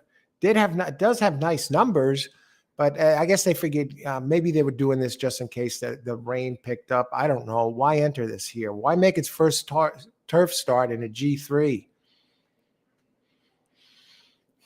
And 6, another one, a dirt, never a turf entry. So they I don't know. Both of them are out. I landed on number 4. Actually, the one I'm looking at is 3. I'm going to talk about that one first. Frost Point opens at 12-1. The last I saw the board was even money. Not even money. It was 4-1. It was bet down. Has a race at Keeneland, ran at 89 here. But look at these last couple of races. Now, this one is making its first turf start, but it does have turf breeding. Mott Williams here. He's shipping this one in here, but get the trainer, get the owner and the breeder. Godolphin had that big winner with the one earlier that just ran a wire job, went off at, I think it was 1-2 or 3-5. I didn't like it, but it did have the Godolphin and did have big workouts. Well, this is Godolphin too. And this one does have some nice workouts. A bullet on April 3rd, 1st of 14. Mott Williams, 2 for 9 at this meet. At least that's unless he's done something since these were printed. 22% win clip, spotting him well, and also a second and a third. So first, second, 3 out of 9, a third, and in the money 44%. But most importantly, we'd like to get this one home, and hopefully the odds drift up a little bit. Last I saw 4-1, 2 wins out of 9. And Flavian Pratt up. Hey, come on, doesn't get much better.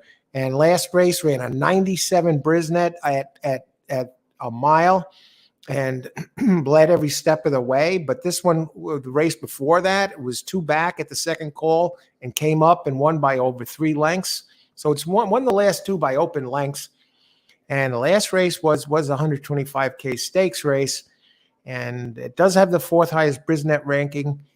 And you're getting Flavian Pratt here. So it'll be interesting to see how this one handles the turf for the first time. 1 for 2 at the distance, but on dirt. Always goes off at low odds. Excuse me. So that's the one I'm looking for to make some noise. And I thought it was going to be a big price, but now it was betting down to 4-1. The other 2 I like here are number 2, Green Up. Gets Irod, Ortiz, and Pletcher. Let me just check. Now, this is a dirt race. What am I talking about? Trying turf for the first time. I apologize. So I like these even better now. Okay. I was going to say, okay, Todd, the 9th, the 10th race is the turf race. You get Todd Pletcher, 3 for 20, 15%. That's low for Todd. But Todd is a 22% trainer going back his last 1,300 plus races. And he's shipping in here, ran his last couple of races at Parks. Oh, brother. Shipping, Todd, 25%. At 804 ships, 25%. That's a hell of a shipping rate. Graded stakes, he's 19% in graded stakes. Very impressive numbers. Irod, I don't know. He's just not doing it here, folks. But he is winning. He's still over 10%, but he used to seeing him, Irod, in the mid-20s, or low 20s to mid to upper 20s. But at this, he's struggling. Has his work cut out for him at this meet. But the race 2 back came off. He had 1-4 straight before his last race. Still put up a 92 Brisnet, but they say he went real wide and then gave way. But before that, he had 1-4 straight with Todd. So under Todd's guidance, this one is 4 for 5. And that 105 is just popping out at me. And last race was a G1, by the way. So he's actually dropping in class today to the G3 level. Number 2, Green Up. Has the highest Brisnet Prime Power ranking. And, of course, number 4, it's been alternating 94, 100 going back. 94 last race, 100 before. 99 the race before, 102 before that. Hey, if it keeps that pattern up, it's due for another 100 today. And it keeps the same jock, Florent Garreau, who's ridden this one now. This is going to be 7th time in a row, so he knows this horse by the back of his hand. And he usually goes off really low. Last race in the G1, he did go off at almost 6-1. but he was beaten by one of them in here. He was beaten by the number 2, Green Up, 2 back. So I don't know. Green Up did row the 104 Brisnet and Interstate Daydream through 100 that race. So it's not like he totally screwed up. He was in a speed duel and finished second, three quarters back, and actually looked like, yeah, he was in a speed duel that race. So I'm on 2, 3, 4. Garreau won a G3, 3 back. Last race was in a G2 race. Okay. So I'm on 2, 3, 4. It's hard for me to go past any of these. And I'm doing a double here because I think we got a next race. We have one. I think we can get this done. And I was hoping to get this done with the 3. 3 now on the board at 5-1. Okay, he's gone up a couple of ticks. This could get very chalky, but let's see what happens. And let's see. Hi, guys. John Bahari. Hey, how's it going? I'm going with 3-win place. Oh, good luck, John. I hope you're right about that one. Good luck. 3-win place. Thanks for joining us. May the horse be with you. Krishna, 1 and 2. All right. Good luck, Krishna. And 1-2 with 1-4. All right. Christopher, 2 to win. Irod Ortiz, man. Good luck, Christopher. I want 2 or 3. Okay. The 4 is at very low odds. Christopher, 2-7 exact the box. Let me just check this out. Number 7 is on the board at 7-1. Let's just bring that up for a second. You know the deal. I like to look at them. Race 2 back really fits. Hidden Connections. Brett Calhoun, that's a 20% trainer going back 856 races and graded stakes. Brett is very strong, 16%. Gutierrez, a 15% jock. He's won a couple of races at this meet. Only 21 starts. In the money, 5 of 21. Plus whatever. Did win at this distance. 3 back by 7 lengths. Bit of a price. It's should be around early. It runs the race 2 back. It's a big player here. Ran a 96 that day at Sam Houston, finishing second, but showed big early speed. Comes out of a G2 race. Came in second in that race at Sam Houston, and third highest Brisnet ranking. So you're getting a pretty good price there. And Christopher, 5, daily double 2-2. I like 2 best next race. Good luck. Deanie, 4-7-8 with 2-7. All right. Good luck, Deanie. We'll take a look at 4, 7. Take a look at the 8. How much time do we have before post? Did we talk about the 8? Shotgun Hottie. You get Tyler Gaffalione. I like the 2 races last July at Monmouth. I know it finished second in those races, but put up 94, 96 Brisnet, and even April at Aqueduct, 94. So you get the chainer upgrade, a chainer change from William Morris to Sherry Duval, who's no stranger to the winner's circle, 17% over 300 races and 22% here, and you get the leading jock, Tyler Gaffalione. I got to think the 8's taking some money. A little bit, 13-1 in the deep end of the pool, but not impossible by the back numbers there. So good luck there, Deanie. And John, triple box, 1, 2, 3. All right, good luck, John. Traverse. How about that 1? What do we got there? Has nice numbers, is 1-4 straight. Joel Rosario starting to heat up. Going to have to improve a little bit, but just knows how to get this one done. 8 knows how to get it done. 4 out of 8 wins lifetime. Already $251,000 in earnings as a 4-year-old. Very impressive. 1 for 2 at the distance and opens 8-1. Currently on the board at 6-1, so taking some money. They're getting in, folks. Exactly, Al. The 4 is the horse to beat. The 2 horse beat him 2 back. Good luck, Austin. And 7th place show. Good luck, Christopher. And who else? Krishna, 128 exacta box.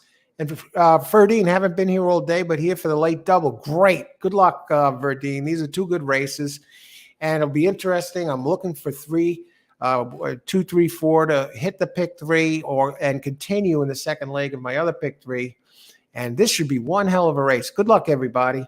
Enjoy the race. May the best horse win. Ice water in the veins. You bet on these horses, right? So you should be relaxed. You wouldn't put money on the horse if you didn't think it was going to win, right? And I'll tell you what, there's one who's winning all these races. Is this the 7 out front? Hidden Connection? Yes. 3 trailing the field. That is not a good sign for the 3. But we'll see.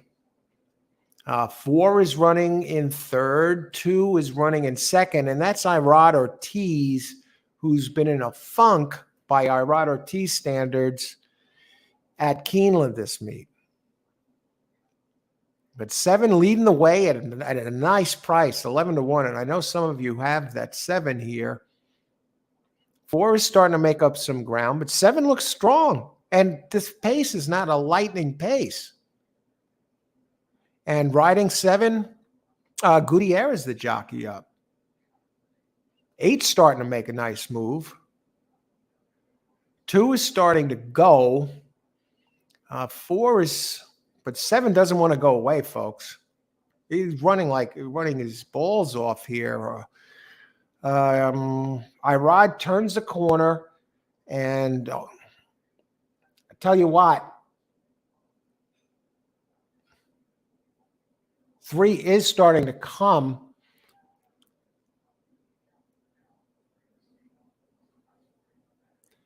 And we get him home. We get him home at 9-2 to hit the pick 3 here and get the first leg of the double and get the second leg of my closing pick 3.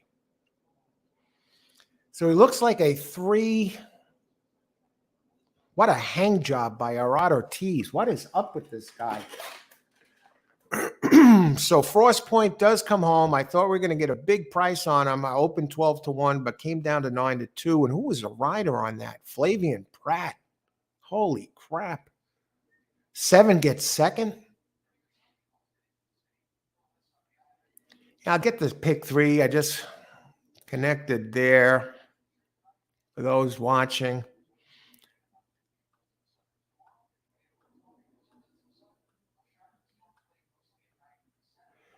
And that's race 7 here. So we got, it might not be that bad. It was a $13.50 investment. And this pick 3 with the 3 will return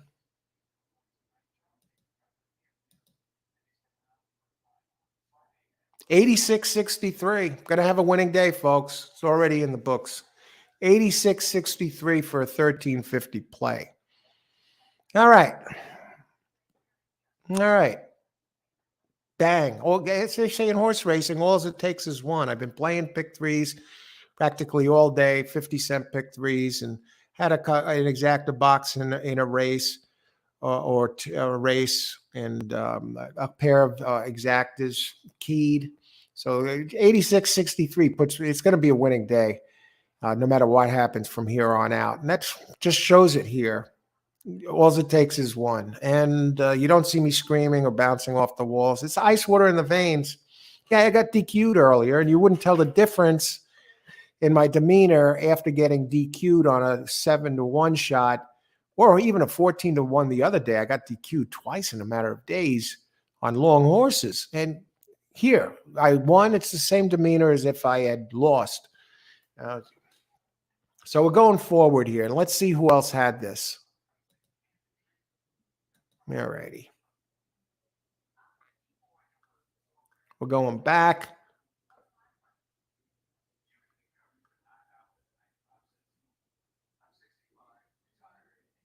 So that was 3-7. And 7, and that, for if any of you had this exacta, we're talking about a 97.52 exacta. So and that might be the biggest exacta of the day.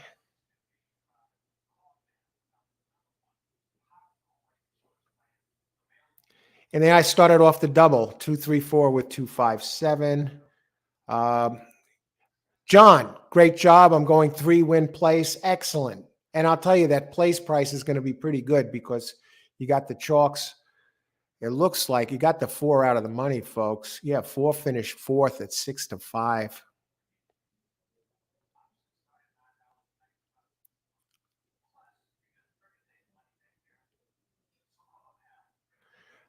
Place show, Christopher. Excellent. Excellent, Chris. You're going to get some money there. Excellent.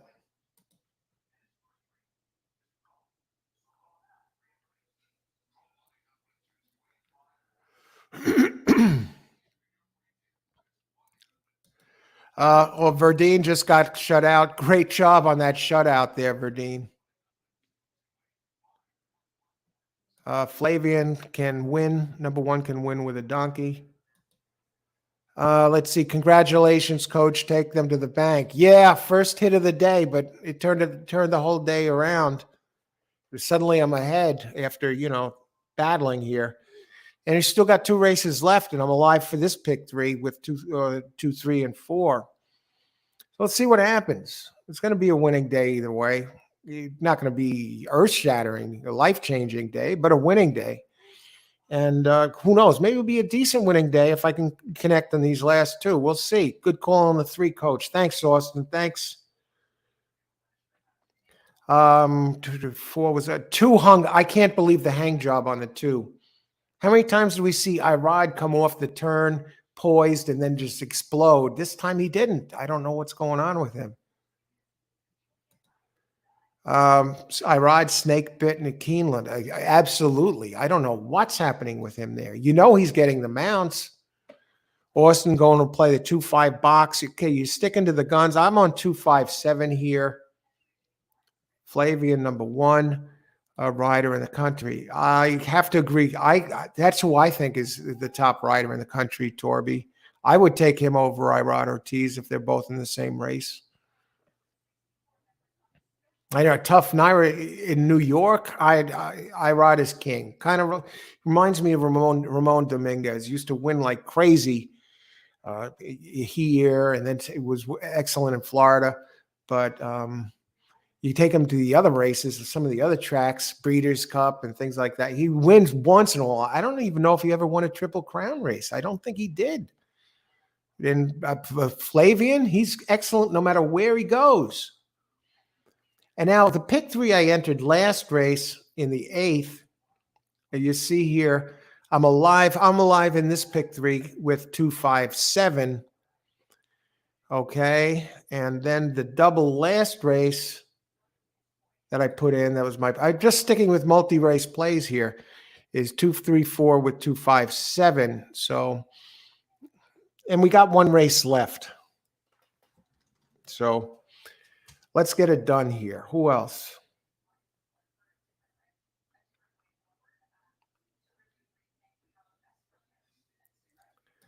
Craig Schultz. Hiya, Craig. 7, 9, 10 to close out the pick 4. Good luck, Craig. Go get him. You'll get paid with them, Craig. All right, let's take a look at that last race. It's come to that time.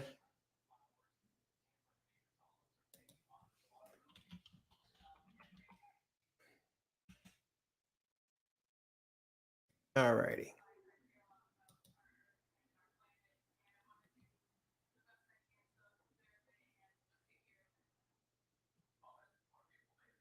All right, here we go. Race number 10. We've hit the final race of the day. Let's talk about it. Race 10, okay, only 1 scratch, number 12. Race 10, 1 1/8 mile on turf, allowance $110K, purse $110K. For 3-year-olds, which have never won a race other than maiden, claiming, or starter, or which have never won 2 races. Weight 122 pounds, non-winners of 22,800 at a mile or over on the turf. Since February 21st, allowed 2 pounds. Okay, at a mile or over on since then, 4 pounds at a mile or over on the turf since then, 4. So some might get spotted some weight here. And we have a good size field. And that exact, the 3.7, 97 whatever, 97.52, the pick, 50-cent pick three, 13.50 investment gets me a $73 and change profit. That trifecta, 50 cents, 103. And for the most part, this has been a chalky day, folks. What a job. Who was the jockey on that three? Flavian Pratt. And the horse was trailing. I mean, it looked like, what a jockey. Okay. And Flavian will be suspended. He's going to serve a suspension next week. What did they say the suspension was? 10 days or so? Wait a second. It was said earlier. I think I have to look. Okay. Now we're going to go here to race 10. Now I landed on 257. And 5 is being bet down. Battle of Normandy down to even money, but I landed on 2, and 2 is balloon odds. Open 9-2 and currently 15-1. And going down to the 7, 2 of mine are dead on the board. The 2 is dead on the board. Open 9-2, now 15-1, and the 7 open 4-1 with Gaffleone, currently 10-1. But the 5, Battle of Normandy, is on the board at even money, open 2-1 with Irad Ortiz, who's been cold. So let's take a look at this.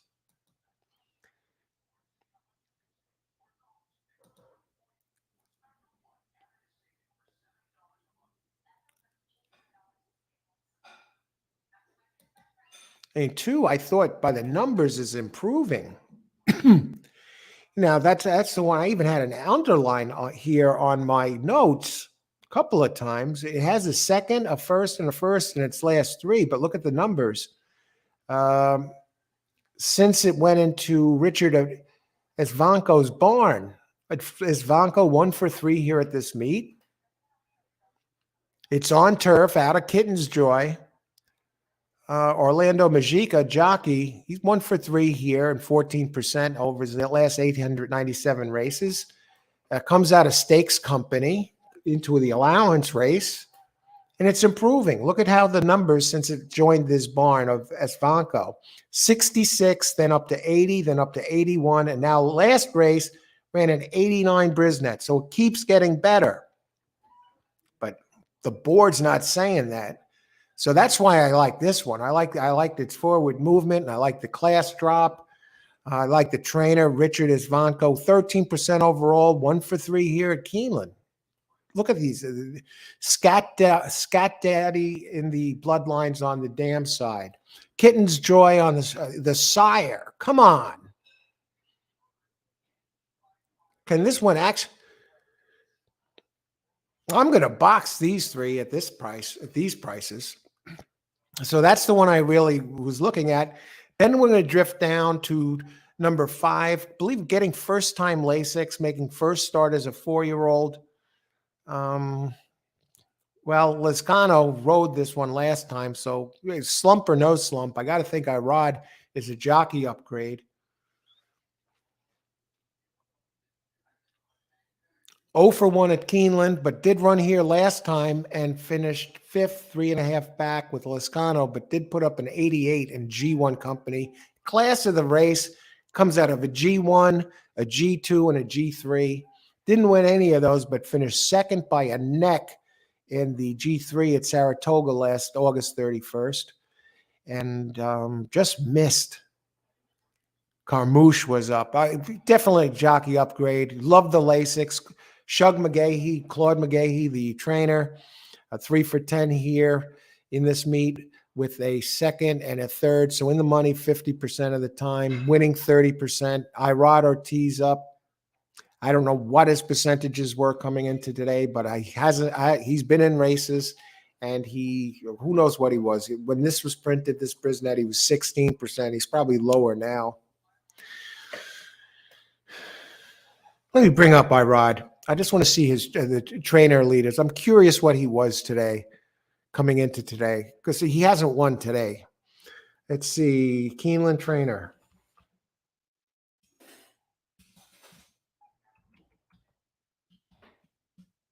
Keeneland trainer standings coming in. but more so looking for the jockey leaders. Let's see.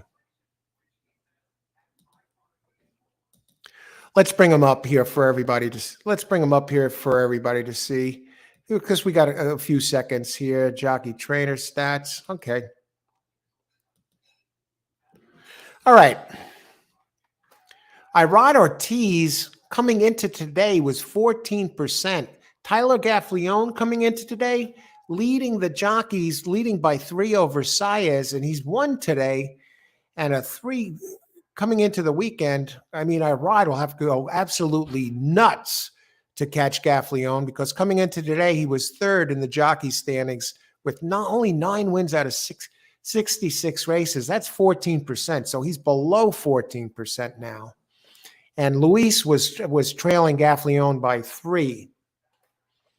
All right. So, yeah, I just wanted to bring that up for a second. And I want to go back and see who the heck won the previous races. And now we know Gaffleone has 1 win, 2 wins. Pratt has 2 wins. 3 wins, Gaffleone. 3 wins today. So he's starting to pull away in this jockey standings. Just amazing. Not raced. Yeah, we were just talking about that, Torbia. He's getting first Lasix too. And that trainer of Battle of Normandy, 90 plus days away, Shug McGahee brings him back, wins 17%. Workouts have been a little on the slow side. Did have some quicker ones on the turf in March. So we move on. Irene is here. Good evening. I've been missing some of the shows. Just thought I'd pop in for the end of the show today. Good to see you, Irene. Happy Friday. I was struggling early, betting light, but I did finally connect on the last pick 3 that hit 8 for paid, 80 something. Made a $73 profit on the last race. So it's going to be a winning day. And I followed it up on my live to hit this pick 3 with either 2, 5, or 7. And I have a double here going. So maybe we're closing strong like a train, right? So all it takes is 1 race. And I'm on 2, 3, and 4 to complete. I'm on 2, 5, or 7 to complete this pick 3 and to complete a double. Am I going to play something here? I'm thinking about it. We'll move forward. Good luck, Irene, if you're playing anything. I know in the chat you guys were discussing the Kentucky Derby the other day. Has anyone been discussing the Kentucky Oaks? I plan on doing a Kentucky Oaks and a Kentucky Derby show combined with soprano actor Robert Fornaro. Yeah, Robert's going to be joining me again. And we're going to break down both the Kentucky Oaks and the Kentucky Derby, probably the Thursday night before the Friday with the Oaks and then the Derby. And Irene, I know you like reports. I believe I sent you the reports from Derek Simon today. You may want to consider joining his YouTube channel, and or because he does some excellent shows and he's a very skilled player. I sent these his reports out, and he does. Not only is he an excellent writer, but he also he has his database, betting.com site, where he puts out free reports. You saw the sample if you got your email today. And Derek Simon, Simon Says is his podcast. He gave out a great pick on a 7-minute video yesterday at Aqueduct yesterday, where he was right on the money going against a 4-5 chalk. And he suggested show plays in that race. And in that race was the 3rd at Aqueduct yesterday. All 3 show horses were over $10, and the show prices were more than the place prices. And he does reports, and he does them in their free reports most of the time, and he puts them out there on this website. And those are the ones he was kind enough to send them to me today. You know, I actually did request them in the past. I've used them a couple of times, and I like the reports. They have an excellent feel to them. And I still go by my own plays, but when I do get Derek's report, I'll take a look at them, and I'm curious to see if he has some of the same ones as I have. But good luck. I mean, I don't know who predicted the favorite is. It's pretty mischievous. Mischievous or Wet Paints. I haven't even looked at the Oaks contenders yet, but we'll be on there with a show in advance, and I'll have the guest, Bobby Finero. Many of you know him as Eugene Pontecorvo, who's on The Sopranos from seasons 3 to 6. What a great character. What a great guy, and he's an excellent horse player. And those of you who missed it, Robert Finero joined me for, what was it, Pegasus Cup Day? We did a Pegasus Cup live show back in January. So if you go to my website, you can go to All Horse Racing All the Time, the videos, and click on live. If you scroll back, you could see the replay when Robert joined me to discuss the Pegasus Day Cup. And to answer your question again, Irene, we're going to be doing a show covering both the Oaks and the Derby. ZW, Torby, let's see, Wet Paint Sire. Hey, Kelvin, 5/472 exacta. Kelvin, good to see you. What's up, brother? Let's get it done here. 5 looks tough. Good luck, Kelvin. Thanks for joining us. Thanks, Al. Yes, I did tune in when you were showing Derek's video. Yeah, sharp guy. And when he did it, he used to do a podcast, Irene, and who joined him, and he would do the podcast every week, and who always joined him for all of his show was none other than Ed DeRosa, the main analyst over at Keeneland, Churchill Downs. He's the main analyst at the Kentucky tracks, and he used to join Derek for the weekly shows every week, and it was a great show. That was back in around 2012, 2011, 2013. I used to tune into it all. He had a podcast. If you do a search, Ed DeRosa or Derek Simon or Simon Says, those old podcasts that he used to do are still out there on the internet if you ever want to listen to them. Some great shows, and especially early on when I was just starting to win and really starting to get my sea legs and handicapping. And I always look forward to his show, and I learned something new or saw some different angles. And just a great guy too. You know, he's been a friend for now a dozen years or so. And knows his racing. So check out that website and those reports. And he puts them out there for free. Not every day, but most days when he does reports, he makes them available to everybody. Torby, number 9, Our Dream. Get in your bets also. Okay. How many minutes to post? 9 minutes to post. We're still looking good. All right. Good to see Irene. Happy Friday. Good luck. Now, in this race, I talked about the contenders. I thought 2 was really looking good at 9-2. I was just worried, am I going to get a price on 2? It's 12-1. I think I'm going to box these 3 at these prices. What the hell? I mean, I'm getting 12-1 on a horse I liked. That's what I got to be happy about. And let me talk about this. 2, Ocean Point, improving. Been a different horse since it went to Esvanco's barn. Has won 2 out of 3. I'm not scared. I'm not looking at the board and getting scared and say, oh, God, it's 12-1. It's dead on the board. No, I want it to go up to 30-1, 20-1. I just never will. I expect this price to drop dramatically, but be happy when the odds go up. Don't get afraid. So I'm on the 2, 5, and 7. So I'm going to put in my pick here, and then I'm going to start looking at some of your plays. I'm alive for the pick 3 with 2, 5, and 7. So I hope one of the bombs comes in. And Austin also liked the 2 here, 2, 5 box. Okay, race 9, exactly. And I need these 3 to complete the second pick 3 in a row. Race 10, back to box.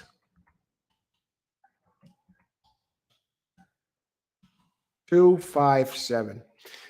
I went into this card today. It reminded me of last Friday's card when I kicked off the card, I believe, with the first 5 pick 3s of the day. I was thinking about, wow, this is that same type of card. I prefer the multi-race plays over the exacta plays.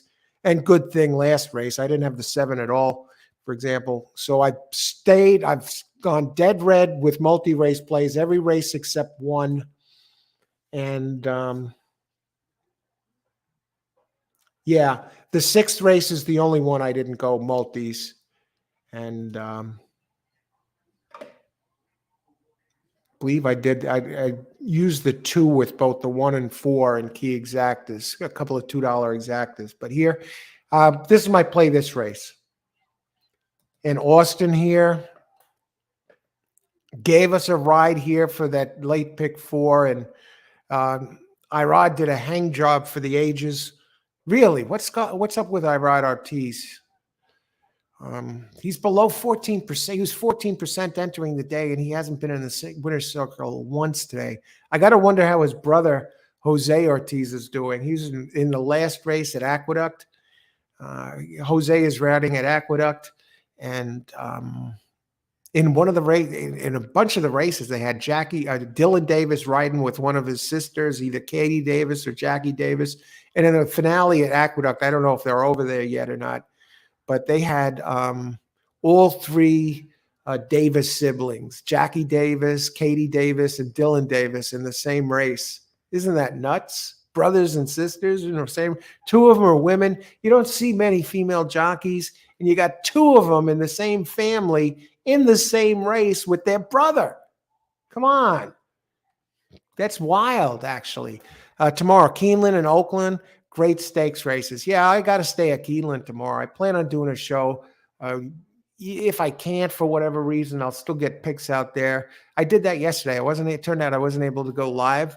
I did come live for a little bit from the road at the end, but I gave out some nice hits there on yesterday's picks, and I put them out there. I wasn't going to be able to go live, but so I quickly recorded a show since I had been through the whole card. And it was recorded before the scratches. So I gave you my picks before the scratches.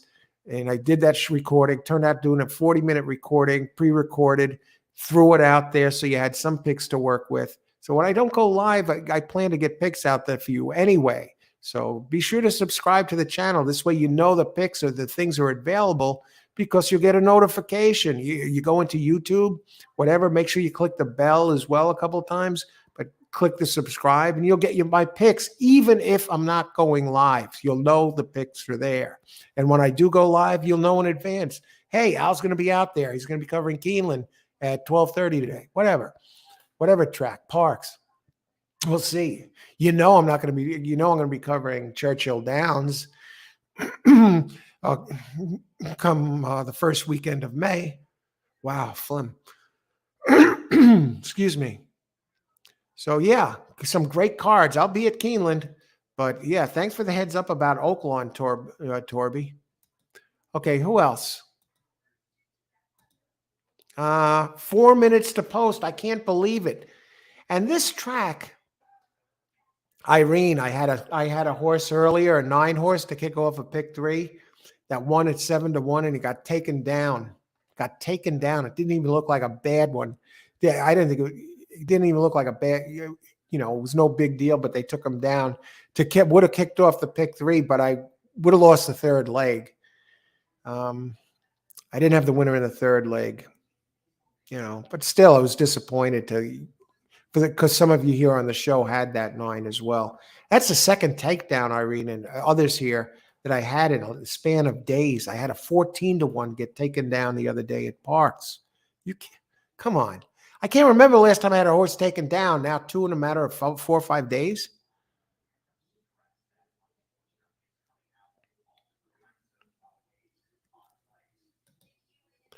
Deanie, exacta 2727. Hey, that works for me, Deanie. Let's do it. 27 and 210. I like the 27 one because I have both of those especially, but you'll get paid with the 210. So may the best horse win and best of luck. Thanks for joining us today again. Deanie has delivered here on the show before. Christopher, 2 to win. Okay. I love that 2. What are the odds on the 2 now? Coming down a little bit, 10-1. Battle of Normandy up a tick to even money. Let's talk about the 10. Read on.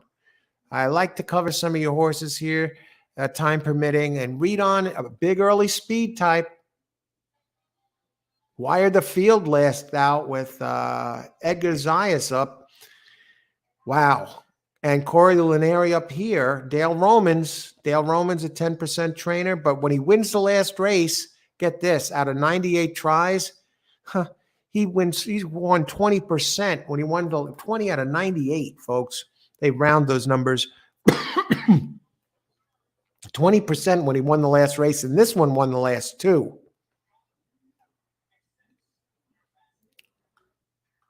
Now, I just want to go down to the speed types. Now, it bodes well there. Now, 12 is scratched this race. So Deanie's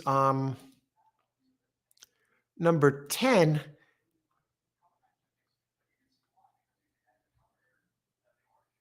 could find himself as the lone speed. Very, very interesting. I know some of the others have it here live. This is a mile and an eighth. 2's never run the distance. 5 has never run the distance. 7 gets Tyler Gaffleone, Triple Crown nominated. I'm not seeing any with experience at this distance. And 12 was main track only, so it's not even a real scratch.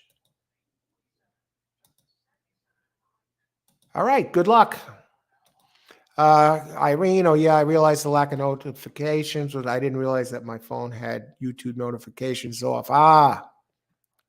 Irene gets to the root of the matter. Great job, Irene. Christopher, 2 over 110.6 exacta. All right.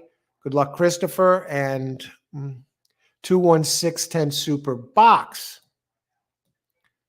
All right. And 21 cold, Christopher. Christopher delivers here, folks. Pay attention. Good luck, Christopher. Big 6th place show. And James, 3 win place show. And they're getting in, everybody. Best of luck. It's crunch time. 2 still on the board at a high mark, 10-1. 9 coming down. Our dream ride with Joel Rosario, who's starting to come out of his funk. And Johnny V, the great Johnny V, riding number 1 here. Just for those 9. Is a Triple Crown nominee, gets LASIX, needs to improve a little bit. No, not too much. It's really ballpark here. 4th highest rated Brisnet number. And 9 is live. So is 10. This is going to be a hell of a race. 6, Roja Redemption. Some of you have 6. That's a big price. So no scratches here. Just the AE out. Good luck, everybody. I need 257 to complete the pick 3, and that 257 exacta box. 2 is coming in at a big price.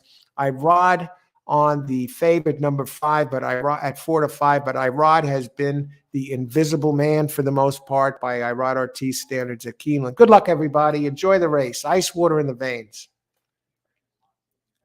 Some of you have price horses and alive. Good luck, everybody. Thanks for joining the show today. And let's get it done here.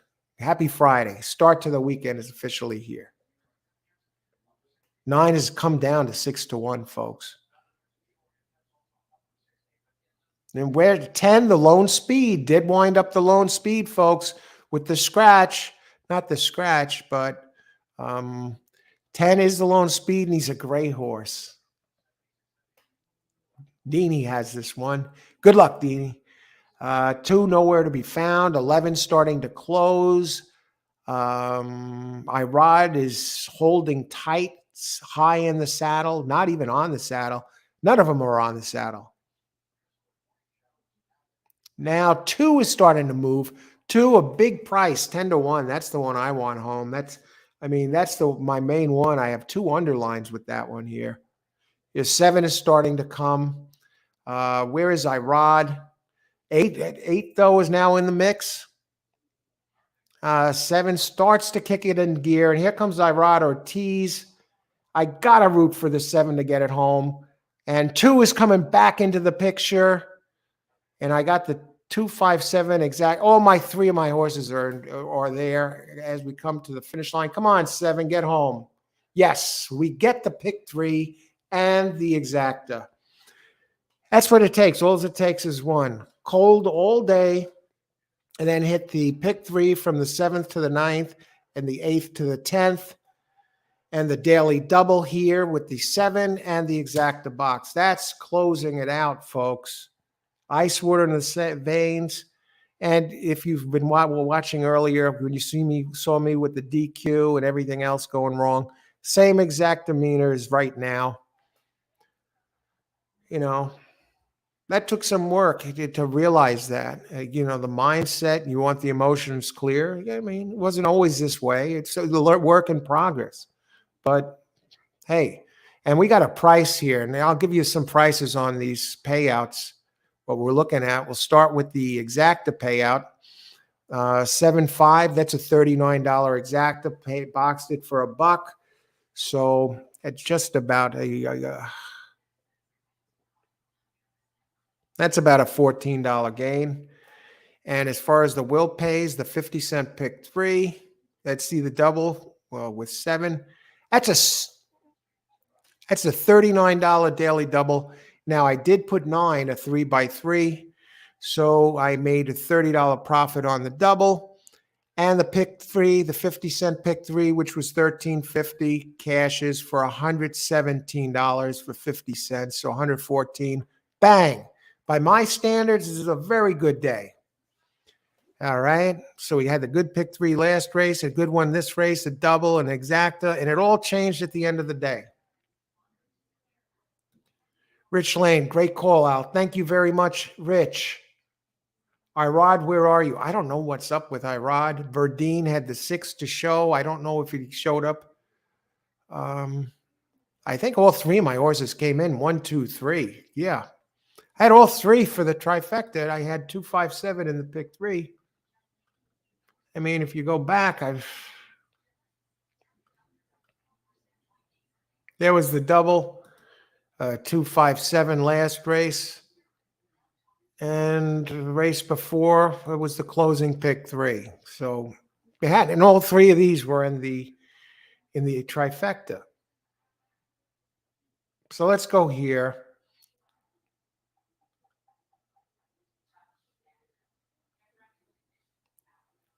$2.7 box almost. Okay, I got to catch up here. See how many people had this. And Craig delivers. He closes out the pick 4. Terrific job, Craig. And Craig on that 50-cent pick 4. That's an $845 pick 4. Craig comes right in, gives us the picks here. Great job on closing that baby out. Tremendous job, Craig. Thanks for joining us. Okay, now Craig did join us a little bit later, giving us who he needed here to complete the pick 4, and he got it done. We didn't see him earlier. He came in late, but gave us the picks.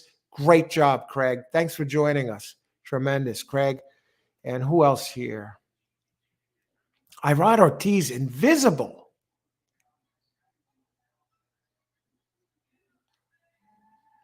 I just want to see if anybody else had this. I don't know if you had it the other way. If you did, great job, Kelvin. I don't know, but I don't know if you had the 5 on top, but either way. And then I had the exacta box there.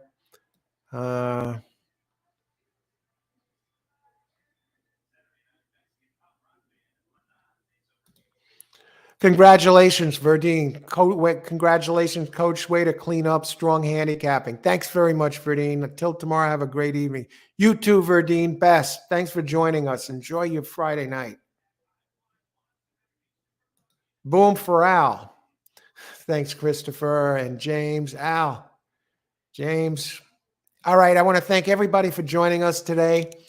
And happy Friday. It was a great time here at Keeneland. Most likely I'll be here for Keeneland tomorrow. So keep an eye on those notifications. Have a great Friday night, everybody. If you're playing tonight, best of luck. Bring it home. Ice water in the veins. Thanks again for joining us. Have a great start to the weekend.